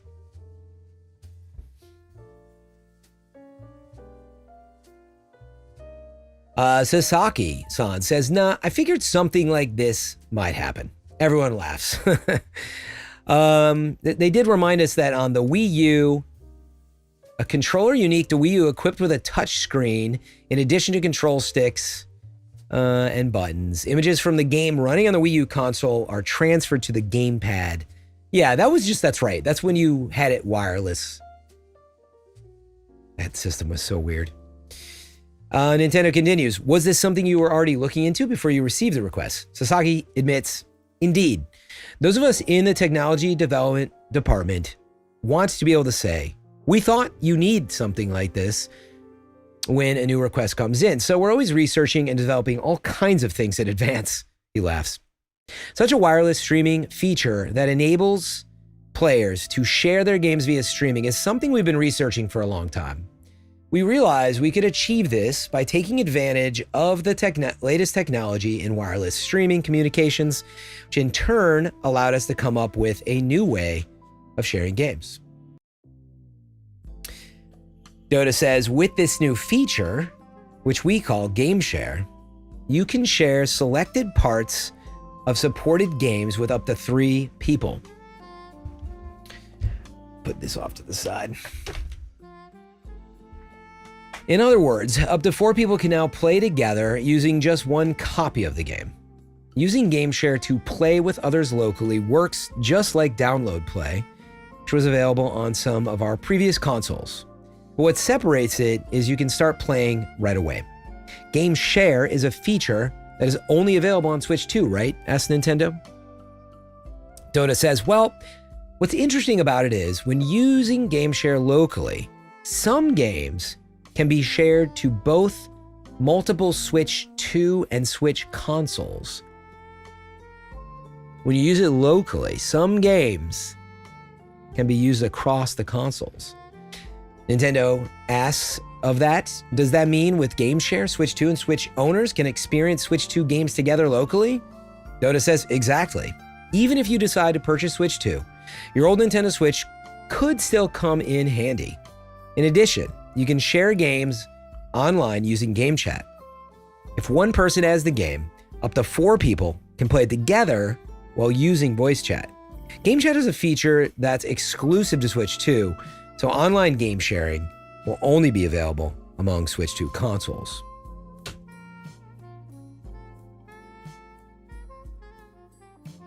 Fascinating. Yeah, like the idea that you're just like playing an eligible game that has like Game Share, and you're just chatting and you're like, oh, I'm gonna share so we can play like a round of Tetris or whatever. So, it's definitely a good idea. We'll see how often it's used and what the quality of it is. Nintendo continues, from what I heard so far, it sounds like you achieved a lot of things fairly smoothly. But was that really the case? Sasaki says smoothly would be a gross exaggeration. He laughs. There's always a gap between research and turning it into a product. It's not enough to be confident that a certain technology has potential and could be used in a product. We then need to proceed with development while keeping in mind what kind of experience we want to offer with that technology. Kawamoto says, it wasn't an easy thing to do. The quality of the game image is reduced when it's transferred using streaming technology. So the team tried to find a way to maintain the quality as much as possible through trial and error. Also, with Game Share, there are games where it's better if the players aren't shown the same screen. So we've created a feature that enables each person to see a different screen, even if they're playing together with just one copy of the game. For example, playing card games and Mahjong in Clubhouse Games 51, Worldwide Classics. If we want to see what that looks like real fast, it looks like this. Yeah. $40. For example, when you're playing that, each player is shown a different screen because it wouldn't work if everyone was showed the same screen. So with Game Share, you can play cards or Mahjong with players locally or those connected online via game chat right away. I don't know why they couldn't just show a screenshot of this. Now would be the time. Will Game Share only be available in certain games? Dota says that's right. Game Chat is an exclusive feature for Switch 2 and is compatible with all games, but Game Share can only be used with compatible games that have a special program built in. Kawamoto says Game Share may not be suitable for certain audiences, for certain games due to things like responsiveness. For example, it may not be ideal for games that require precise timing of button inputs, such as rhythm games. As for Nintendo games, we'll choose ones that best fit the feature. Nintendo says, I see. From what you've told me, I get the impression that infinite receptiveness of Sasaki-san's team, who are ahead of the curve in a lot of things, is legendary. Obviously being sarcastic. Everybody laughed. It's all thanks to an extensive daily research of everyone on the team, says Sasaki, who again is from the tech team. Tetsuya Sasaki is the general manager of the technology development division. The other two are from the entertainment planning and development department. So we're on the last part of this interview, and then we'll kind of figure out where we go from here. If you got any questions, you can tag me in chat. What's up, Icy Hot, if you're over there on YouTube? Icy Hot saying, I'll have to kiss you if they announce the Mario Galaxy game. I'd love that, but unfortunately, it looks like the Mario Odyssey team is making a game called Donkey Kong Bonanza. I think it's the full name of it. But it looks like an Odyssey like it sprung out of that development, and it has the visual quality of a game like Odyssey, but it's a little faster moving. But I don't know if they've confirmed whether or not it's Team Tokyo, but I think it's going to be a fun game from the look of it.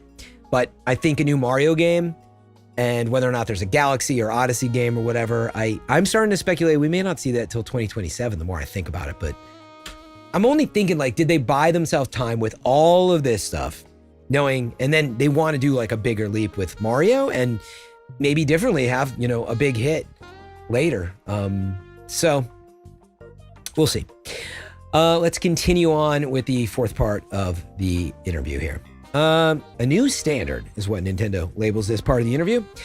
Nintendo, who conducted the interview, says, I'm sure those who already own Switch games will be delighted that they can play them on Switch too. Did you already decide on this functionality when you were first planning the development of a new dedicated system? Piccolo asking, should I get Chipotle? I would recommend Chipotle because I feel like you're just going to mention fast food otherwise, and like Chipotle has some good options.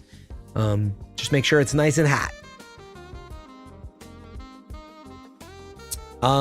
So, of that, right from the beginning, Kawamoto says, we wanted a new system to be able to play Switch games. But back then, we were told there would be technical challenges.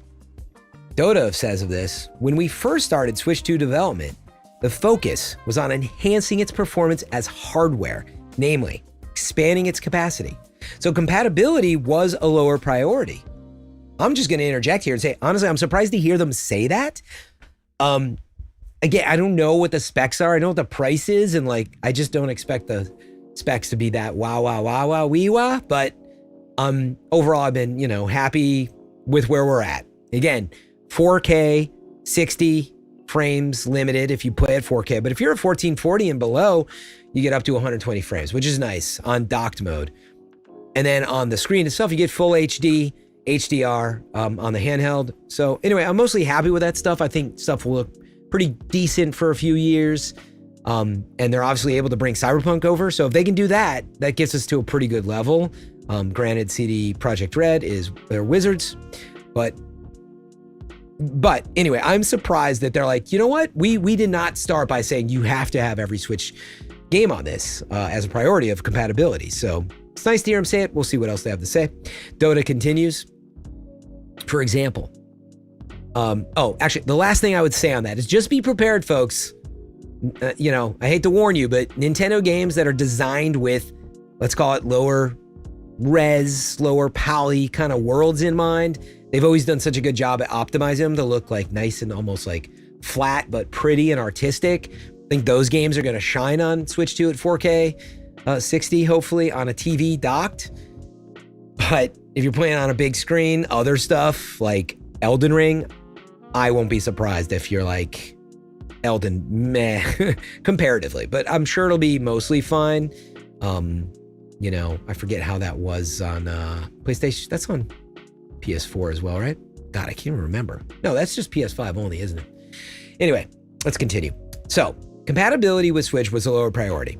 For example, Nintendo DS games were playable on 3DS, and Wii games were playable on Wii U, but it was difficult to achieve the same level of compatibility with Switch 2 because hardware design approach was different from those systems.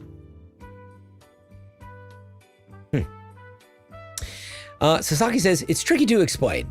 Maybe the easiest way to understand it is that the methods used to achieve compatibility between the DS and 3DS and between Switch and Switch 2 are completely different. My guess is it has a lot to do with, they've got a new CPU that I don't think is AMD anymore. Were you saying somehow they used NVIDIA for that? Maybe. But they also switched off of AMD GPU, and obviously they've had to change the OS. And so that's probably very different than the jump that DS and 3DS took, as an example, in terms of like just direct hardware, direct OS and stuff like that. But they clearly achieved a pretty high level compatibility. So let's continue on. Kawamoto says, simply put, those systems were compatible because 3DS contained Nintendo. There you go. DS hardware. Okay, they're saying what I was speculating. DS hardware and the Wii U contained Wii U hardware. However, Switch 2 doesn't contain any Switch hardware. Okay, well, I'm not totally off my rocker having speculate that. And does that mean the Switch and Switch 2 aren't compatible at a hardware level? Sasaki says that exactly. This time, we decided to take on the challenge of using new technology to run Switch games.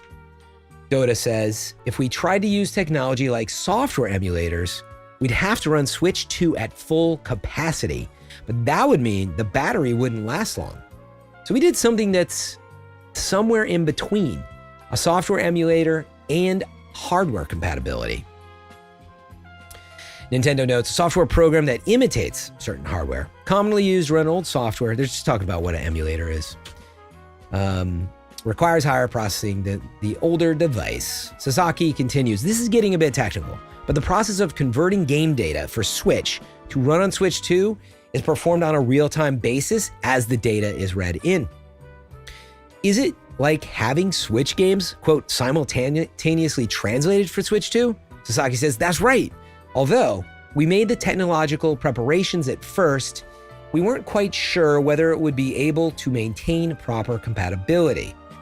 Dota says, but if a new feature like Game Chat is available, not only for Switch 2, but also for Switch games, I thought it would create chemistry that would enrich the gameplay and add completely new experiences. So with that in mind, we decided we wanted the new system to run all Switch games, as far as that's possible. If we couldn't achieve that, it wouldn't feel like a worthy successor to Switch. Being able to say, Switch games will run on Switch too, was one of the goals we wanted to aim for. Kawamoto says, we consulted with Sasaki-san again and again saying, it'd be great if it works, but what do you think? And even Sasaki was like, I don't know about that. They all laughed. Sasaki, again, who's on the technical team and directs that, is general manager of the technical team, so. Sasaki says, there are some games that ran well due to Switch's system hardware configuration. Switch 2, on the other hand, has increased processing capabilities and an expanded memory capacity, which could theoretically cause some of those old games to stop working. We weren't so confident at first, but as we tested games one by one, we found out that some issues could be solved by making improvements. This process helped us build confidence that we might not be able to solve everything. We can work it out for mini games. Nintendo says, does that mean if Does that mean you're checking each game from the huge library of Switch titles to make sure they're all compatible? Sasaki says, oh yes, we're checking them all, one by one. More than 10,000 games in total. 10,000? That's a large number, says Nintendo. Kawamoto-san says, even with all those checks, it might not be that all Switch games run perfectly in time for launch of Switch 2, but we will continue our efforts so that we can support as many Switch games as possible. Of course, it's not physically possible to support certain games like Nintendo Labo, Toy-Con number 4 VR Kit, which was designed to fit the dimensions of the Switch hardware, as the sizes don't match.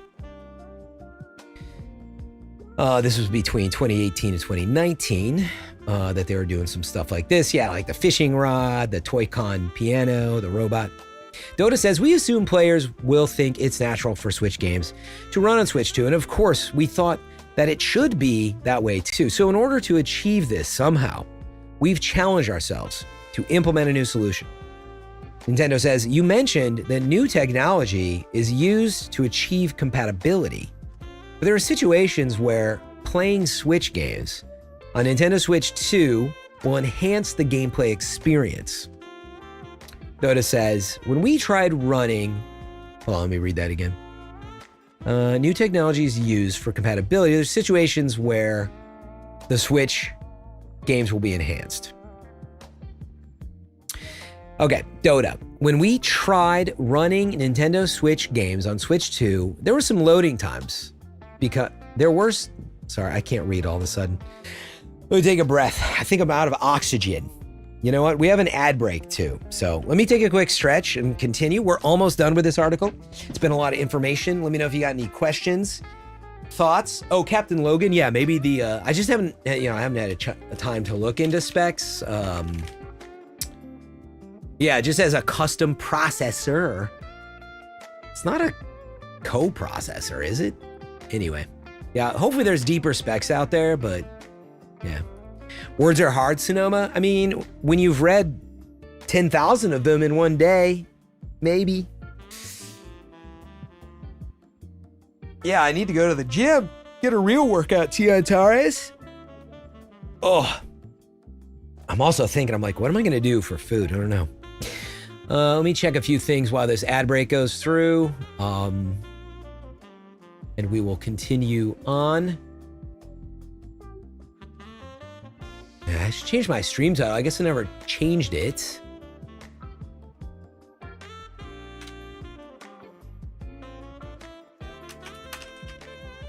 Perfect. Yeah, we gotta hydrate, Sonoma. All right, we got about 30 more seconds on the ad break. If anybody's got questions, let me know. Short of it is, Switch 2 costs $449 MSRP in the US. There's a $500 version, which you can get Mario Kart World included with, which does launch with the system. We'll learn more about that on April 17th. There is a Mario Kart Direct. So frankly, questions to be had. It is an $80 game versus $70 games that we see more commonly these days. Remains to be seen why, what that may entail. So again, we'll have to wait, but you can get it for $50 effectively if you buy it packed in. So, they're obviously betting on that. So it's interesting indeed. That's an interesting approach for sure. They're selling it for $50 if you just go all in. I think it's going to have hooks for, probably some kind of expansion content in the future just based on that. But, we'll see why it's $80. And then, specs are out there. If you need them, we have not gotten very specific pricing and exact pre-order dates, I don't think. Or maybe, did we get a pre-order date? I know you can log in on Nintendo. There's like a wait list to potentially buy it from them pre-ordered or something. Captain Logan is saying it's on April 9th. Okay, that would make sense that it's next week. So, there was also a, there's some kind of news a few days from now too. What was that? Wasn't there another, some sort of news that's also coming out a few days from now? Yeah, it was like April 4th. They're also doing something. I can't remember. Okay, let's continue on. They mentioned a new technology to enhance Switch Off. Oh yeah, Treehouse in the next few days. So we'll learn more in there as well. All right, so when we tried running Switch games, says Dota, on Switch 2, there were some, this is a typo. There were some loading times that became faster. See, that wasn't my fault, Sonoma. There were some, oh, I see. No, it's not a typo. It's just hard to read. Okay. There were some where loading, okay. Some instances where loading times became faster or game performances became more stable. So we realized that the overall gameplay experience could improve. As we mentioned previously, Game Chat will also be available for Switch games that are played on Switch 2. Even for previously released games, there are opportunities to add value in the sense that it can enhance, hold on, let me get my headphones on. I just want to keep checking in on the music. Well, it's a lot to read to them, but it's just the way they phrase that. When we tried running Switch games on Switch 2, there were some where loading times became faster. Easier said than read. So, even for previously released games, there are opportunities to add the value in that sense that can enhance and change the gameplay experience. We understand people buy new hardware so they can play new games created for it. We've developed Switch 2 with that in mind. However, it is safe to say that Switch 2 is a system with new strengths in the sense that it adds value to Switch games that players already own. We'll take advantage of those strengths in the future to further enhance the gameplay experiences of Switch games. We believe there are many things we can do, such as making Switch games compatible with GameShare through free updates, as well as leveraging Switch 2's processing power to enable games to run higher resolution and with a smoother frame rate. That one has a double asterisk. They say in addition to Nintendo Switch 2 games, Nintendo Switch 2 can play compatible physical and digital games that have been released on Nintendo Switch. They're compatible. Some Nintendo Switch games may not be supported on or fully compatible. Please see here for more info. Yeah, they have like a list they're developing at the moment. All right, Dota continues. Yes, we're preparing a function so that users can easily transfer Switch data to Switch 2 using their Nintendo accounts. This transfer from Switch to Switch 2 is actually the first system transfer that moves the account as a whole. Before Switch, players needed to create a new account for each new hardware generation. I'm already thinking like, God, I hope that setup's easier. Dota continues, since we established Nintendo accounts and supported them on Switch, we've made various efforts to expand their use beyond our dedicated gaming systems. I think that it's natural for our customers to assume that those accounts, which they've used for various purposes other than gaming, can be used as is on the new system. Free account that is required to use various Nintendo services such as the eShop, as well as services on the Nintendo Switch. Sasaki-san says, Nintendo accounts are linked to customers' important information, and we believe it's our mission to treat them with care. For our customers also, it's crucial that their accounts and data, which they've used until now, can be transferred without any loss. We're working to ensure the transfer is as secure and stress-free as possible. Yeah, everybody hates that process. Always get such a bad rap. If you can literally update your Switch, make sure you're logged in, all your cloud saves or your local saves, whatever, and cloud saves, I can't remember. And then, boom, just touch the two things together with GameShare. Be done with it. That'd be awesome. Just transfer everything. In that case, maybe it would transfer your installed games that are compatible and all that. So I don't know. There might be more info about that out there. Speaking of transferring, says Dota, I expect many people who buy a Switch 2 will already own a Switch. They might wonder which system they should use to play their digital games. But with virtual game cards, they can load and eject digital games between Switch and Switch 2, just like you would with a physical game card. Why wouldn't you just download it on your new Switch 2 though? But this feature can also be used among Switch systems as well as Switch 2 systems. We originally developed it with the idea in mind that many players will continue to play both Switch and Switch 2 after Switch 2 is launched. they can keep using both systems. Nintendo says, so if you use virtual game card feature, you can also do things like lending your digital games to family members. Apart from this, are there any other features returning from Switch that benefit from the Switch 2 system's capabilities? Let me try to find some new music real fast, folks. Let's do...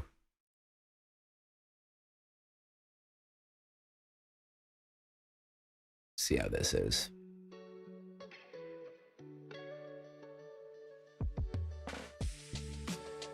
Fake Face. I don't know if you've seen the virtual card stuff, but it is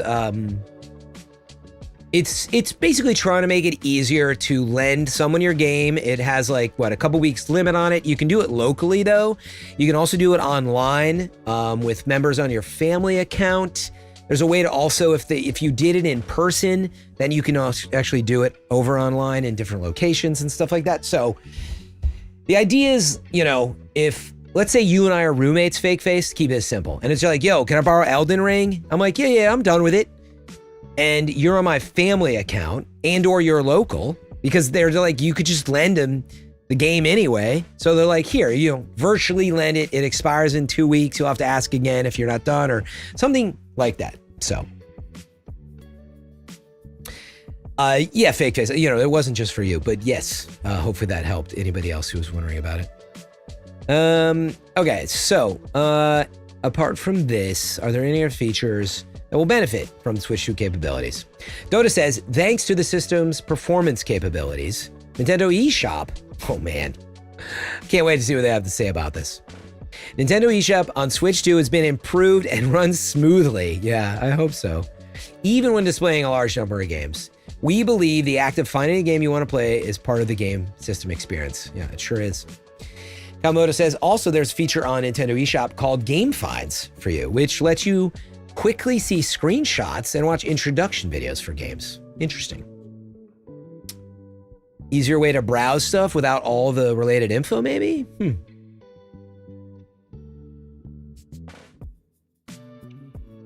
What are they showing here? Oh, they are showing Game Finds. Here, let's take a quick peek. So Game Finds, we see here on the left side. It's saying, hey there, Sarah. Looking to find some games? We've got some recommendations. Oh, it's recommendations. Oh, this is Game Finds for you. It's a recommendation feature. Your finds are refreshed every Saturday. It's like Spotify Discover Weekly, which I think it's a smart feature. And then it's just playing trailers? Okay, wait. Note it's on the bottom, it's showing like you played with a friend. Let's go back so we can see that without the overlay. Sorry, it's similar to games you've played, like this and this. Oh, you're scrolling over, yeah. Showing the price. It's like a title card and a video behind it. A little other info. It is like a Discover Weekly. I mean, I do like that they're taking this seriously, though. If this is a smooth feature, I mean, it is great because this could be huge on this platform for indie game developers. Like, frankly, more systems need like a, quote, login feature almost like this. Same idea as Discover Weekly on Spotify for me. And even just like YouTube recommendations and algorithmic stuff. So that's really good to see. Whether or not it's going to be any good or how good the algorithm gets or how it works, how they prioritize their stuff. Like, yeah. I've never seen that Captain Logan now. I never really go through the eShop. But I think it's important, if you have the time and money to be doing that sort of stuff. Okay. Let's see. With this feature, I think players will be able to easily find something interesting without having to search every nook and cranny of the shop. Yeah, I hope they lean on this. And like, to me, that's like a very basic but hopefully algorithmic, good, solid cornerstone. But then to see them maybe make that into even a bigger presentation, to keep building on that, tags and, you know, the way Steam does this for you, right? But you've also got tags and it's on your wish list and all that type of stuff coming together would be great to see them really fully embrace and maybe even just be the best at it. You know, I don't know that they will, but it's so important in our industry to get away from, like, what should I play? And like, you should know that, let's just say you play Elden Ring, and when and if First Berserker of Kazan comes to it, or Lies of P, if it comes to Switch, all of those, it should very quickly be like, hey, you sunk 100 hours in, you should play these. And that should be like your week, as soon as they're on the store, like, boom, by the way. That should be like a critical match, you know?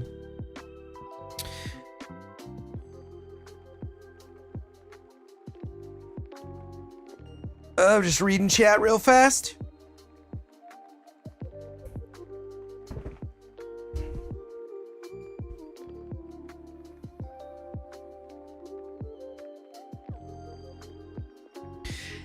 Fake face. Just sounds like a bad time for you. You're not very excited, huh? That's too bad. I mean, I'll read it. Fake face saying, we have confirmation that Nintendo games are entering $80 standard, and my salary, I'm just going to stop you there, which is, that's not true. We know Mario Kart World is $80. That's all we know. Now, maybe you know more that there's other $80 digital games, but their exclusive Switch 2 game, Donkey Kong, is $70. Hogwarts Legacy, well, I use that as an example, will probably be $70. And Cyberpunk, like, I assume $70. And I don't know, those are even older games. But that's not true. I think that's going to easily get bloated. Let's wait till April 17th. But also, I just wait to see more games that are actually priced at 80. But yeah, I think the industry is certainly headed that way. I think there's a lot of a nuanced argument, though, of like, you get plenty of games that are worth quote unquote $80, and you get plenty of other games that you've spent $70 on, or you've played free to play and you've spent $300 on that were not worth that. And so you get into this, you know, yeah, it'd be great if we could just sell games for what they're worth to you. But yeah, I don't love it, but it's certainly not some sudden, like, massive shift. But we'll see. They're definitely opening the door. But they're also selling you the game for $50 if you buy a packet. And number two, you love From Software. Having their game stuck on Switch 2 is awful for me. I mean, that'd be the same as like I love Square and having their game stuck on PlayStation, and I love, you know, the way some stuff has been stuck on Xbox. That's just the nature of the biz. I'm sure it won't be exclusive in the future and will look better on other platforms at some point. I don't think exclusive games are awesome by any means. I wish everything came out for everything and had cross-save compatibility and I didn't have to buy it again. But so let's continue on. Where do we leave off? Sasaki says, I think it was a big deal for us that with the improvement of the system's processing capability, we're able to take our goals one step forward. First, we prioritize making the system appeal to as many players as possible. Then we shifted our focus to improving the player's experience. The team came together to create something with that goal in mind. This was about enhancing Switch games, which I'm very curious to learn more about. So.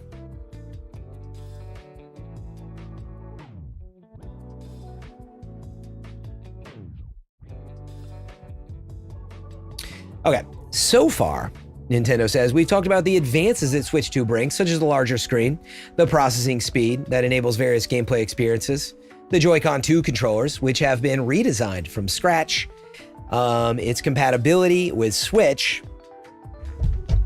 However, we haven't touched on the name yet. How did you land on the name Nintendo Switch 2? Okay, curious to read this one. There were a lot of ideas for the name, and we really struggled to find the right one, says Kawamoto. And some people are going to laugh at this. I'm very curious to see what they're going to say about this. Sorry if you get hit with an ad break. Apologies. It's already popping off over there. It's just 1 minute if you stick around. Kawamoto says, there were a lot of ideas for the name, and we really struggled to find the right one. We even considered ideas like Super Nintendo Switch.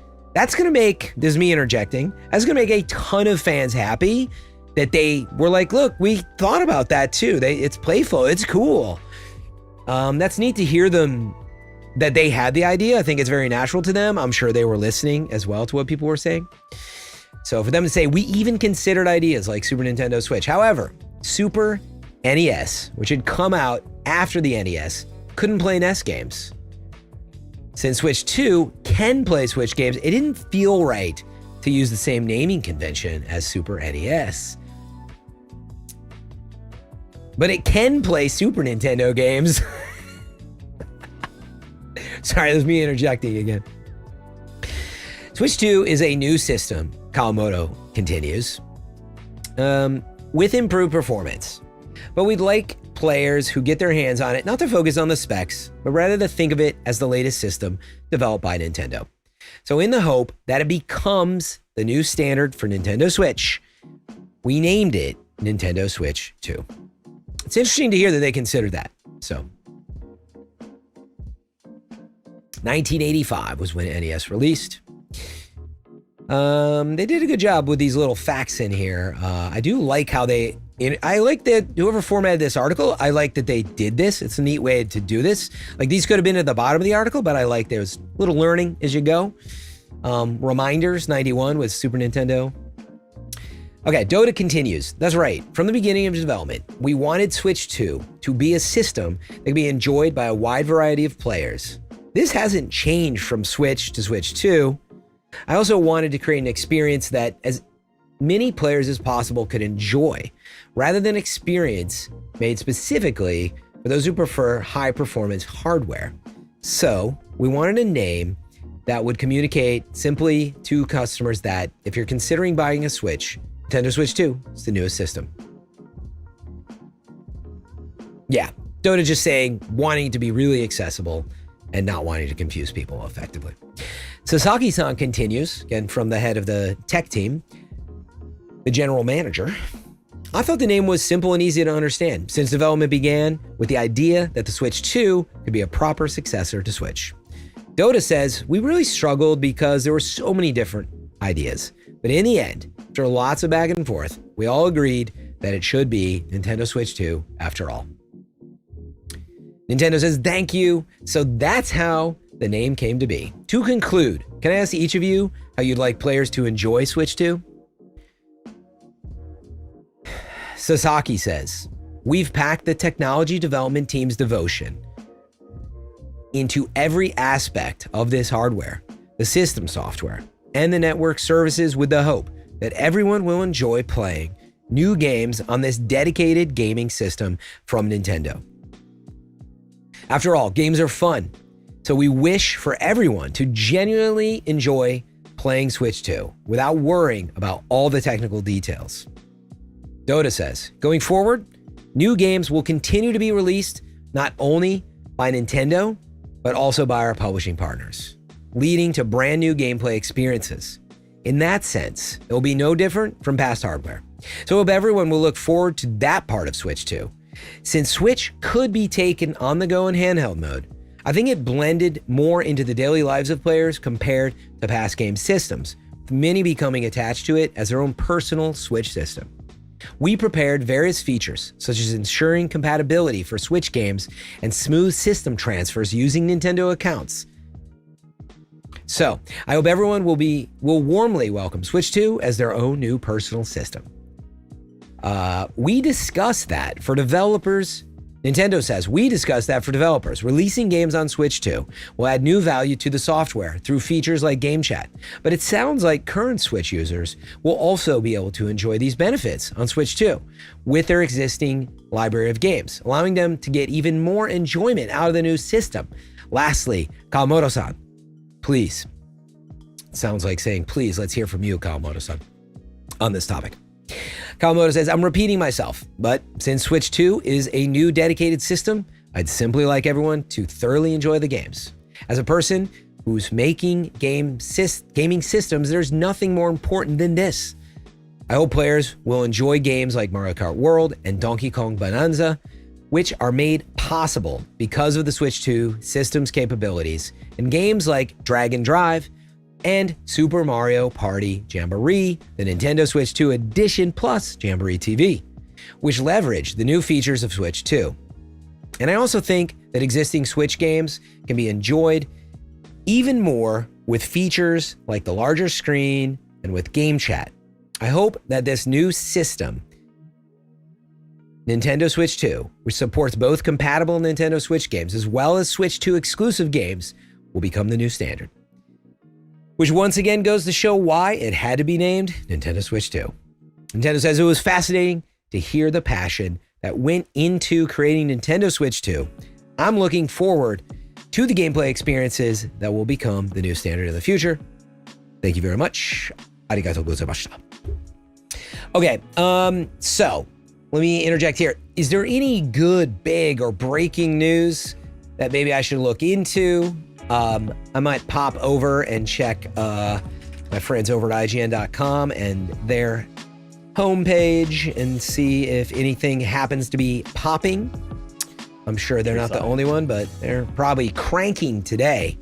So I'll see if I can find anything there.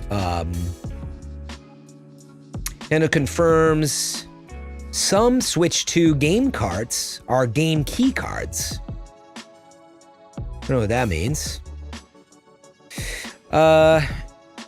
Fake Face, did you check battery specs? I mean, they said it was 1.2 the capacity of the first one, but I don't know if that's how much hours that's gonna equal. I think it's gonna take some real world tests. From what they said, it makes me think that they want it to be similar. Yeah, I mean, so you're saying like on the specs page, I don't think you can go by that. Like, yeah, they say 2 to 6.5 hours, by the way. Yeah. Charging time is 3 hours. But then they say the battery life is 20 hours. Oh, no, wait. No, wait. That's a different device. My bad. Hold on, let me back up. Yeah, for the actual system, it's 2 to 6.5 hours, but it's gonna completely depend. Charging time is 3 hours when the system's in sleep mode is what I'm saying there. It's honestly, I think you can expect a similar experience. I would not expect some massive change in battery performance because they increased the specs and the screen size, but we'll see. Honestly, like, even if the specs are, say, worse than Switch, I still wouldn't bet on anything until here's what you're gonna need to see. Switch 2 enhanced, upgraded Tears of the Kingdom, play that for like 3 hours, and then go play that for 3 hours on the regular Switch and see what does that come out to. And the brightness mode's got to be matched, little things like that. Not docked, all that stuff. Okay, so there is some talk of a Switch 2 game card being a download key. Some Switch 2 game cards won't always carry an actual game and will instead sometimes contain a simple key for a game download. Super Mario Bros. Company detailed how it will update its approach to physical game cartridges in the customer support post.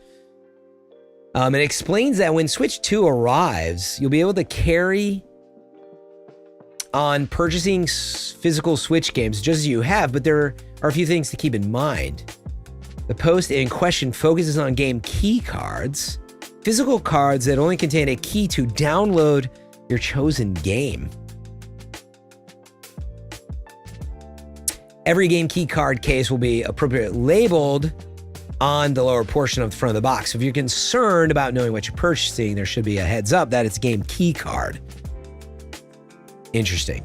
News that Nintendo will utilize these game key cards for Switch 2 has already taken hold of physical gaming fans who prefer the simple plug and play simplicity.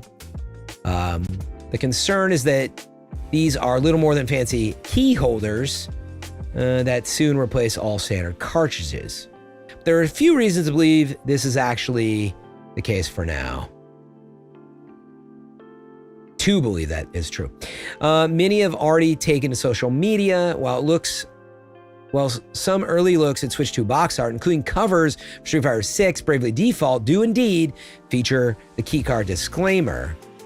Others, like Mario Kart and Bonanza, do not. So yeah, we're gonna have to see how this pans out. That is an interesting one for sure.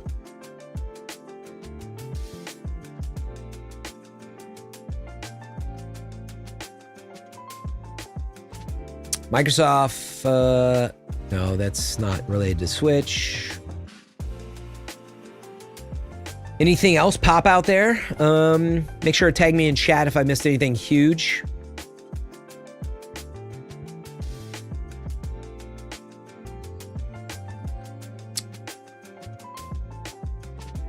I'm not seeing anything else breaking. I mean, I honestly think we got a lot of the big news.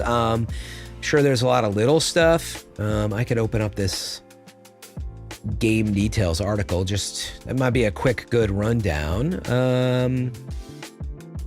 Yeah, I mean, like, I'm still seeing, has anybody really like leaked or made clear? I think there's been some Japanese pricing somebody linked to in chat. That's something I could potentially look at now. Captain Logan says Minecraft movie is bad according to Zerto. Yeah, I'm shocked if that's the case. I mean,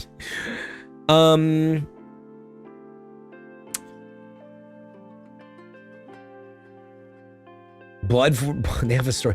Bloodborne fan reacts to the Dusk Bloods. Does the old blood stir in this new title? I mean, yeah, I never played Bloodborne, so I wonder if it has like some crossover talk. But yeah, how much are freaking expansions, dude? Like Tears of the Kingdom expansion upgrade, enhanced upgrade.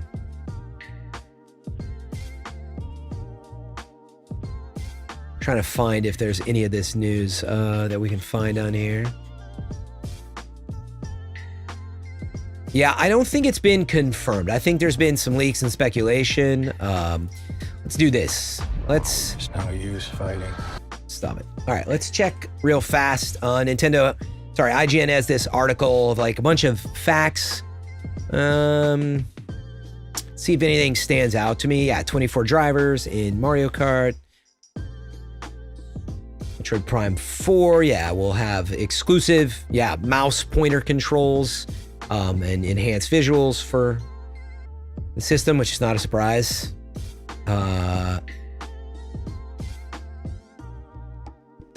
They are noting two different graphic modes, 4K 60, 1080p 120. I'm wondering if it would support 1440. They really need to do that, but maybe they're just like, almost nobody's going to do that, so it's going to be 1440 at 60. God, retro would be awesome if, let's just say it was like, actually, I wonder if Nintendo, what's its VRR capabilities? I bet you that's going to be an issue. Like, it probably doesn't have like deep VRR support. I mean, I know PlayStation's had its troubles with that anyway, but like you could imagine like 1440, 80 frames a second for Prime, like that would be dope, you know? So I don't know. It'd be nice for them to include such options as people, I mean, people just like myself play it on a monitor, and TVs come with more support now, you know, so. July 17th is Donkey Kong Bonanza. Kirby Air Ride, by the way. So this is a upgrade spin-off to Kirby Air Ride. We'll have to see. I'm going to ask my cohort, Matt Cass from Cena, who reviewed the original. He skewered it. I remember that now, that he skewered it. I bet you that's a fun review to read. This is some spin-off update, so I don't know. Hopefully it's good. It's a racing game at its core, but I don't know. We'll see what they do with like co-op racing game. So let's see. Anything else big in here?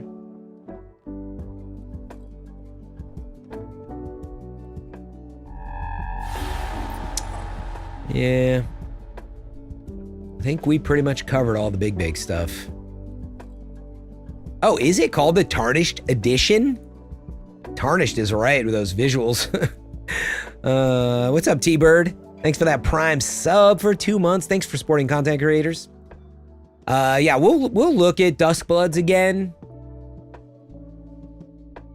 Oh, Hollow Knight Silksong was in there, and that's listed for 2025.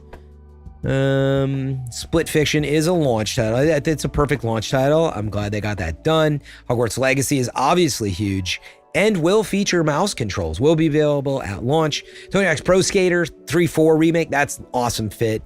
I almost forgot about that one. What else? Anything else big? Yeah, Civ will have mouse controls. Cyberpunk Ultimate Edition is with, Phantom Liberty. I can't wait to just see if they just did like a good, solid 60 frames performance You know, they may have a 30 frame mode. I don't know. I'll be very curious to learn about that. It's awesome that they got that done. Red Dead Redemption 2 is sorely lacking and missing from this, by the way. So I think they're so busy on GTA is probably, with all the multi-studio support, is probably why, but that's a darn shame. Captain Logan, yeah, I mean, no Sea of Thieves, no Indiana Jones. I mean, sure, but it's a bit early for that anyway, but it'd be nice. I mean, there's a bunch of games like Hi-Fi Rush would have been just like a killer launch game. Also, like, did Ubisoft announce Prince of Persia: The Lost Crown for this? It's a darn shame that that is not one of these like highlighted. It's just such a great game. I keep saying I wish that Prince of Persia: The Lost Crown was like, it's exactly the best candidate for launch, enhanced visuals. This is where we should be selling this. I don't know if there's been any talk about Prince of Persia: The Lost Crown today. I would love to see if that was the case, but are there any Ubisoft games on here, actually? When I think about it, there must be. They're usually a good launch partner. Probably forgetting something, but... Oh yeah, Star Wars Outlaws. That's right. It's there. I forget the release date. Cosmic Invasion is coming. Everybody would be happy to know about that. Anything else? Oh yeah, of course, the GameCube news. That excites me, but a pretty like weak, small lineup at launch. I would have liked to see this launching with like some more uniqueness. GameCube has like lots of gems. F-Zero probably the best of that lineup. I mean, I love Wind Waker. It's just like, please just make a remaster at this point. A remake. Enhanced.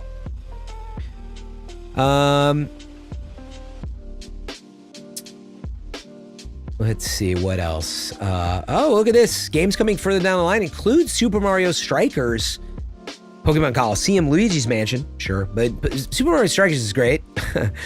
Pokemon fans will be somewhat happy with that.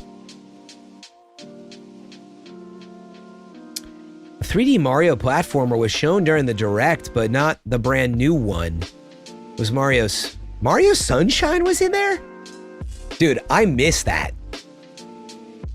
That's awesome. I'm gonna make Andy play that again. I'll be very curious to see that version of Mario Sunshine. That's so great. I didn't see Sunshine. It says that it must have been fast. 3D Mario platformer during the Direct, yeah. And it was Mario Sunshine. It must have been in a, I don't know where maybe they showed it in a corner, but not in motion. Well, I just don't remember where they showed it. But yeah, that'll be interesting to see as part of the GameCube rollout there. I think I gave it a 9.4 back in the day. And tell you what, back then, it was. That was the GameSpot Game of the Year, I think, that year. Come on. Yeah, and the new GameCube controller, actually, man, I forgot. Dude, I gotta buy that. So excited. I kind of want to play most of my games with that controller. If I can. Honestly, I'd be so happy playing with that. Probably. Pro Controller looks nice though with the new assignable trigger buttons. Will be nice for certain games, so. IGN does have a story where a Bloodborne fan has reacted to this. Now, who is this Bloodborne fan? So you plays the Blood Sworn. Let's read this in full. Turn this down. Read this in full. So we'll watch the Dustbloods trailer again. Maybe we should just watch it again and then talk about it. Let's do that. Yeah, I've lost track of my mini windows that are open.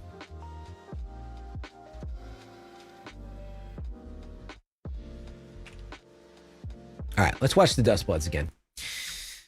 Okay.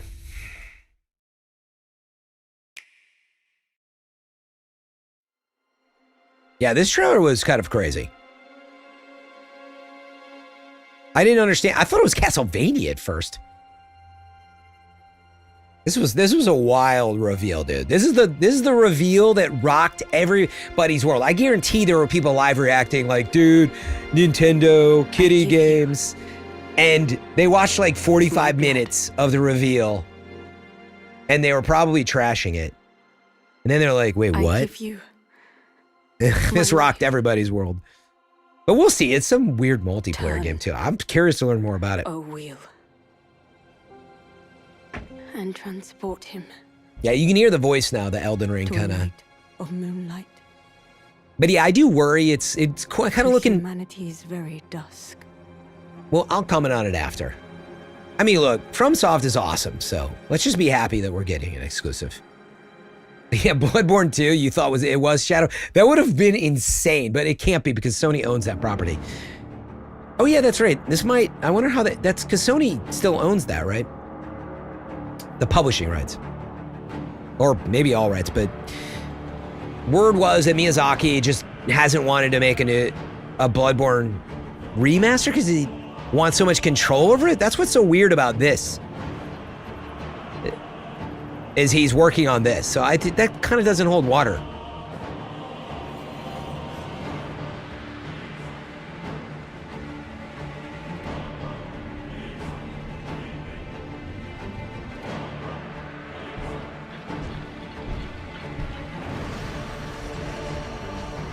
I can't believe this is a Switch exclusive. I like, it's crazy. Now we'll have to see like what it really is. And we're gonna read a Bloodborne fan's reaction. Maybe has some more insights. It looks like it's some Battle Royale-esque. If it's just like a co-op, I'd be honestly really happy. But I feel like I keep seeing these weird like race to the finish vibes. But like this is great. And contemplate now the moon, as befits the soon to depart. Like that is super weird to see. Carrier of blood. And we saw them embracing some of this stuff in Night Rain as well.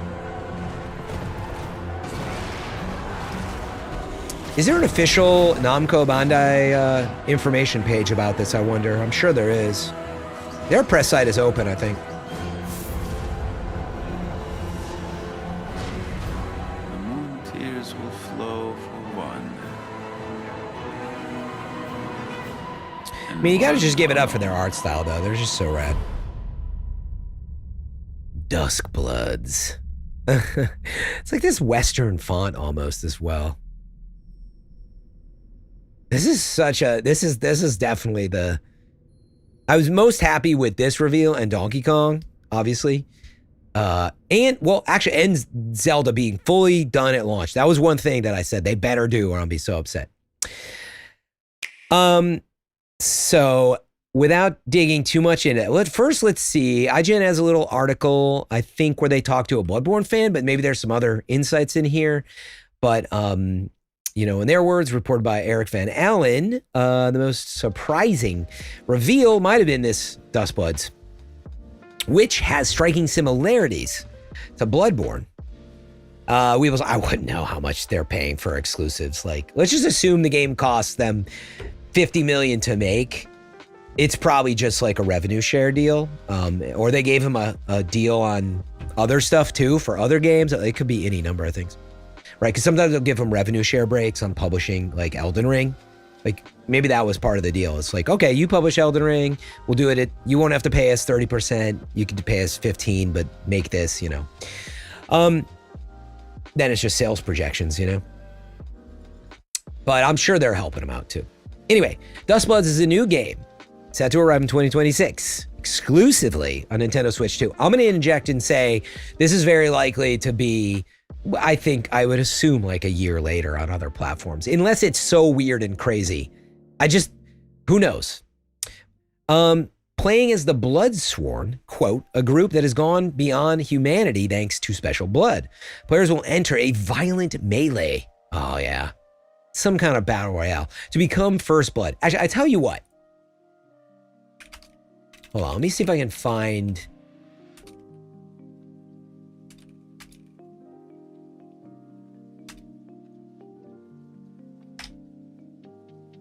I would love if, 1 second. if it's in their press center,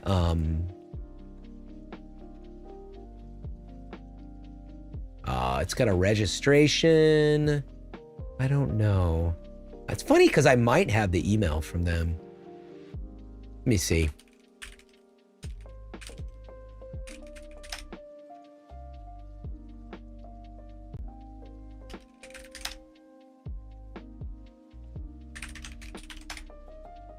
I don't think I do have access. Okay. With that in mind, let's see if they put it on their official site.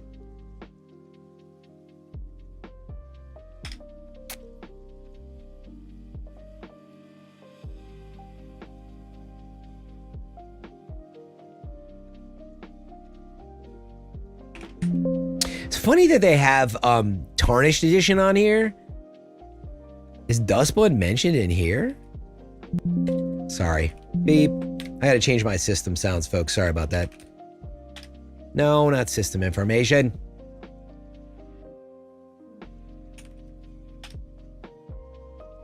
Fixed. This was for Elden Ring. Tarnished Edition. Might as well read this real fast, what they're doing, and then we'll continue with Dustblood. All-in-one version that includes base Elden Ring as well as Shadow of the Erdtree. Oh, that's cool. Feature new armor and customization features for Torrent's appearance. Slated for release in 2025. The additional content in the title will also be available on other platforms. So this content will not be exclusive, like Torrent's appearance and all that stuff. They don't mention Dustbloods in here. I mean, they must have wanted to keep it secret. Why is Dustbloods not on this website? Strange to me. Okay. Yeah, I was just hoping I could see the, oh, maybe it's under load more, but. Weird. Just one more check, and then I'm going to continue reading on here. Whoa, God. Oh, no. There we go.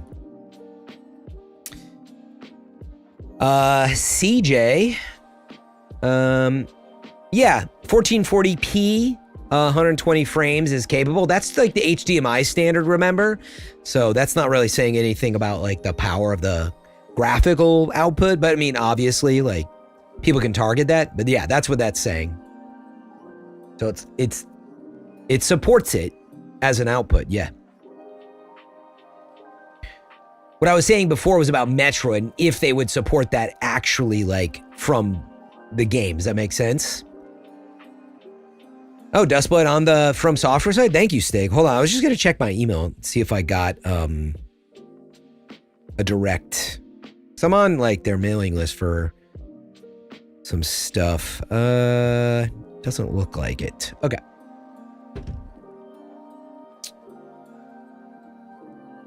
Let me just see. So, oh, they don't have an English version of this? Wait,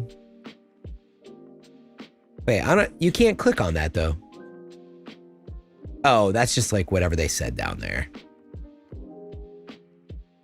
Yeah, I mean, if I go, here, let me do one more search on their X, From Soft. Hold on, let me go to their page,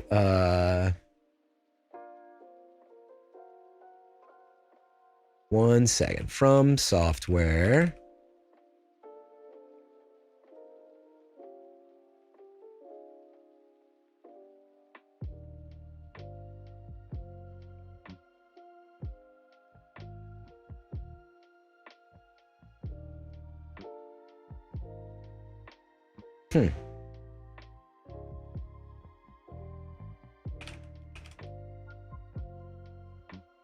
Yeah, fake face. It looks like that's maybe the page. Is that not the same page? Maybe it isn't.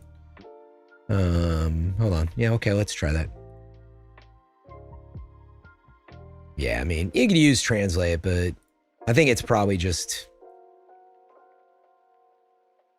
Yeah, it's this page that it sends it to, yeah. Yeah, I mean, you can't trust translation 1-to-1. I'm sure it's gotten a lot better, but put up against up to 8 players, the battle between the player and the enemy unfolds. It is, yeah, PvP. Player surpasses human through the power of special blood. Oh, this is what I was talking about. That's right.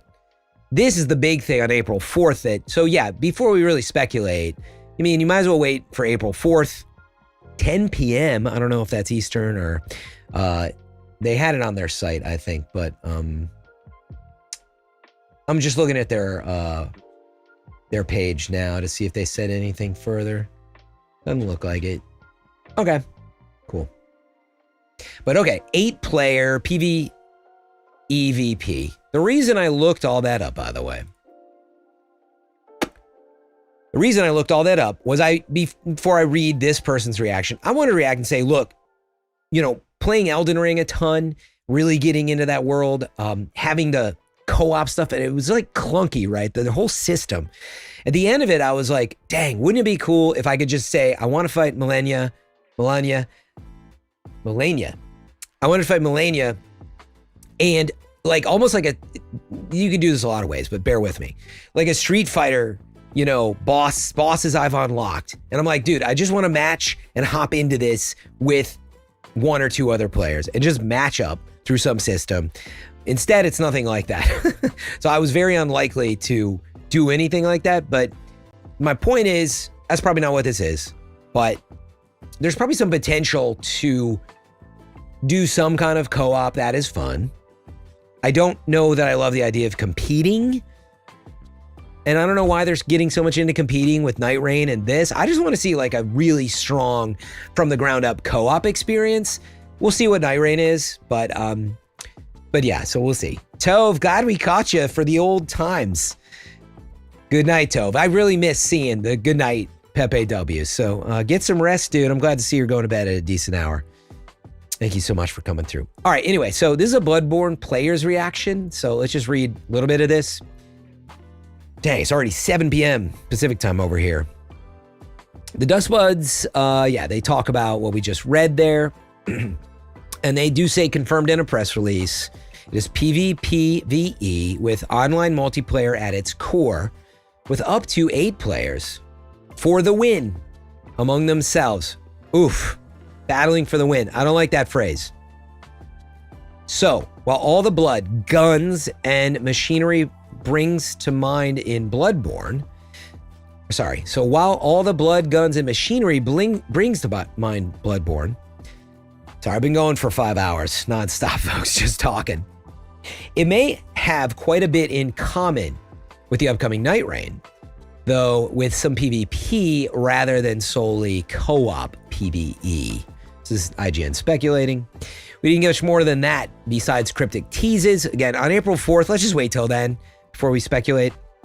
But Bloodborne fans are having a wide variety of reactions. One commenter on a Bloodborne Reddit went to say blood. Every 5 seconds, they're talking about blood. Another said, that game is 100% Bloodborne 2. I assume the name change is either because it's in a different setting or because of the Sony exclusivity. First of all, it's not Bloodborne 2, but maybe it will contain some story references and stuff. I say that because like it's some PvE co-op game. Thank you, Real Dan. I appreciate you hanging out early on and always bringing the hype. I'm hurting, man. I need some pizza. Though the Dustbloods is still different, it's easy to see the connections that would have fans feeling like it's a spiritual successor to Bloodborne. And while the Souls games and Elden Ring have gone onto other systems, Elden Ring even got a, quote, tarnished locked in edition for the Switch too. Bloodborne has remained a PlayStation 4 exclusive since release, not even making it over to PC. A port, a sequel, or really anything has been something fans have wanted for years. Nintendo really got tired of waiting, says another commenter, for Bloodborne 2 and just decided to fund it themselves. Another reply points out that much like Bloodborne, the Dustbloods is currently a Nintendo Switch 2 exclusive. I mean, that's a stretch there, but sure. The The announcement definitely kickstarted Bloodborne faithfuls, though reality has been setting in with confirmation that this sounds like a Battle Royale style game. Rather, it sounds like they wrote this earlier and kind of updated it as they went.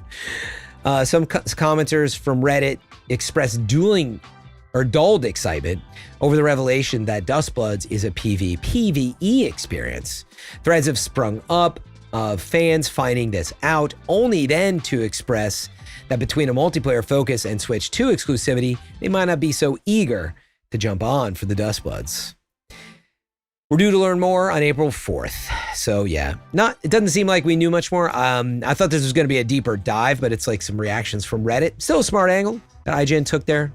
Not their first rodeo when it comes to that, right? So, man, we learned a lot today. Anything else huge out there? Switch 2 fans, any questions? I'm happy to answer if you missed anything. I did a full reacts. This is live on my YouTube channel, Fran Mirabella. So you'll be able to catch the archive there.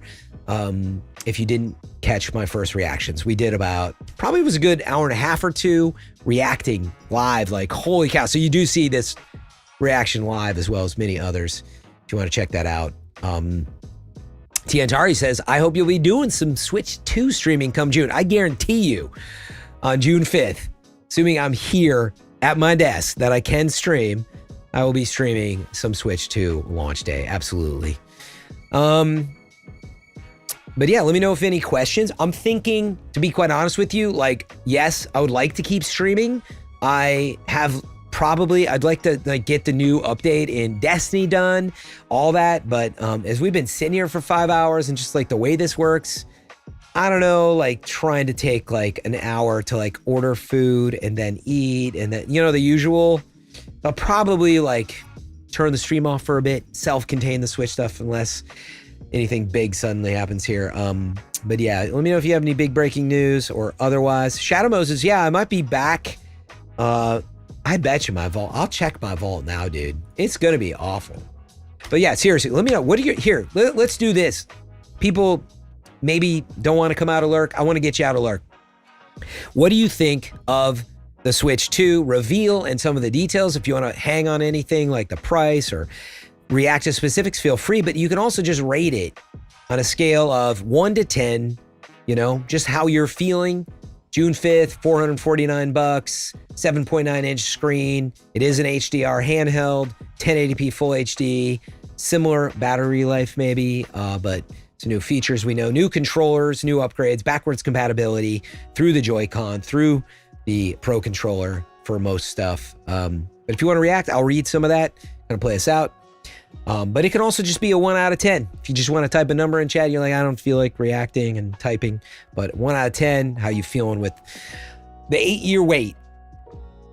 Real Dan says, this looks epic. Here, hold on. While we read some of this, I'm gonna go back to my regularly scheduled hype music, I think. There we go. But yeah, Real Dan says, I'm hyped.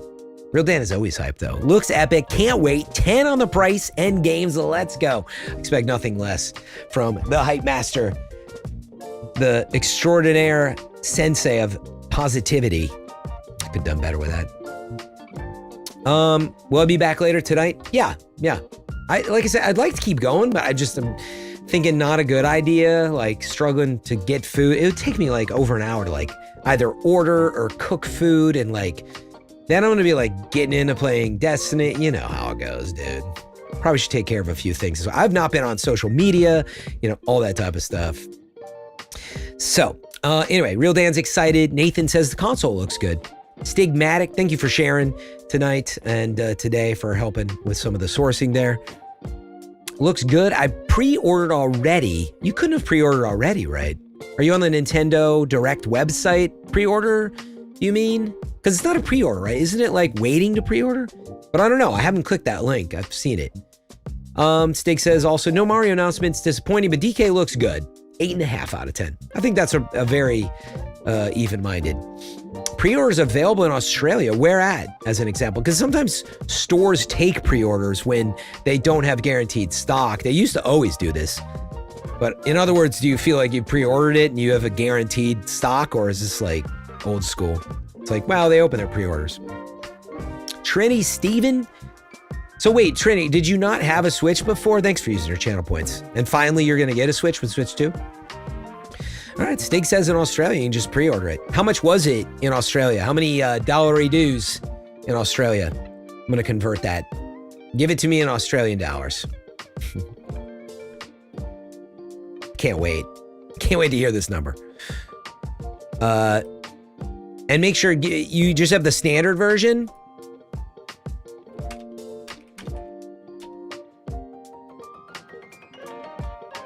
Neverender saying 769, which would about check out. It's about 482 USD. So if that is the case, honestly, I'm surprised it's not more.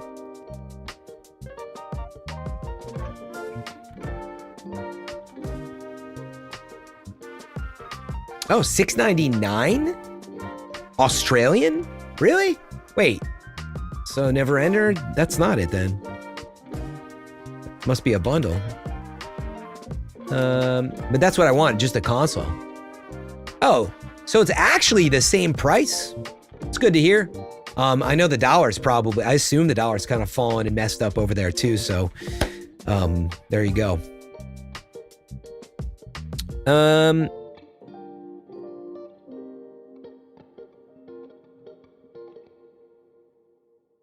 Okay, what else? Yeah, no, I know. I see that Neverender. Sorry, it's just you didn't say that. That's all I was saying. I was asking him what he... It doesn't matter. $6.99 for the console was what I was asking. $6.99 Australia. That's all I wanted to know. But cool. We now know the dock price, or the bundle price too.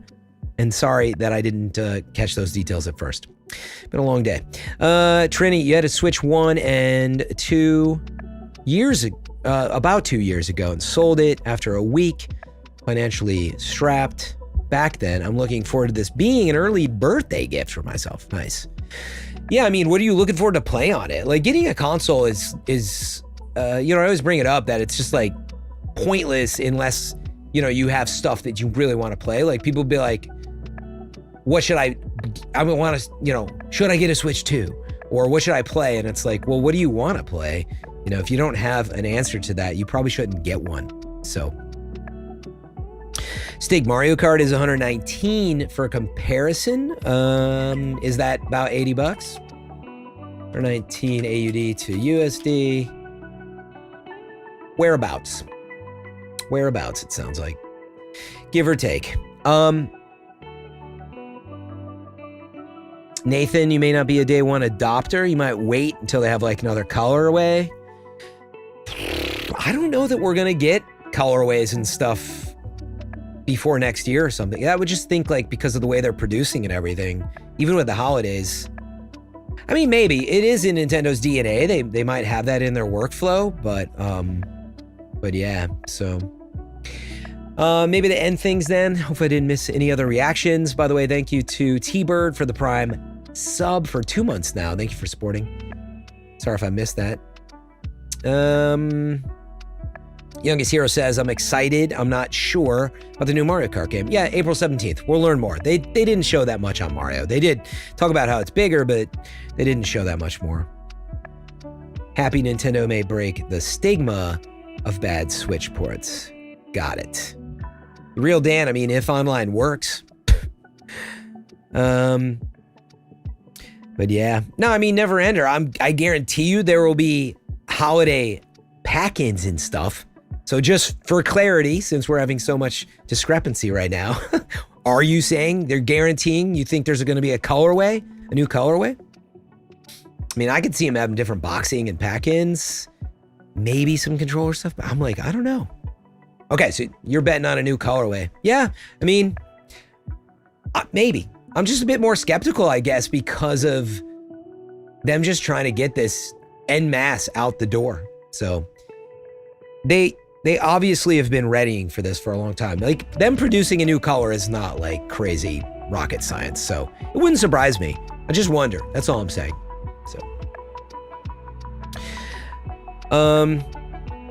Neverender says there will be a holiday Mario, and we'll get a color for that. I welcome it. I think we're more likely to get Joy-Con edition colors. So I'm saying of the console itself, you know, the handheld, all of that. I wonder if like we'll get, you know, a dock but yeah, like Joy-Cons and stuff, sure. I mean, I guess at the end of the day, I haven't really looked at what color is there even on now that I think about it, yeah, but that would be it, right? Like you need like a white edition console though, as an example. So I don't know, a little more skeptical of that, more likely to see Joy-Cons, I think. Maybe Pro Controller stuff even, but it'd be nice. Yeah, I don't think it's rocket science, but that's why I say that. I don't think we're in a new Mario.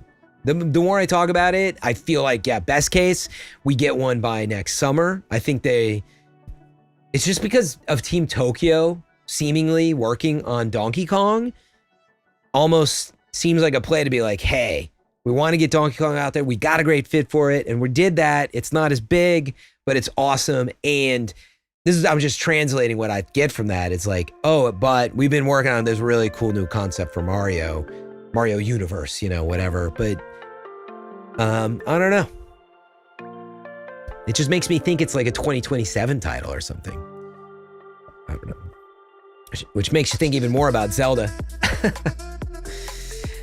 Captain Logan asks, Fran, do you think the OLED Switch 2 will be 500 if it happens? No, not currently. I would just do the math that it would be 550 at least. Yeah, it'd be at least 549. But I just don't think you're going to see that till maybe, if you're lucky, the end of next year? Yeah, minimum. If anything, I'm still waiting for the price of Switch to drop. You know, so just like Switch 1. That should be $299. Just ask yourself that question. I know you don't want it, but when will Switch OLED, the original, be $299? That's your first tell, probably.